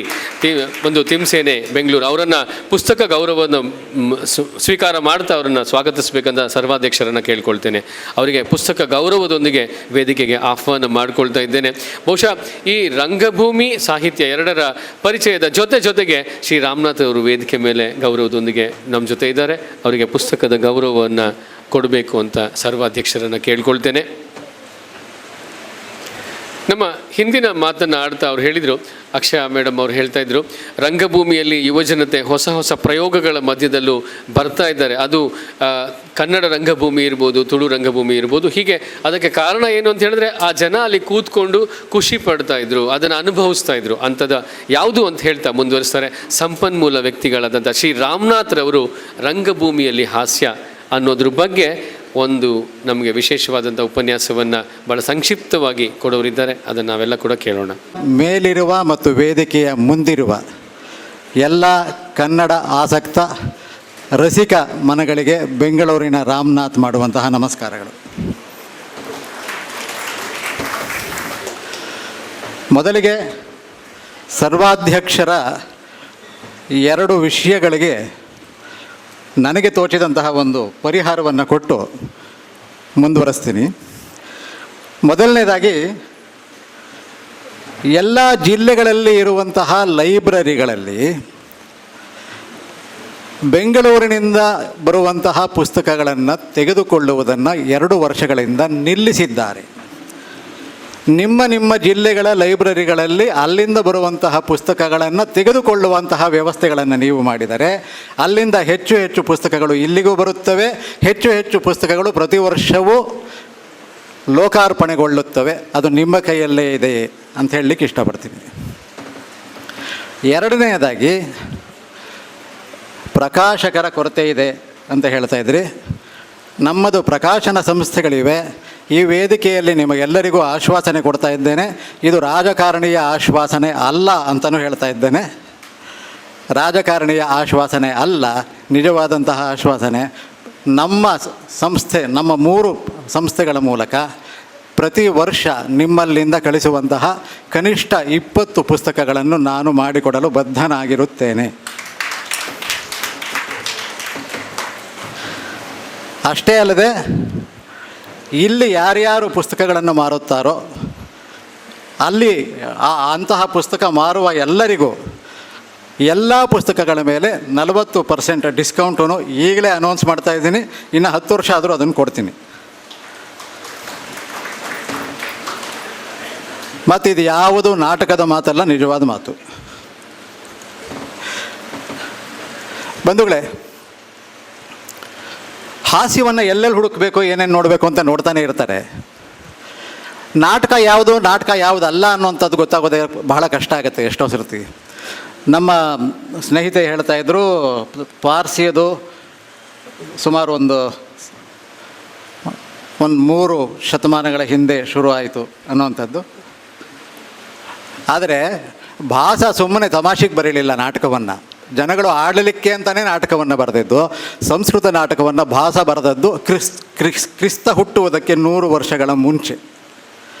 ಆಗಿನಿಂದ ನಮ್ಮಲ್ಲಿ ನಾಟಕದ ಪರಂಪರೆ ಇದ್ದೇ ಇದೆ. ಶಕಾರನ ಪಾತ್ರದಿಂದ ನಮ್ಮಲ್ಲಿ ಹಾಸ್ಯ ಅಂದಿನಿಂದಲೇ ಶುರುವಾಗಿದೆ. ಇಂದಿಗೂ ಅನೂಚಾನವಾಗಿ ನಡೆದುಕೊಂಡು ಬರ್ತಾ ಇರುವಂತಹದ್ದು. ಮತ್ತು ನನಗೆ ಎಲ್ಲಕ್ಕಿಂತ ಸಂತೋಷ ಕೊಡುವಂತಹ ಇಲ್ಲಿನ ವ್ಯವಸ್ಥೆಯ ಸಂಗತಿ ಅಂತಂದರೆ, ನಿಮ್ಮ ಯಕ್ಷಗಾನದಲ್ಲಿ ಅಡಗಿರುವಂತಹ ಹಾಸ್ಯದ ಪರಂಪರೆ. ಮತ್ತು ಆ ಒಂದು ಪದವನ್ನು ಹಿಡಿದು ವರಿಸಿದನು ಅಂದಾಗ, ನಾನು ಇಲ್ಲಿ ಯಾವುದೋ ಒಂದು ಲಾಸ್ಟ್ ಟೈಮ್ ಬಂದಿದ್ದಾಗ ಕೇಳಿಸ್ಕೊತಾ ಇದ್ದೆ. ವರಿಸಿದನು ಅಂತ ಶುರು ಮಾಡ್ತಾರೆ. ಆಮೇಲೆ ಆವರಿಸಿದನು, ನೇವರಿಸಿದನು, ಸಾವರಿಸಿದನು, ಈ ರೀತಿಯಾಗಿ ನಡೆಸ್ಕೊಂಡು ಹೋಗೋದಿದೆಯಲ್ಲ, ಅದು ಯಕ್ಷಗಾನ ಕಲೆಯಲ್ಲಿ ವಿಶಿಷ್ಟವಾದಂತಹದ್ದು ಒಂದಲ್ಲದೆ, ಯಕ್ಷನಾಟಕಗಳಲ್ಲಿ ನಾನು ಕಂಡಿರುವಂತಹ ಇನ್ನೊಂದು ಅಂಶ, ಯಾವ್ಯಾವ ವಿಷಯಗಳನ್ನ ಎತ್ಕೊಂಡ್ಬರ್ತಾರೆ ಮತ್ತು ಅಲ್ಲಲ್ಲೇ ಅದಕ್ಕೆಲ್ಲನೂ ಪರಿಹಾರಗಳನ್ನು ವಿಶಿಷ್ಟವಾದಂತಹ ವಿಚಿತ್ರವಾದಂತಹ 2 ರೀತಿಯಲ್ಲಿ ಕೊಟ್ಕೊಂಡು ಬರ್ತಾ ಇರ್ತಾರಲ್ಲ, ಅದು ನನಗೆ ಬಹಳ ಇಷ್ಟ ಆಗಿದ್ದು.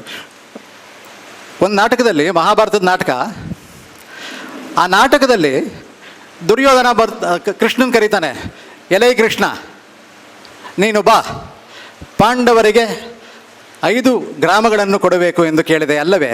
ಕೊಡುತ್ತೇನೆ, ನೀನು ಪಾಂಡವರನ್ನು ಕರೆದುಕೊಂಡು ಬಾ. ಎಲ್ಲಿದೆ, ಯಾವುದರಲ್ಲಿದೆ ಈ ತರಹ? ಯಾವ ಮಹಾಭಾರತದಲ್ಲಿದೆ? ಇವನು ಹೇಳ್ದ, ಇದೇನಿದು ದುರ್ಯೋಧನ, ನಿನ್ನ ಮಾತಿಗೆ ನಿನ್ನ ಬುದ್ಧಿಗೆ ಪೂರ್ತಿ ವ್ಯತಿರಿಕ್ತವಾಗಿ ನಡೆದುಕೊಳ್ಳುತ್ತಿದ್ದೀಯಲ್ಲ ನೀನು, ಏನು ಸಮಾಚಾರ ಅಂತ ಕೃಷ್ಣ ಕೇಳ್ದ. ಪಾಂಡವರನ್ನು ಕರೆದುಕೊಂಡು ಬಾ. ಪಾಂಡವರು ಎಂದರೆ ಪಾಂಡುವಿನ ಮಕ್ಕಳು ಎಲ್ಲಿ ಇದ್ದಾರೆ?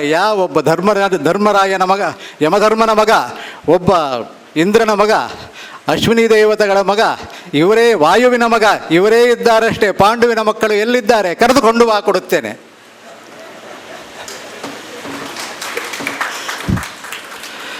ಅದಕ್ಕೆ ವಿದೂಷಕ ಕೊಟ್ಟಿದ್ದ ಅರ್ಥ ನೋಡಬೇಕಾಗಿತ್ತು ನೀವು. ಎಲ್ಲವೋ ದುರ್ಯೋಧನ, ನೀನೇನು ಅಂದಿಕೊಂಡಿದ್ದೀಯೆ? ಈ ಕಾಲದಲ್ಲಿ ಏನೇನು ಪ್ರಸ್ತುತ ಏನೇನು ಅಪ್ರಸ್ತುತ ಎಂದೇ ನಿನಗೆ ತಿಳಿದಿಲ್ಲವೇ? ಈ ಕಾಲದ ಧರ್ಮದಲ್ಲಿ ನಿಯೋಗ ಉಂಟು. ನಿಯೋಗಕ್ಕೆ ಪತಿಯು ಒಪ್ಪಿದ್ದರೆ ಆ ನಿಯೋಗದ ಮೂಲಕ ಆದಂತಹ ಎಲ್ಲ ಮಕ್ಕಳು ಆ ಪತಿಯ ಮಕ್ಕಳದೇ ಎಂದು ಸಮ್ಮತವಾಗಿರುವಂತಹದ್ದು ನಿನಗೆ ತಿಳಿಯದೆ ಕರೆದುಕೊಂಡು ಬರಲೇನೋ, ಕೊಡುವೆ ಏನೋ? ಆವಾಗ ದುರ್ಯೋಧನ ಹಿಂದೆ ಹೋಗ್ತಾನೆ, ಇಲ್ಲ ಇಲ್ಲ ಕೊಡಲಾರೆ. ಇದು ನಮ್ಮ ನಾಟಕ, ನಿಮ್ಮ ನಾಟಕದಲ್ಲಿ, ನಿಮ್ಮ ಯಕ್ಷ ನಾಟಕಗಳಲ್ಲಿ ಇರುವಂತಹ ಶಕ್ತಿ ಅದು. ಅದು ಎಲ್ಲ ಕಡೆಯೂ ಇರುವಂಥದ್ದಿರುತ್ತೆ. ಗಂಗಾಧರ ರಾಯರು ಅಂತ ನಿಮಗೆಲ್ಲ ಗೊತ್ತಿರುವಂತಹದ್ದೇ. ನಟಭಯಂಕರ ಗಂಗಾಧರ ರಾಯರು ಅಂತಿದ್ರು. ಅವರು ಸುಮಾರು ಒಂದು 6 ಅಡಿ ಎತ್ತರ. ಮುಂದೆ ಇರುವಂತಹ ವ್ಯಕ್ತಿಯನ್ನು, ಪ್ರಹ್ಲಾದನನ್ನು, ಹಿರಣ್ಯಕಶಿಪು ನಾಟಕದಲ್ಲಿ ಆ ಪ್ರಹ್ಲಾದನು ಸುಮಾರು ಒಂದು 10-12 ವರ್ಷದ ಹುಡುಗ ಇರೋನು. ಆ ಪ್ರಹ್ಲಾದನನ್ನು ಒಂದು ಕೈಯಲ್ಲಿ ಹೀಗೆ ಎತ್ಕೊಳ್ಳೋರು, ಎತ್ಕೊಂಡು ಹೀಗೆ ಮೇಲ್ಗಡೆ ಎತ್ಕೊಂಬರೋರು. ಅವರ ಕಣ್ಣಿನ ಮಟ್ಟಕ್ಕೆ ಹೀಗೆ ನಿಲ್ಲಿಸ್ಕೊಂಡು, ಒಂದು ಕೈಯಲ್ಲಿ ಹೀಗೆ ನಿಲ್ಲಿಸ್ಕೊಂಡು, ಎಲ್ಲವೋ ಪ್ರಹ್ಲಾದ, ಏನೆನ್ನುವೆ ನೀನು, ಹರಿ ಇರುವನೇ? ಈ ಲೆವೆಲ್ನಲ್ಲಿ ಯಾವ ಗಟ್ಟಿತನ, ಯಾವ ಸ್ಟ್ರೆಂತ್, ಎಂಥ ಸಾಮರ್ಥ್ಯ ಇರಬೇಕು ಒಬ್ಬ ವ್ಯಕ್ತಿಯನ್ನು ಹೀಗೆ ಎತ್ತಿ ಹಿಡಿಬೇಕಾದ್ರೆ. ಅಂತಹ ಗಂಗಾಧರ ರಾಯರು ವೇದಿಕೆ ಮೇಲಿದ್ದಾರೆ. ಅವತ್ತಿನ ನಾಟಕಕ್ಕೆ ಆ ಕಂಪನಿಯಲ್ಲಿ ಬರಬೇಕಾದಂತಹ ಒಬ್ಬ ವ್ಯಕ್ತಿ ಅವತ್ತು ಬಂದಿರಲಿಲ್ಲ. ಆ ಬರಬೇಕಾಗಿದ್ದಂತಹ ಪಾತ್ರಧಾರಿ ಅದು ಭಾಳ ದೊಡ್ಡದೇನು ಕೆಲಸನೂ ಇರಲಿಲ್ಲ ಅವನಿಗೆ. ಬರಬೇಕಾಗಿತ್ತು.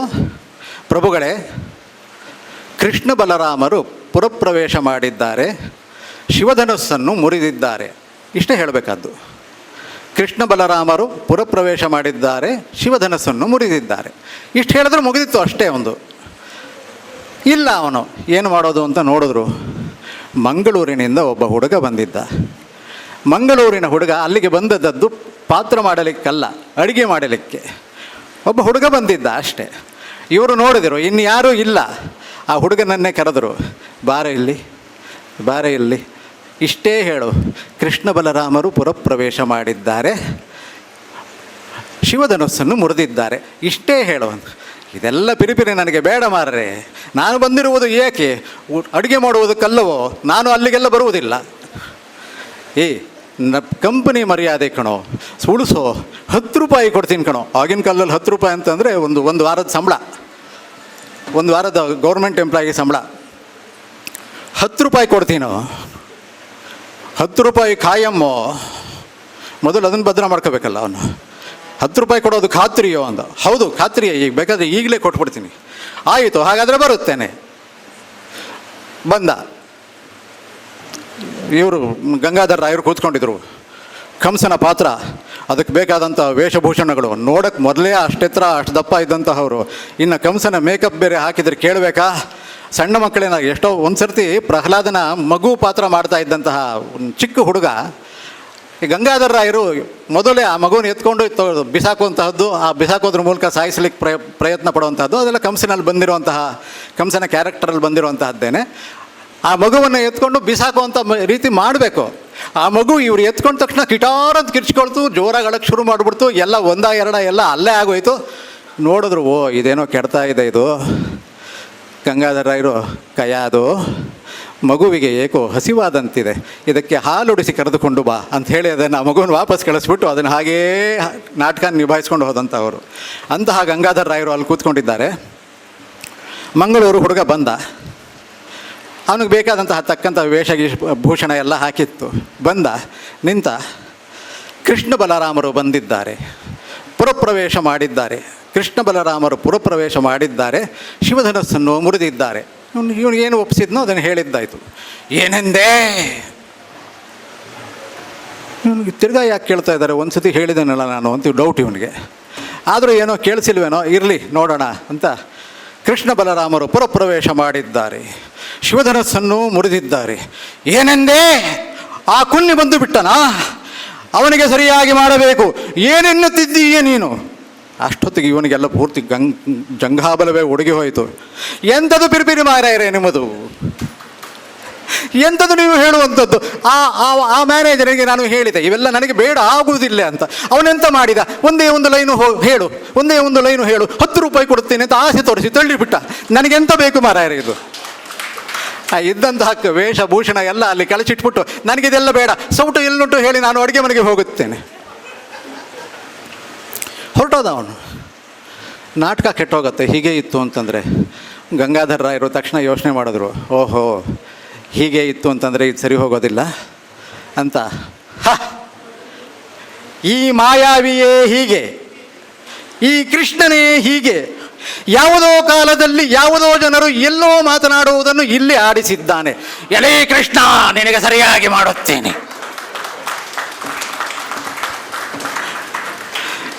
ಪೌರಾಣಿಕ ನಾಟಕಗಳು ಒಂದೊಂದು ರೀತಿಯಲ್ಲಾಗಿದ್ದಂಥದ್ದು.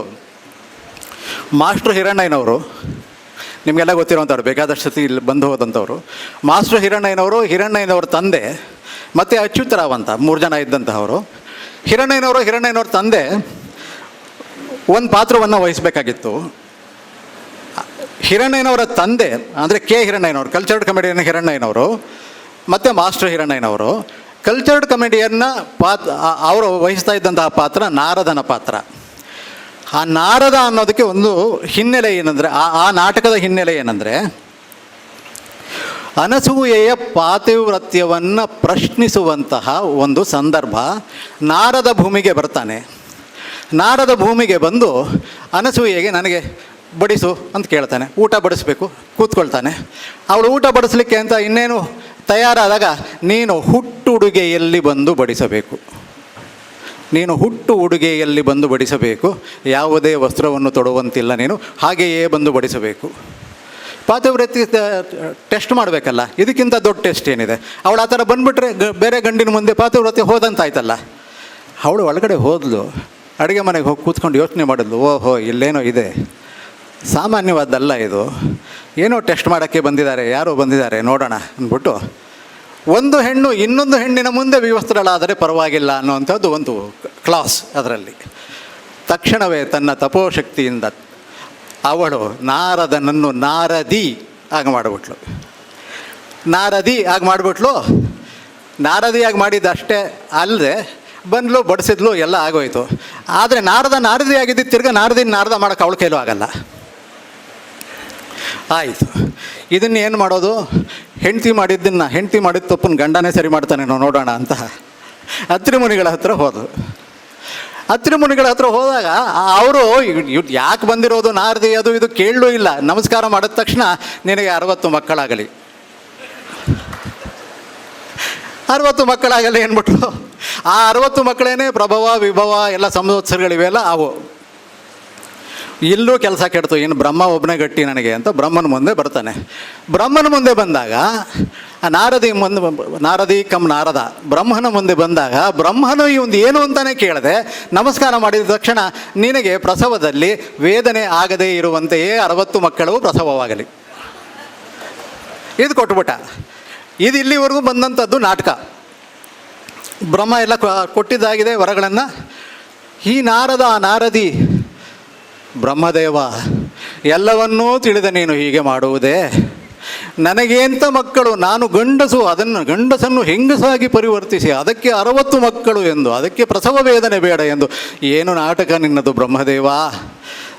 ಈ ವರವನ್ನು ಹಿಂತೆಗೆದುಕೊಳ್ಳಲಾರೆಯಾ ಅಂತ ಕಲ್ಚರ್ಡ್ ಕಮಿಡಿಯನ್ ಹಿರಣ್ಣಯ್ಯನವರು ಹೇಳಿದ್ರು. ಮಾಸ್ಟರ್ ಹಿರಣ್ಣಯ್ಯ ಬ್ರಹ್ಮನ ಪಾತ್ರ ಎಲ್ಲ ಕಿರೀಟ ಎಲ್ಲ ಹಾಕೊಂಡು ನಿಂತ್ಕೊಂಡಿರುವಂಥವರು ಮಾಸ್ಟರ್ ಹಿರಣ್ಣಯ್ಯ. ಒಮ್ಮೆ ಕೊಟ್ಟ ವರವನ್ನು ಯಾವುದೇ ಕಾರಣಕ್ಕೂ ರಿಟರ್ನ್ ತೆಗೆದುಕೊಳ್ಳಲಾಗುವುದಿಲ್ಲ. ಏನು ಹೇಳ್ತಾ ಇದ್ದಾನೆ ಇವನು? ಏನದು? ಬ್ರಹ್ಮದೇವ ಮತ್ತೊಮ್ಮೆ ಹೇಳಿ, ಏನು ಹೇಳಿದಿರಿ ಎಂದು. ಇವರಿನ್ನ ಜೋಶಕ್ಕೆ ಬಂತು. ಒಮ್ಮೆ ಕೊಟ್ಟ ವರವನ್ನು ಯಾವುದೇ ಕಾರಣಕ್ಕೂ ರಿಟರ್ನ್ ತೆಗೆದುಕೊಳ್ಳಲು ಆಗುವುದೇ ಇಲ್ಲ. ನನ್ನ ಮಗನೇನೋ ನೀನು ಅಂತ ಹೇಳಿದ ತಕ್ಷಣ ಬ್ರಹ್ಮನ ಕಿರೀಟವನ್ನು ಕೆಳಗಡೆ ಇಟ್ಟು ಮಾಸ್ಟರ್ ಹಿರಣ್ಣಯ್ಯ ಅಲ್ಲಿಂದ ನಾಪತ್ತೆ. ಮುಂದಿನ ಸೀನ್ ಮಾಡಬೇಕು. ಎಲ್ಲ ಬರೀ ಬ್ಯಾಕ್ಗ್ರೌಂಡಲ್ಲೇನೇ ಡೈಲಾಗ್ಗಳನ್ನು ಕೊಟ್ಟು ಕೊಟ್ಟು ಕೊಟ್ಟು ಮುಂದಕ್ಕೆ ತಳ್ಕೊಂಡು ಹೋಗ್ಬಿಟ್ರು ನಾಟಕ. ಈ ಥರ ಹಾಸ್ಯದ ಸನ್ನಿವೇಶಗಳು ಎಷ್ಟು ಕೈಲಾಸಂದ್ರನಂತೂ ನಿಮಗೆ ಬೇಕಾದಷ್ಟು ಸಿಗ್ತಾ ಇರುತ್ತೆ. ಕೈಲಾಸಂ ನಾಟಕ, ನಮ್ಮ ಕಂಪ್ನಿ ಅನ್ನೋಂಥ ನಾಟಕ. ಆ ನಮ್ಮ ಕಂಪ್ನಿಯಲ್ಲಿ ರಾಜ ಅವನಿಗೆ ಮಕ್ಕಳಾಗಿಲ್ಲ ಅಂತ ಊರು ಬಿಟ್ಟು ಹೋಗೋದು. ಆಗಿನ ಕಾಲದಲ್ಲಿ ಅದೇನೋ ಒಂಥರ ವಿಚಿತ್ರ ಇತ್ತು. ಮಕ್ಕಳಾಗಿಲ್ಲ ಅಂತ ಹೋಗ್ಬಿಟ್ಟು ಕಾಡಲ್ಲಿ ರಾಜ ಒಬ್ಬನೇ ಹೋಗ್ಬಿಟ್ಟು ತಪಸ್ಸು ಮಾಡಿದ್ರೆ ಹೆಂಡ್ತಿಗೆ ಮಕ್ಕಳಾಗೋದು. ಅದು ಹೆಂಗಾಗೋದು ಏನೋ ಗೊತ್ತಿಲ್ಲ, ಅಂತೂ ಆಗೋದು. ಅದೇನೋ ಆಗಿನ ಕಾಲದ ಪವಾಡ. ರಾಜ ಇಲ್ಲ, ನನಗೆ ಮಕ್ಕಳಾಗಿಲ್ಲ, ನಾನು ಕಾಡಿಗೆ ಹೋಗುತ್ತೇನೆ, ಅಲ್ಲಿ ತಪವನ್ನು ಗೈಯುತ್ತೇನೆ ಅಂತ. ಇವರು ಯಾರೋ ಒಬ್ಬ ಬ್ರಾಹ್ಮಣ ಬಂದ, ನಿನಗೆ ಹೇಳ್ದ, ನೀನು ಕೇಳ್ಬಿಟ್ಟೆ, ಬಿಟ್ಟು ಹೋಗ್ತೀಯಾ ಅಂತ ಇವ್ರು ಶುರು ಮಾಡಬೇಕು. ಪಾಡು ಪಾರ್ವ ಪೇಳ್ದನ್ನೆಂದು ನಾಡ ಬಿಡುವುದೇ ಭೂಪ ನಾಡ ಬಿಡುವುದೇ, ಪಾಡು ಪಾರ್ವ ಪೇಳ್ದನ್ನೆಂದು ನಾಡ ಬಿಡುವುದೇ ಭೂಪ ನಾಡ ಬಿಡುವುದೇ, ಈ ಥರ ಹೇಳಬೇಕಾದ್ದು. ಆದರೆ ಗುಂಪೆಲ್ಲ ಒಂದು ಹೇಳ್ತಾ ಇದ್ದರೆ ಎಲ್ರಿಗಿಂತ ಹೆಚ್ಚು ಧ್ವನಿ ಇದ್ದಂತಹ ಒಂದು ವ್ಯಕ್ತಿ ನಾಡ ಬಿಡುವುದೇ ಅನ್ನೋ ಜಾಗದಲ್ಲಿ ಪಾಡು ಪಾರ್ವ ಪೇಳ್ದನೆಂದು ನಾಡ ಬಿಡುವುದೇ ಭೂಪ ನಾಡ ಬಿಡುವುದೇ ಅಂತ ಹೇಳ್ತಾ ಇದ್ದಾನೆ. ಅವನದೇ ಎಲ್ಲದಕ್ಕಿಂತ ಜೋರಾಗಿ ಕೇಳಿಸ್ತಾ ಇತ್ತು. ಪಕ್ಕದ ಸೈಡ್ ವಿಂಗಿಂದ ಹೇಳಿದ್ರು, ಏಯ್ ಕೇಳಿಸ್ಕೊಳ್ಳೋ, ಇಲ್ಲಿ ಕೇಳಿಸ್ಕೊಳ್ಳೋ, ಭೂ ಅಲ್ಲ ಕಣೋದು, ಭೂ ಅಲ್ಲ ಕಣೋ, ಬಿ ಅಂತ ಹೇಳಬೇಕಣೋ, ಬಿ ಅಂತ ಹೇಳಬೇಕು. ಹಾಂ, ಅಲ್ಲಿಂದಾನೆ ಹೀಗಂದ. ಇನ್ನೊಂದು ಸತಿ ತೊಗೊಂಡಲ್ಲ ಇನ್ನು, ಪಾಡು ಪಾರ್ವ ಪೇಳ್ದನ್ನೆಂದು ನಾಡ ಬಿಡುವುದೇ ಭೀಪ ನಾಡ ಬಿಡುವುದೇ, ಅಲ್ಲಲ್ಲ ಕಣೋ. ತಿರ್ಗಾ ಶುರು ಮಾಡಿದ್ರು, ಪಾಡು ಪಾರ್ವ ಪೇಳ್ದನ್ನೆಂದು ನಾಡ ಬಿಡುವುದೇ ಭೀಪ ನಾಡ ಬಿಡುವುದೇ. ಎಲ್ಲ ಕಡೆನೂ ಬಿ ಹಾಕ್ಬಿಟ್ಟ ಅತ್ಲಾಗೆ. ಸರಿ, ಪಕ್ಕದವ್ರು ಹೇಳಿದ್ರು, ಆ ಬ್ಯಾಕ್ಗ್ರೌಂಡ್ ಮ್ಯೂಸಿಕ್ಕು, ಹಿನ್ನೆಲೆ ಸಂಗೀತ ಜೋರು ಮಾಡ್ರು, ಅವನು ಏನು ಬೇಕಾದ್ರೆ ಹೇಳ್ಕೊಂಡು ಹೋಗ್ಲಿ, ಜನಕ್ಕೆ ಕೇಳಿಸದೇ ಇರಲಿ, ಹಾಗೆ ಮುಗಿಸ್ಕೊಂಡು ಹೋಗಿ ನಾಟಕನ. ಅದೇ ನಾಟಕದಲ್ಲಿ ಒಬ್ಬನಿಗೆ ಕ್ರಿಕೆಟ್ ಮ್ಯಾಚ್ ನೋಡೋಕ್ಕೆ ಹೋಗಬೇಕು. ಅವತ್ತೇ ತಂದೆದು ಶ್ರಾದ್ದ. ಶಾಸ್ತ್ರಿಗಳನ್ನು ಕರೀತಾನೆ, ಹೇಳ್ತಾನೆ, ಶಾಸ್ತ್ರಿಣಃ cricket match it is a constant and not a variable, ಅದು ಹೋಗಲೇಬೇಕು. ಅಪ್ಪನ ಶ್ರಾದ್ದ it is also a constant and not a variable. ಮಧ್ಯದಲ್ಲಿ ನಾನು ಸಿಗರೇಟ್ ಸೇದಬೇಕು, that is also a constant and not a variable. ಈ ಲೌಕಿಕದ ಮಧ್ಯದಲ್ಲಿ ಲೌಕಿಕಕ್ಕೆ ಸಂಬಂಧಪಡದಂತಹ ಸಿಗರೇಟನ್ನು ನೀವು ಅದಕ್ಕೆ ಏನಾದರೂ ಒಂದು ಮಂತ್ರವನ್ನು ಹೇಳುವುದರ ಮೂಲಕ ಸರಿಪಡಿಸಲಿಕ್ಕೆ ಸಾಧ್ಯವೇ? ದಕ್ಷಿಣೆ ಕೊಟ್ಟರೆ ನಾನು ಏನು ಬೇಕಾದ್ರೂ ಮಾಡ್ತೀನಿ ಅಂದರು. ಇವರು ದಕ್ಷಿಣೆ ಕೊಡೋಕೆ ಒಪ್ಕೊಂಡ್ರು.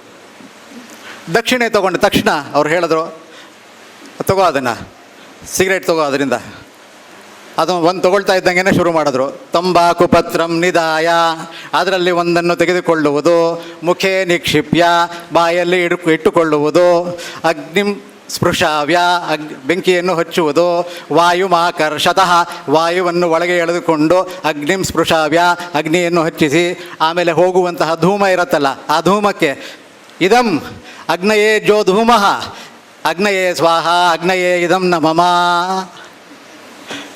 ಆಯ್ತಲ್ಲ, ಸಿಗರೇಟ್ ಸೇದಿದ್ದಾಯಿತು. ಸಿಗರೇಟ್ ಸೇದಾದ್ಮೇಲೆ ಅದನ್ನು ವಿಸರ್ಜನೆ ಮಾಡಬೇಕಲ್ಲ.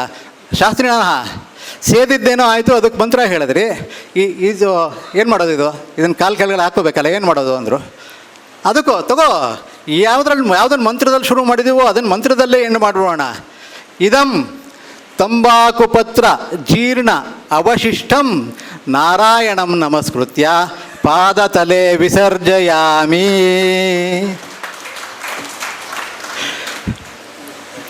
ಬರ್ನಾಡ್ ಶಾದು ಅಷ್ಟೇ. ಬರ್ನಾಡ್ ಶಾದಂತೂ ಒಂದು ಶೇಕ್ಸ್ಪಿಯರ್ ನಾಟಕ ಆಡ್ತಾರೆ ಬರ್ನಾಡ್ ಶಾ. ಎಂಥ ರೇವ್ ರಿವ್ಯೂಸ್ ಅದಕ್ಕೆ ಅಂದರೆ, ಪ್ರತಿಯೊಬ್ಬನೂ ಎದ್ದು ನಿಂತು, ಅಲ್ಲೆಲ್ಲನೂ ಒಂದು ಪದ್ಧತಿ ಇದೆ, ನಾಟಕ ಆದಮೇಲೆ ಒಂದು ಸಂವಾದ ಅಂತ ಮಾಡ್ತಾರೆ. ಆ ಸಂವಾದದಲ್ಲಿ ಅವರವರ ಅಭಿಪ್ರಾಯವನ್ನು ಯಾರು ಬೇಕಾದ್ರೆ ಹೇಳ್ಬೋದು. ಒಬ್ಬೊಬ್ಬರು ಎದ್ದು ನಿಂತ್ಕೊಳ್ಳೋರು ವಾಟ್ ಫ್ಯಾಂಟಾಸ್ಟಿಕ್ ಆ್ಯಕ್ಟಿಂಗ್ ಅನ್ನೋಂಥದ್ದು, ಒಬ್ಬರು ವಾಟ್ ಫ್ಯಾಂಟಾಸ್ಟಿಕ್ ಸಿನಾರಿಯೋಸ್ ಅಂತ ಒಬ್ಬರು, ಈ ಥರ ಎಲ್ಲೂ ಒಬ್ಬೊಬ್ಬರು ಎಲ್ಲ ಹೊಗಳಿ ಮಾಡ್ತಾಯಿದ್ರು. ಒಂದು 10-15 ಜನ ಹೊಗಳಿದ್ದಾಯಿತು. ಒಂದು ಲೇಡಿ ಎದ್ದು ನಿಂತ್ಕೊಂಡ್ಳು, mister Bernard Shaw, I have not seen such a dirty drama ever in my life. There was no acting skill involved. All the people who are there are wooden actors and wooden actresses. Wooden actor ಅಂತಂದರೆ ಮುಖದಲ್ಲಿ ಒಂದು ಮರದಲ್ಲಿ ಇರುವಂತಹ ಭಾವ ಎಷ್ಟಿದೆಯೋ ಅಷ್ಟೇ ಭಾವ ಇದೆ ಅನ್ನೋಂಥವ್ರು ವುಡನ್ ಆ್ಯಕ್ಟರ್ ಅಂತ. ಅಂತಹ ಮುಖದಲ್ಲಿ ಏನೇನೂ ಭಾವ ಇಲ್ಲದಿರೋಂಥ ಆ್ಯಕ್ಟಿಂಗು, ನಿಮ್ಮ ಇದು ದೃಶ್ಯಗಳನ್ನು ನೀವು ನಿಯೋಜಿಸಿರೋದು ಸಂಯೋಜಿಸಿರೋದು ಯಾವುದೂ ಚೆನ್ನಾಗಿಲ್ಲ ಅಂತ ಏನು ಹೇಳಬೇಕು. Bernard Shah, my dear lady, you have said exactly my opinion about my drama. Exactly my opinion about my drama, but when all these people differ and say that it is a good drama, we are a very meager population, you know. So we will agree to their views. ಇದೆ ಚಪ್ಪಾಳೆ ತಟ್ಬೋದು, ಇನ್ನು ಸರ್ಕಾರ ಅದಕ್ಕೆ tax ಹಾಕಿದ್ಮೇಲೆ ಆಮೇಲೆ ತಟ್ಟಕ್ಕಾಗಲ್ಲ. ನನಗೆ ಅದೊಂದು ವಿಷಯ ನನಗೆ ಹೇಳಬೇಕಾಗಿತ್ತು. ಇದು 4ನೇ ಸರ್ತಿನೋ 5ನೇ ಸರ್ತಿನೋ ನಾನು ಬರ್ತಾ ಇರೋವಂಥದ್ದು. ಮಂಗಳೂರಿನ ಜನ ನಗೋವುದಿಲ್ಲ ಅಂತ ಹೇಳ್ತಾರೆ, ಆದರೆ ನನಗೆ ಯಾವತ್ತೂ ಆ ಕೊರತೆ ಉಂಟಾಗಿಲ್ಲ. ನೀವು ಇಡೀ ಮಂಗಳೂರಿನಲ್ಲಿ ನಾನು ಕಂಡಿರುವಂಥದ್ದು, ನೀವು ಗ್ರಾಂಥಿಕವಾದ ಭಾಷೆಯನ್ನು ಇಷ್ಟಪಡ್ತೀರಿ. ನಿಮಗೆ ಗ್ರಾಂಥಿಕವಾದ ಭಾಷೆಯಲ್ಲಿ ಯಾರ್ಯಾರು ಮಾತನಾಡ್ತಾರೋ ಅವರೆಲ್ಲ ಇಷ್ಟ ಆಗ್ತಾರೆ ಅನ್ನುವಂಥದ್ದು ನನ್ನ ಅಭಿಪ್ರಾಯ, ನನ್ನ ಅನುಭವ. ಇದೇ ಬರ್ನಾರ್ಡ್ ಶಾ, ಆ ಬರ್ನಾರ್ಡ್ ಶಾನ ಯಾವುದೋ ಒಂದು ಕಡೆ ಕರೆದಿದ್ರು. ಏನು ಜುಬ್ಬ ಎಳೆಯಲ್ಲ ಅಲ್ವಾ ಈಗಲೇ? ಎಳಿತಾರಂತೆ. ಹಾಂ, ಆಯಿತು. ಜುಬ್ಬ ಎಳೆಯಲ್ಲ ಅಲ್ವಾ ಈಗಲೇ ಅಂದೆ. ನಮ್ಮಲ್ಲಿ ಉಡುಪಿಲಿ ಕೂಗೋಭಟ್ರು ಅಂತ ಇದ್ದಾರೆ. ಅವ್ನಿಗೆ ಇದೇ ಥರನೇ ಹಿಂದ್ಗಡೆ ಒಬ್ಬರು ಬಂದು ಜುಬ್ಬ ಎಳೆಯೋಕ್ಕಂತಲೇ ಒಬ್ಬರು ಇಟ್ಟಿದ್ರು. ಆದರೆ ಅವ್ರು ಜುಬ್ಬ ತೊಟ್ಟಿರಲಿಲ್ಲ ಆವತ್ತು, ಅವ್ರು ಶರ್ಟ್ ಹಾಕ್ಕೊಂಡಿದ್ರು. ಹಿಂದೆ ಕೂತ್ಕೊಂಡಿದ್ದರು, ಬಂದರು, ಈಗ ಶರ್ಟ್ ಹೇಳಿದ್ರು. 2 ಸತಿ ಶರ್ಟ್ ಹೇಳಿದ್ರು. ಇವರು ಒಂದೊಂದಾಗಿ ಗುಂಡಿ ಬಿಚ್ಚಿದ್ರು.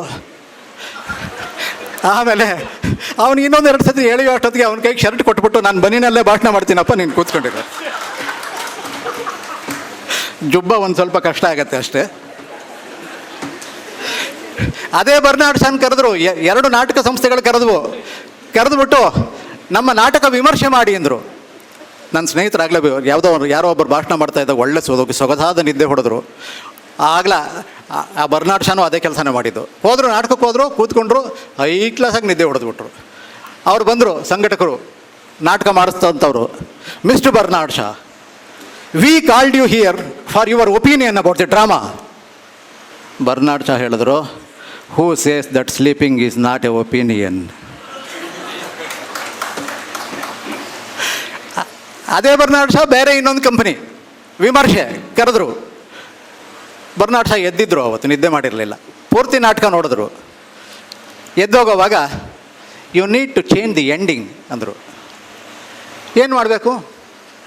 That actor dies by hanging himself in the last scene.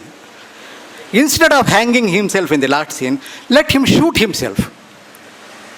ಏನಿದು? ಹೇಗೋ ಸಾಯೋದು ಅಂತಾಯಿತು. ಅವ್ನು ನೇಣು ಹಾಕ್ಕೊಂಡ್ರೆ ಏನು, ಶೂಟ್ ಮಾಡ್ಕೊಂಡ್ರೆ ಏನು? ವಾಟ್ ಈಸ್ ದಿ ಡಿಫ್ರೆನ್ಸ್ ಅಂತ ಕೇಳ್ದ ಅವನು. Because by the sound of the gunshot, the people can get up and go home. Now, for you people to get up and go for lunch, I am concluding my speech here itself. Thank you very much. ಬಹಳ ಇದು ಸಾಹಿತ್ಯಗೋಷ್ಠಿ, ಸಾಹಿತ್ಯ ಮತ್ತು ರಂಗಭೂಮಿ ಎಷ್ಟು ಚೆನ್ನಾಗಿ ನಡೀತಿದೆ ಅಂತ ಹೇಳಿದ್ರೆ, ಅವರು ಹೇಳೋದಕ್ಕೆ ಮುಂಚಿತವಾಗಿ ನನಗೊಂದು ಕರೆ ಬಂದು, ಸರ್ ಊಟಕ್ಕೆ ಯಾಕೆ ಯಾರು ಇನ್ನೂ ಬರ್ತಿಲ್ಲ ಅಂಥೇಳಿ. ಖಂಡಿತವಾಗ್ಲೂ ಇದು ಅತ್ಯುತ್ತಮವಾದಂಥ ಒಂದು ಸಭೆ. ಇದರಲ್ಲಿ ಕಡೆಯದಾಗಿ ತಮ್ಮ ಒಂದು ವಿಮರ್ಶೆ ಹಾಗೂ ಸಾಹಿತಿಗಳು ವಿಮರ್ಶಕರು ಆದಂಥ ಅರವಿಂದ್ ಚೊಕ್ಕಾಡಿ ಅವರು ಅಧ್ಯಕ್ಷೀಯ ಭಾಷಣವನ್ನು ಮುಂದುವರಿಸ್ತಾರೆ. ಸಮ್ಮೇಳನದ ಸರ್ವಾಧ್ಯಕ್ಷರೇ ಮತ್ತು ಎಲ್ಲ ಆತ್ಮೀಯರೇ, ನಾನು ಹೆಸರು ಹೇಳಲಿಕ್ಕೂ ಟೈಮ್ ತಗೊಳ್ಳೋದಿಲ್ಲ. ಯಾರೂ ತಲೆಗೆಡಿಸಿಕೊಳ್ಬೇಕಾದ ಅವಶ್ಯಕತೆ ಇಲ್ಲ. ಕೇವಲ 6 ನಿಮಿಷದ ಒಳಗೆ ನನ್ನ ಮಾತುಗಳನ್ನು ಮುಗಿಸ್ತೇನೆ. ಹಿಂದೆಯಿಂದ ಎಳೆಯೋದು ಮುಂದೆಯಿಂದ ಎಳೆಯುವ ಅವಶ್ಯಕತೆ ಇಲ್ಲ. ಒಮ್ಮೆ ಆಡಿದ ಮಾತಿಗೆ ತಪ್ಪುವುದಿಲ್ಲ. ತೊಟ್ಟ ಬಾಣವನ್ನು ಮತ್ತೆ ತೊಡಲಾರೆ ಅಂತ ಹೇಳಿದಾಗ, ಅಕ್ಷಯ್ ಆರ್ ಶೆಟ್ಟಿಯವರು ನಾನು ಹಿಂದಿನಿಂದ ಬರ್ತಾ ಇದ್ದೇನೆ. ಅವರು ನಾನು ಮಾತನಾಡಬೇಕು ಅಂತ ಅನಿಸಿದಂಥ ಬಹುತೇಕ ವಿಷಯಗಳನ್ನು ಅವರೇ ಹೇಳಿದರು. ಆದ ಕಾರಣ ನಾನು ಅದಕ್ಕೆ ಕಮೆಂಟ್ ಮಾಡಲಿಕ್ಕೆ ಹೋಗೋದಿಲ್ಲ. ಕಮೆಂಟ್ ಮಾಡಲಿಕ್ಕೆ ಹೊರಟ್ರೆ 3 ಜನರ ವಿಚಾರಕ್ಕೆ ಕಮೆಂಟ್ ಮಾಡಲಿಕ್ಕೆ 3 ಗಂಟೆ ಬೇಕು. ಆದ್ದರಿಂದ ಆ ವಿಚಾರವನ್ನು ನಾನು ಪ್ರಸ್ತಾಪ ಮಾಡಲಿಕ್ಕೆ ಹೋಗೋದಿಲ್ಲ.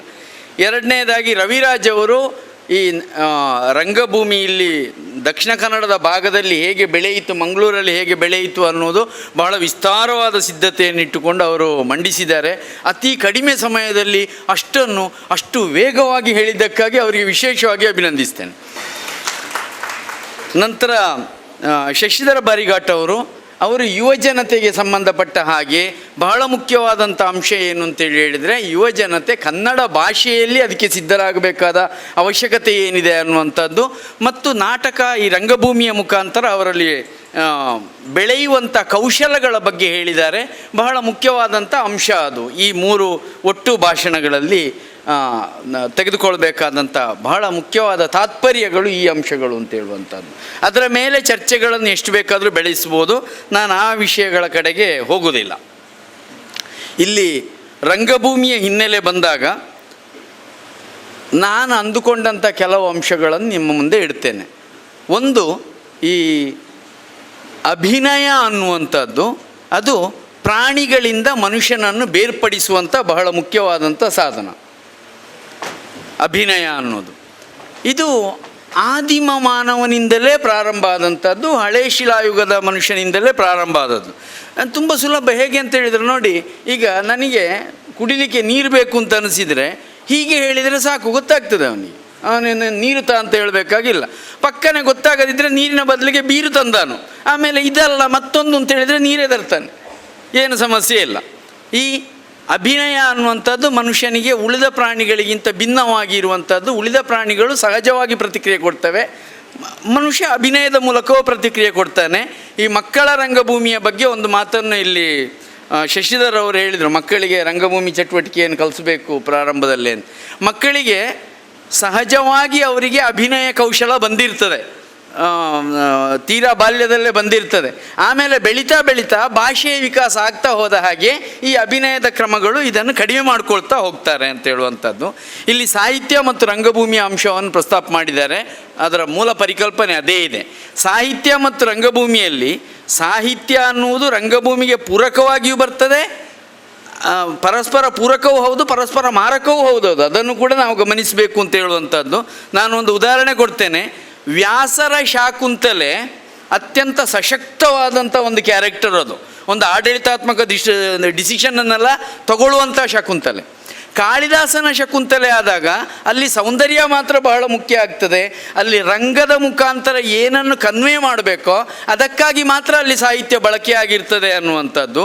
ಅಲ್ಲಿ ಪರಸ್ಪರ ಪೂರಕ ಮತ್ತು ಪರಸ್ಪರ ವಿರುದ್ಧಾತ್ಮಕವಾದ 2 ಸಂಬಂಧಗಳಿವೆ ಅನ್ನುವಂಥದ್ದನ್ನು ಗಮನಿಸಬೇಕು ಅನ್ನೋದು. ಇದರ ಹಿನ್ನೆಲೆಗಳ ವಿಚಾರಕ್ಕೆ ಹೋದರೆ ನಮಗೆ ವೇದ ಸಾಹಿತ್ಯದಲ್ಲೇ ರಂಗಭೂಮಿಯ ಹಿನ್ನೆಲೆ ಇದೆ. ಕೃಷ್ಣ ಯಜುರ್ವೇದ ಮತ್ತು ಶುಕ್ಲ ಯಜುರ್ವೇದ ಎರಡರಲ್ಲಿಯೂ ಕೂಡ ಅಶ್ವಮೇಧ ಯಾಗ ನಡೆದ ನಂತರ ಕುದುರೆಯನ್ನು ಸಾಂಕೇತಿಕವಾಗಿ ಇಟ್ಟುಕೊಂಡು ಮಾಡುವಂಥ ಒಂದು ನಾಟಕ ಬರ್ತದೆ. ಅದೇ ನಾಟಕ ಯುರೋಪಿನಲ್ಲಿಯೂ ಬರ್ತದೆ. ಕಿಂಗ್ ಸಾಲಮನ್ಸ್ ಸಾಂಗ್ಸಲ್ಲಿ ಬರ್ತದೆ. ಅದು ಓಲ್ಡ್ ಟೆಸ್ಟಮೆಂಟಿಗೆ ಹೋದರೆ ಸಾಲಮನ್ಸ್ ಸಾಂಗ್ಸಲ್ಲಿ ಬರ್ತದೆ, ಯಹೂದ್ಯರ ದಾಖಲೆಗಳಲ್ಲಿ ಬರ್ತದೆ. ಅದು ಇದು ಹೆಚ್ಚು ಕಡಿಮೆ ಒಂದೇ ರೀತಿ ಇದೆ. ಅಂದರೆ ಇಡೀ ಜಗತ್ತಿನಲ್ಲಿ ಮನುಷ್ಯ ಸಂವೇದನೆಗಳು ಅಭಿನಯಕ್ಕೆ ಬರುವಾಗ ಹೆಚ್ಚು ಒಂದೇ ರೂಪದಲ್ಲಿ ಬರ್ತಾ ಇತ್ತು ಅಂತ ಹೇಳುವಂಥದ್ದು. ನಂತರ ಏನಾಯ್ತಂದರೆ ಭಾರತೀಯ ರಂಗಭೂಮಿ ಅನ್ನೋದು ಒಂದು ಮಧ್ಯಕಾಲೀನ ಇತಿಹಾಸದ ಆಸುಪಾಸಿನ ನಂತರದ ದಿನಗಳಲ್ಲಿ ಅದು ಹೆಚ್ಚು ಸ್ಟಕ್ ಆಗ್ತಾ ಹೋಯಿತು ಅಂತ ಹೇಳುವಂಥದ್ದು. ಅದಕ್ಕಿಂತ ಹಿಂದಿನ ಕಾಲಮಾನದ ಅನುಭವಗಳನ್ನು ಬಹಳ ಸಶಕ್ತವಾಗಿ ಬೆಳೆಸಿದೆ.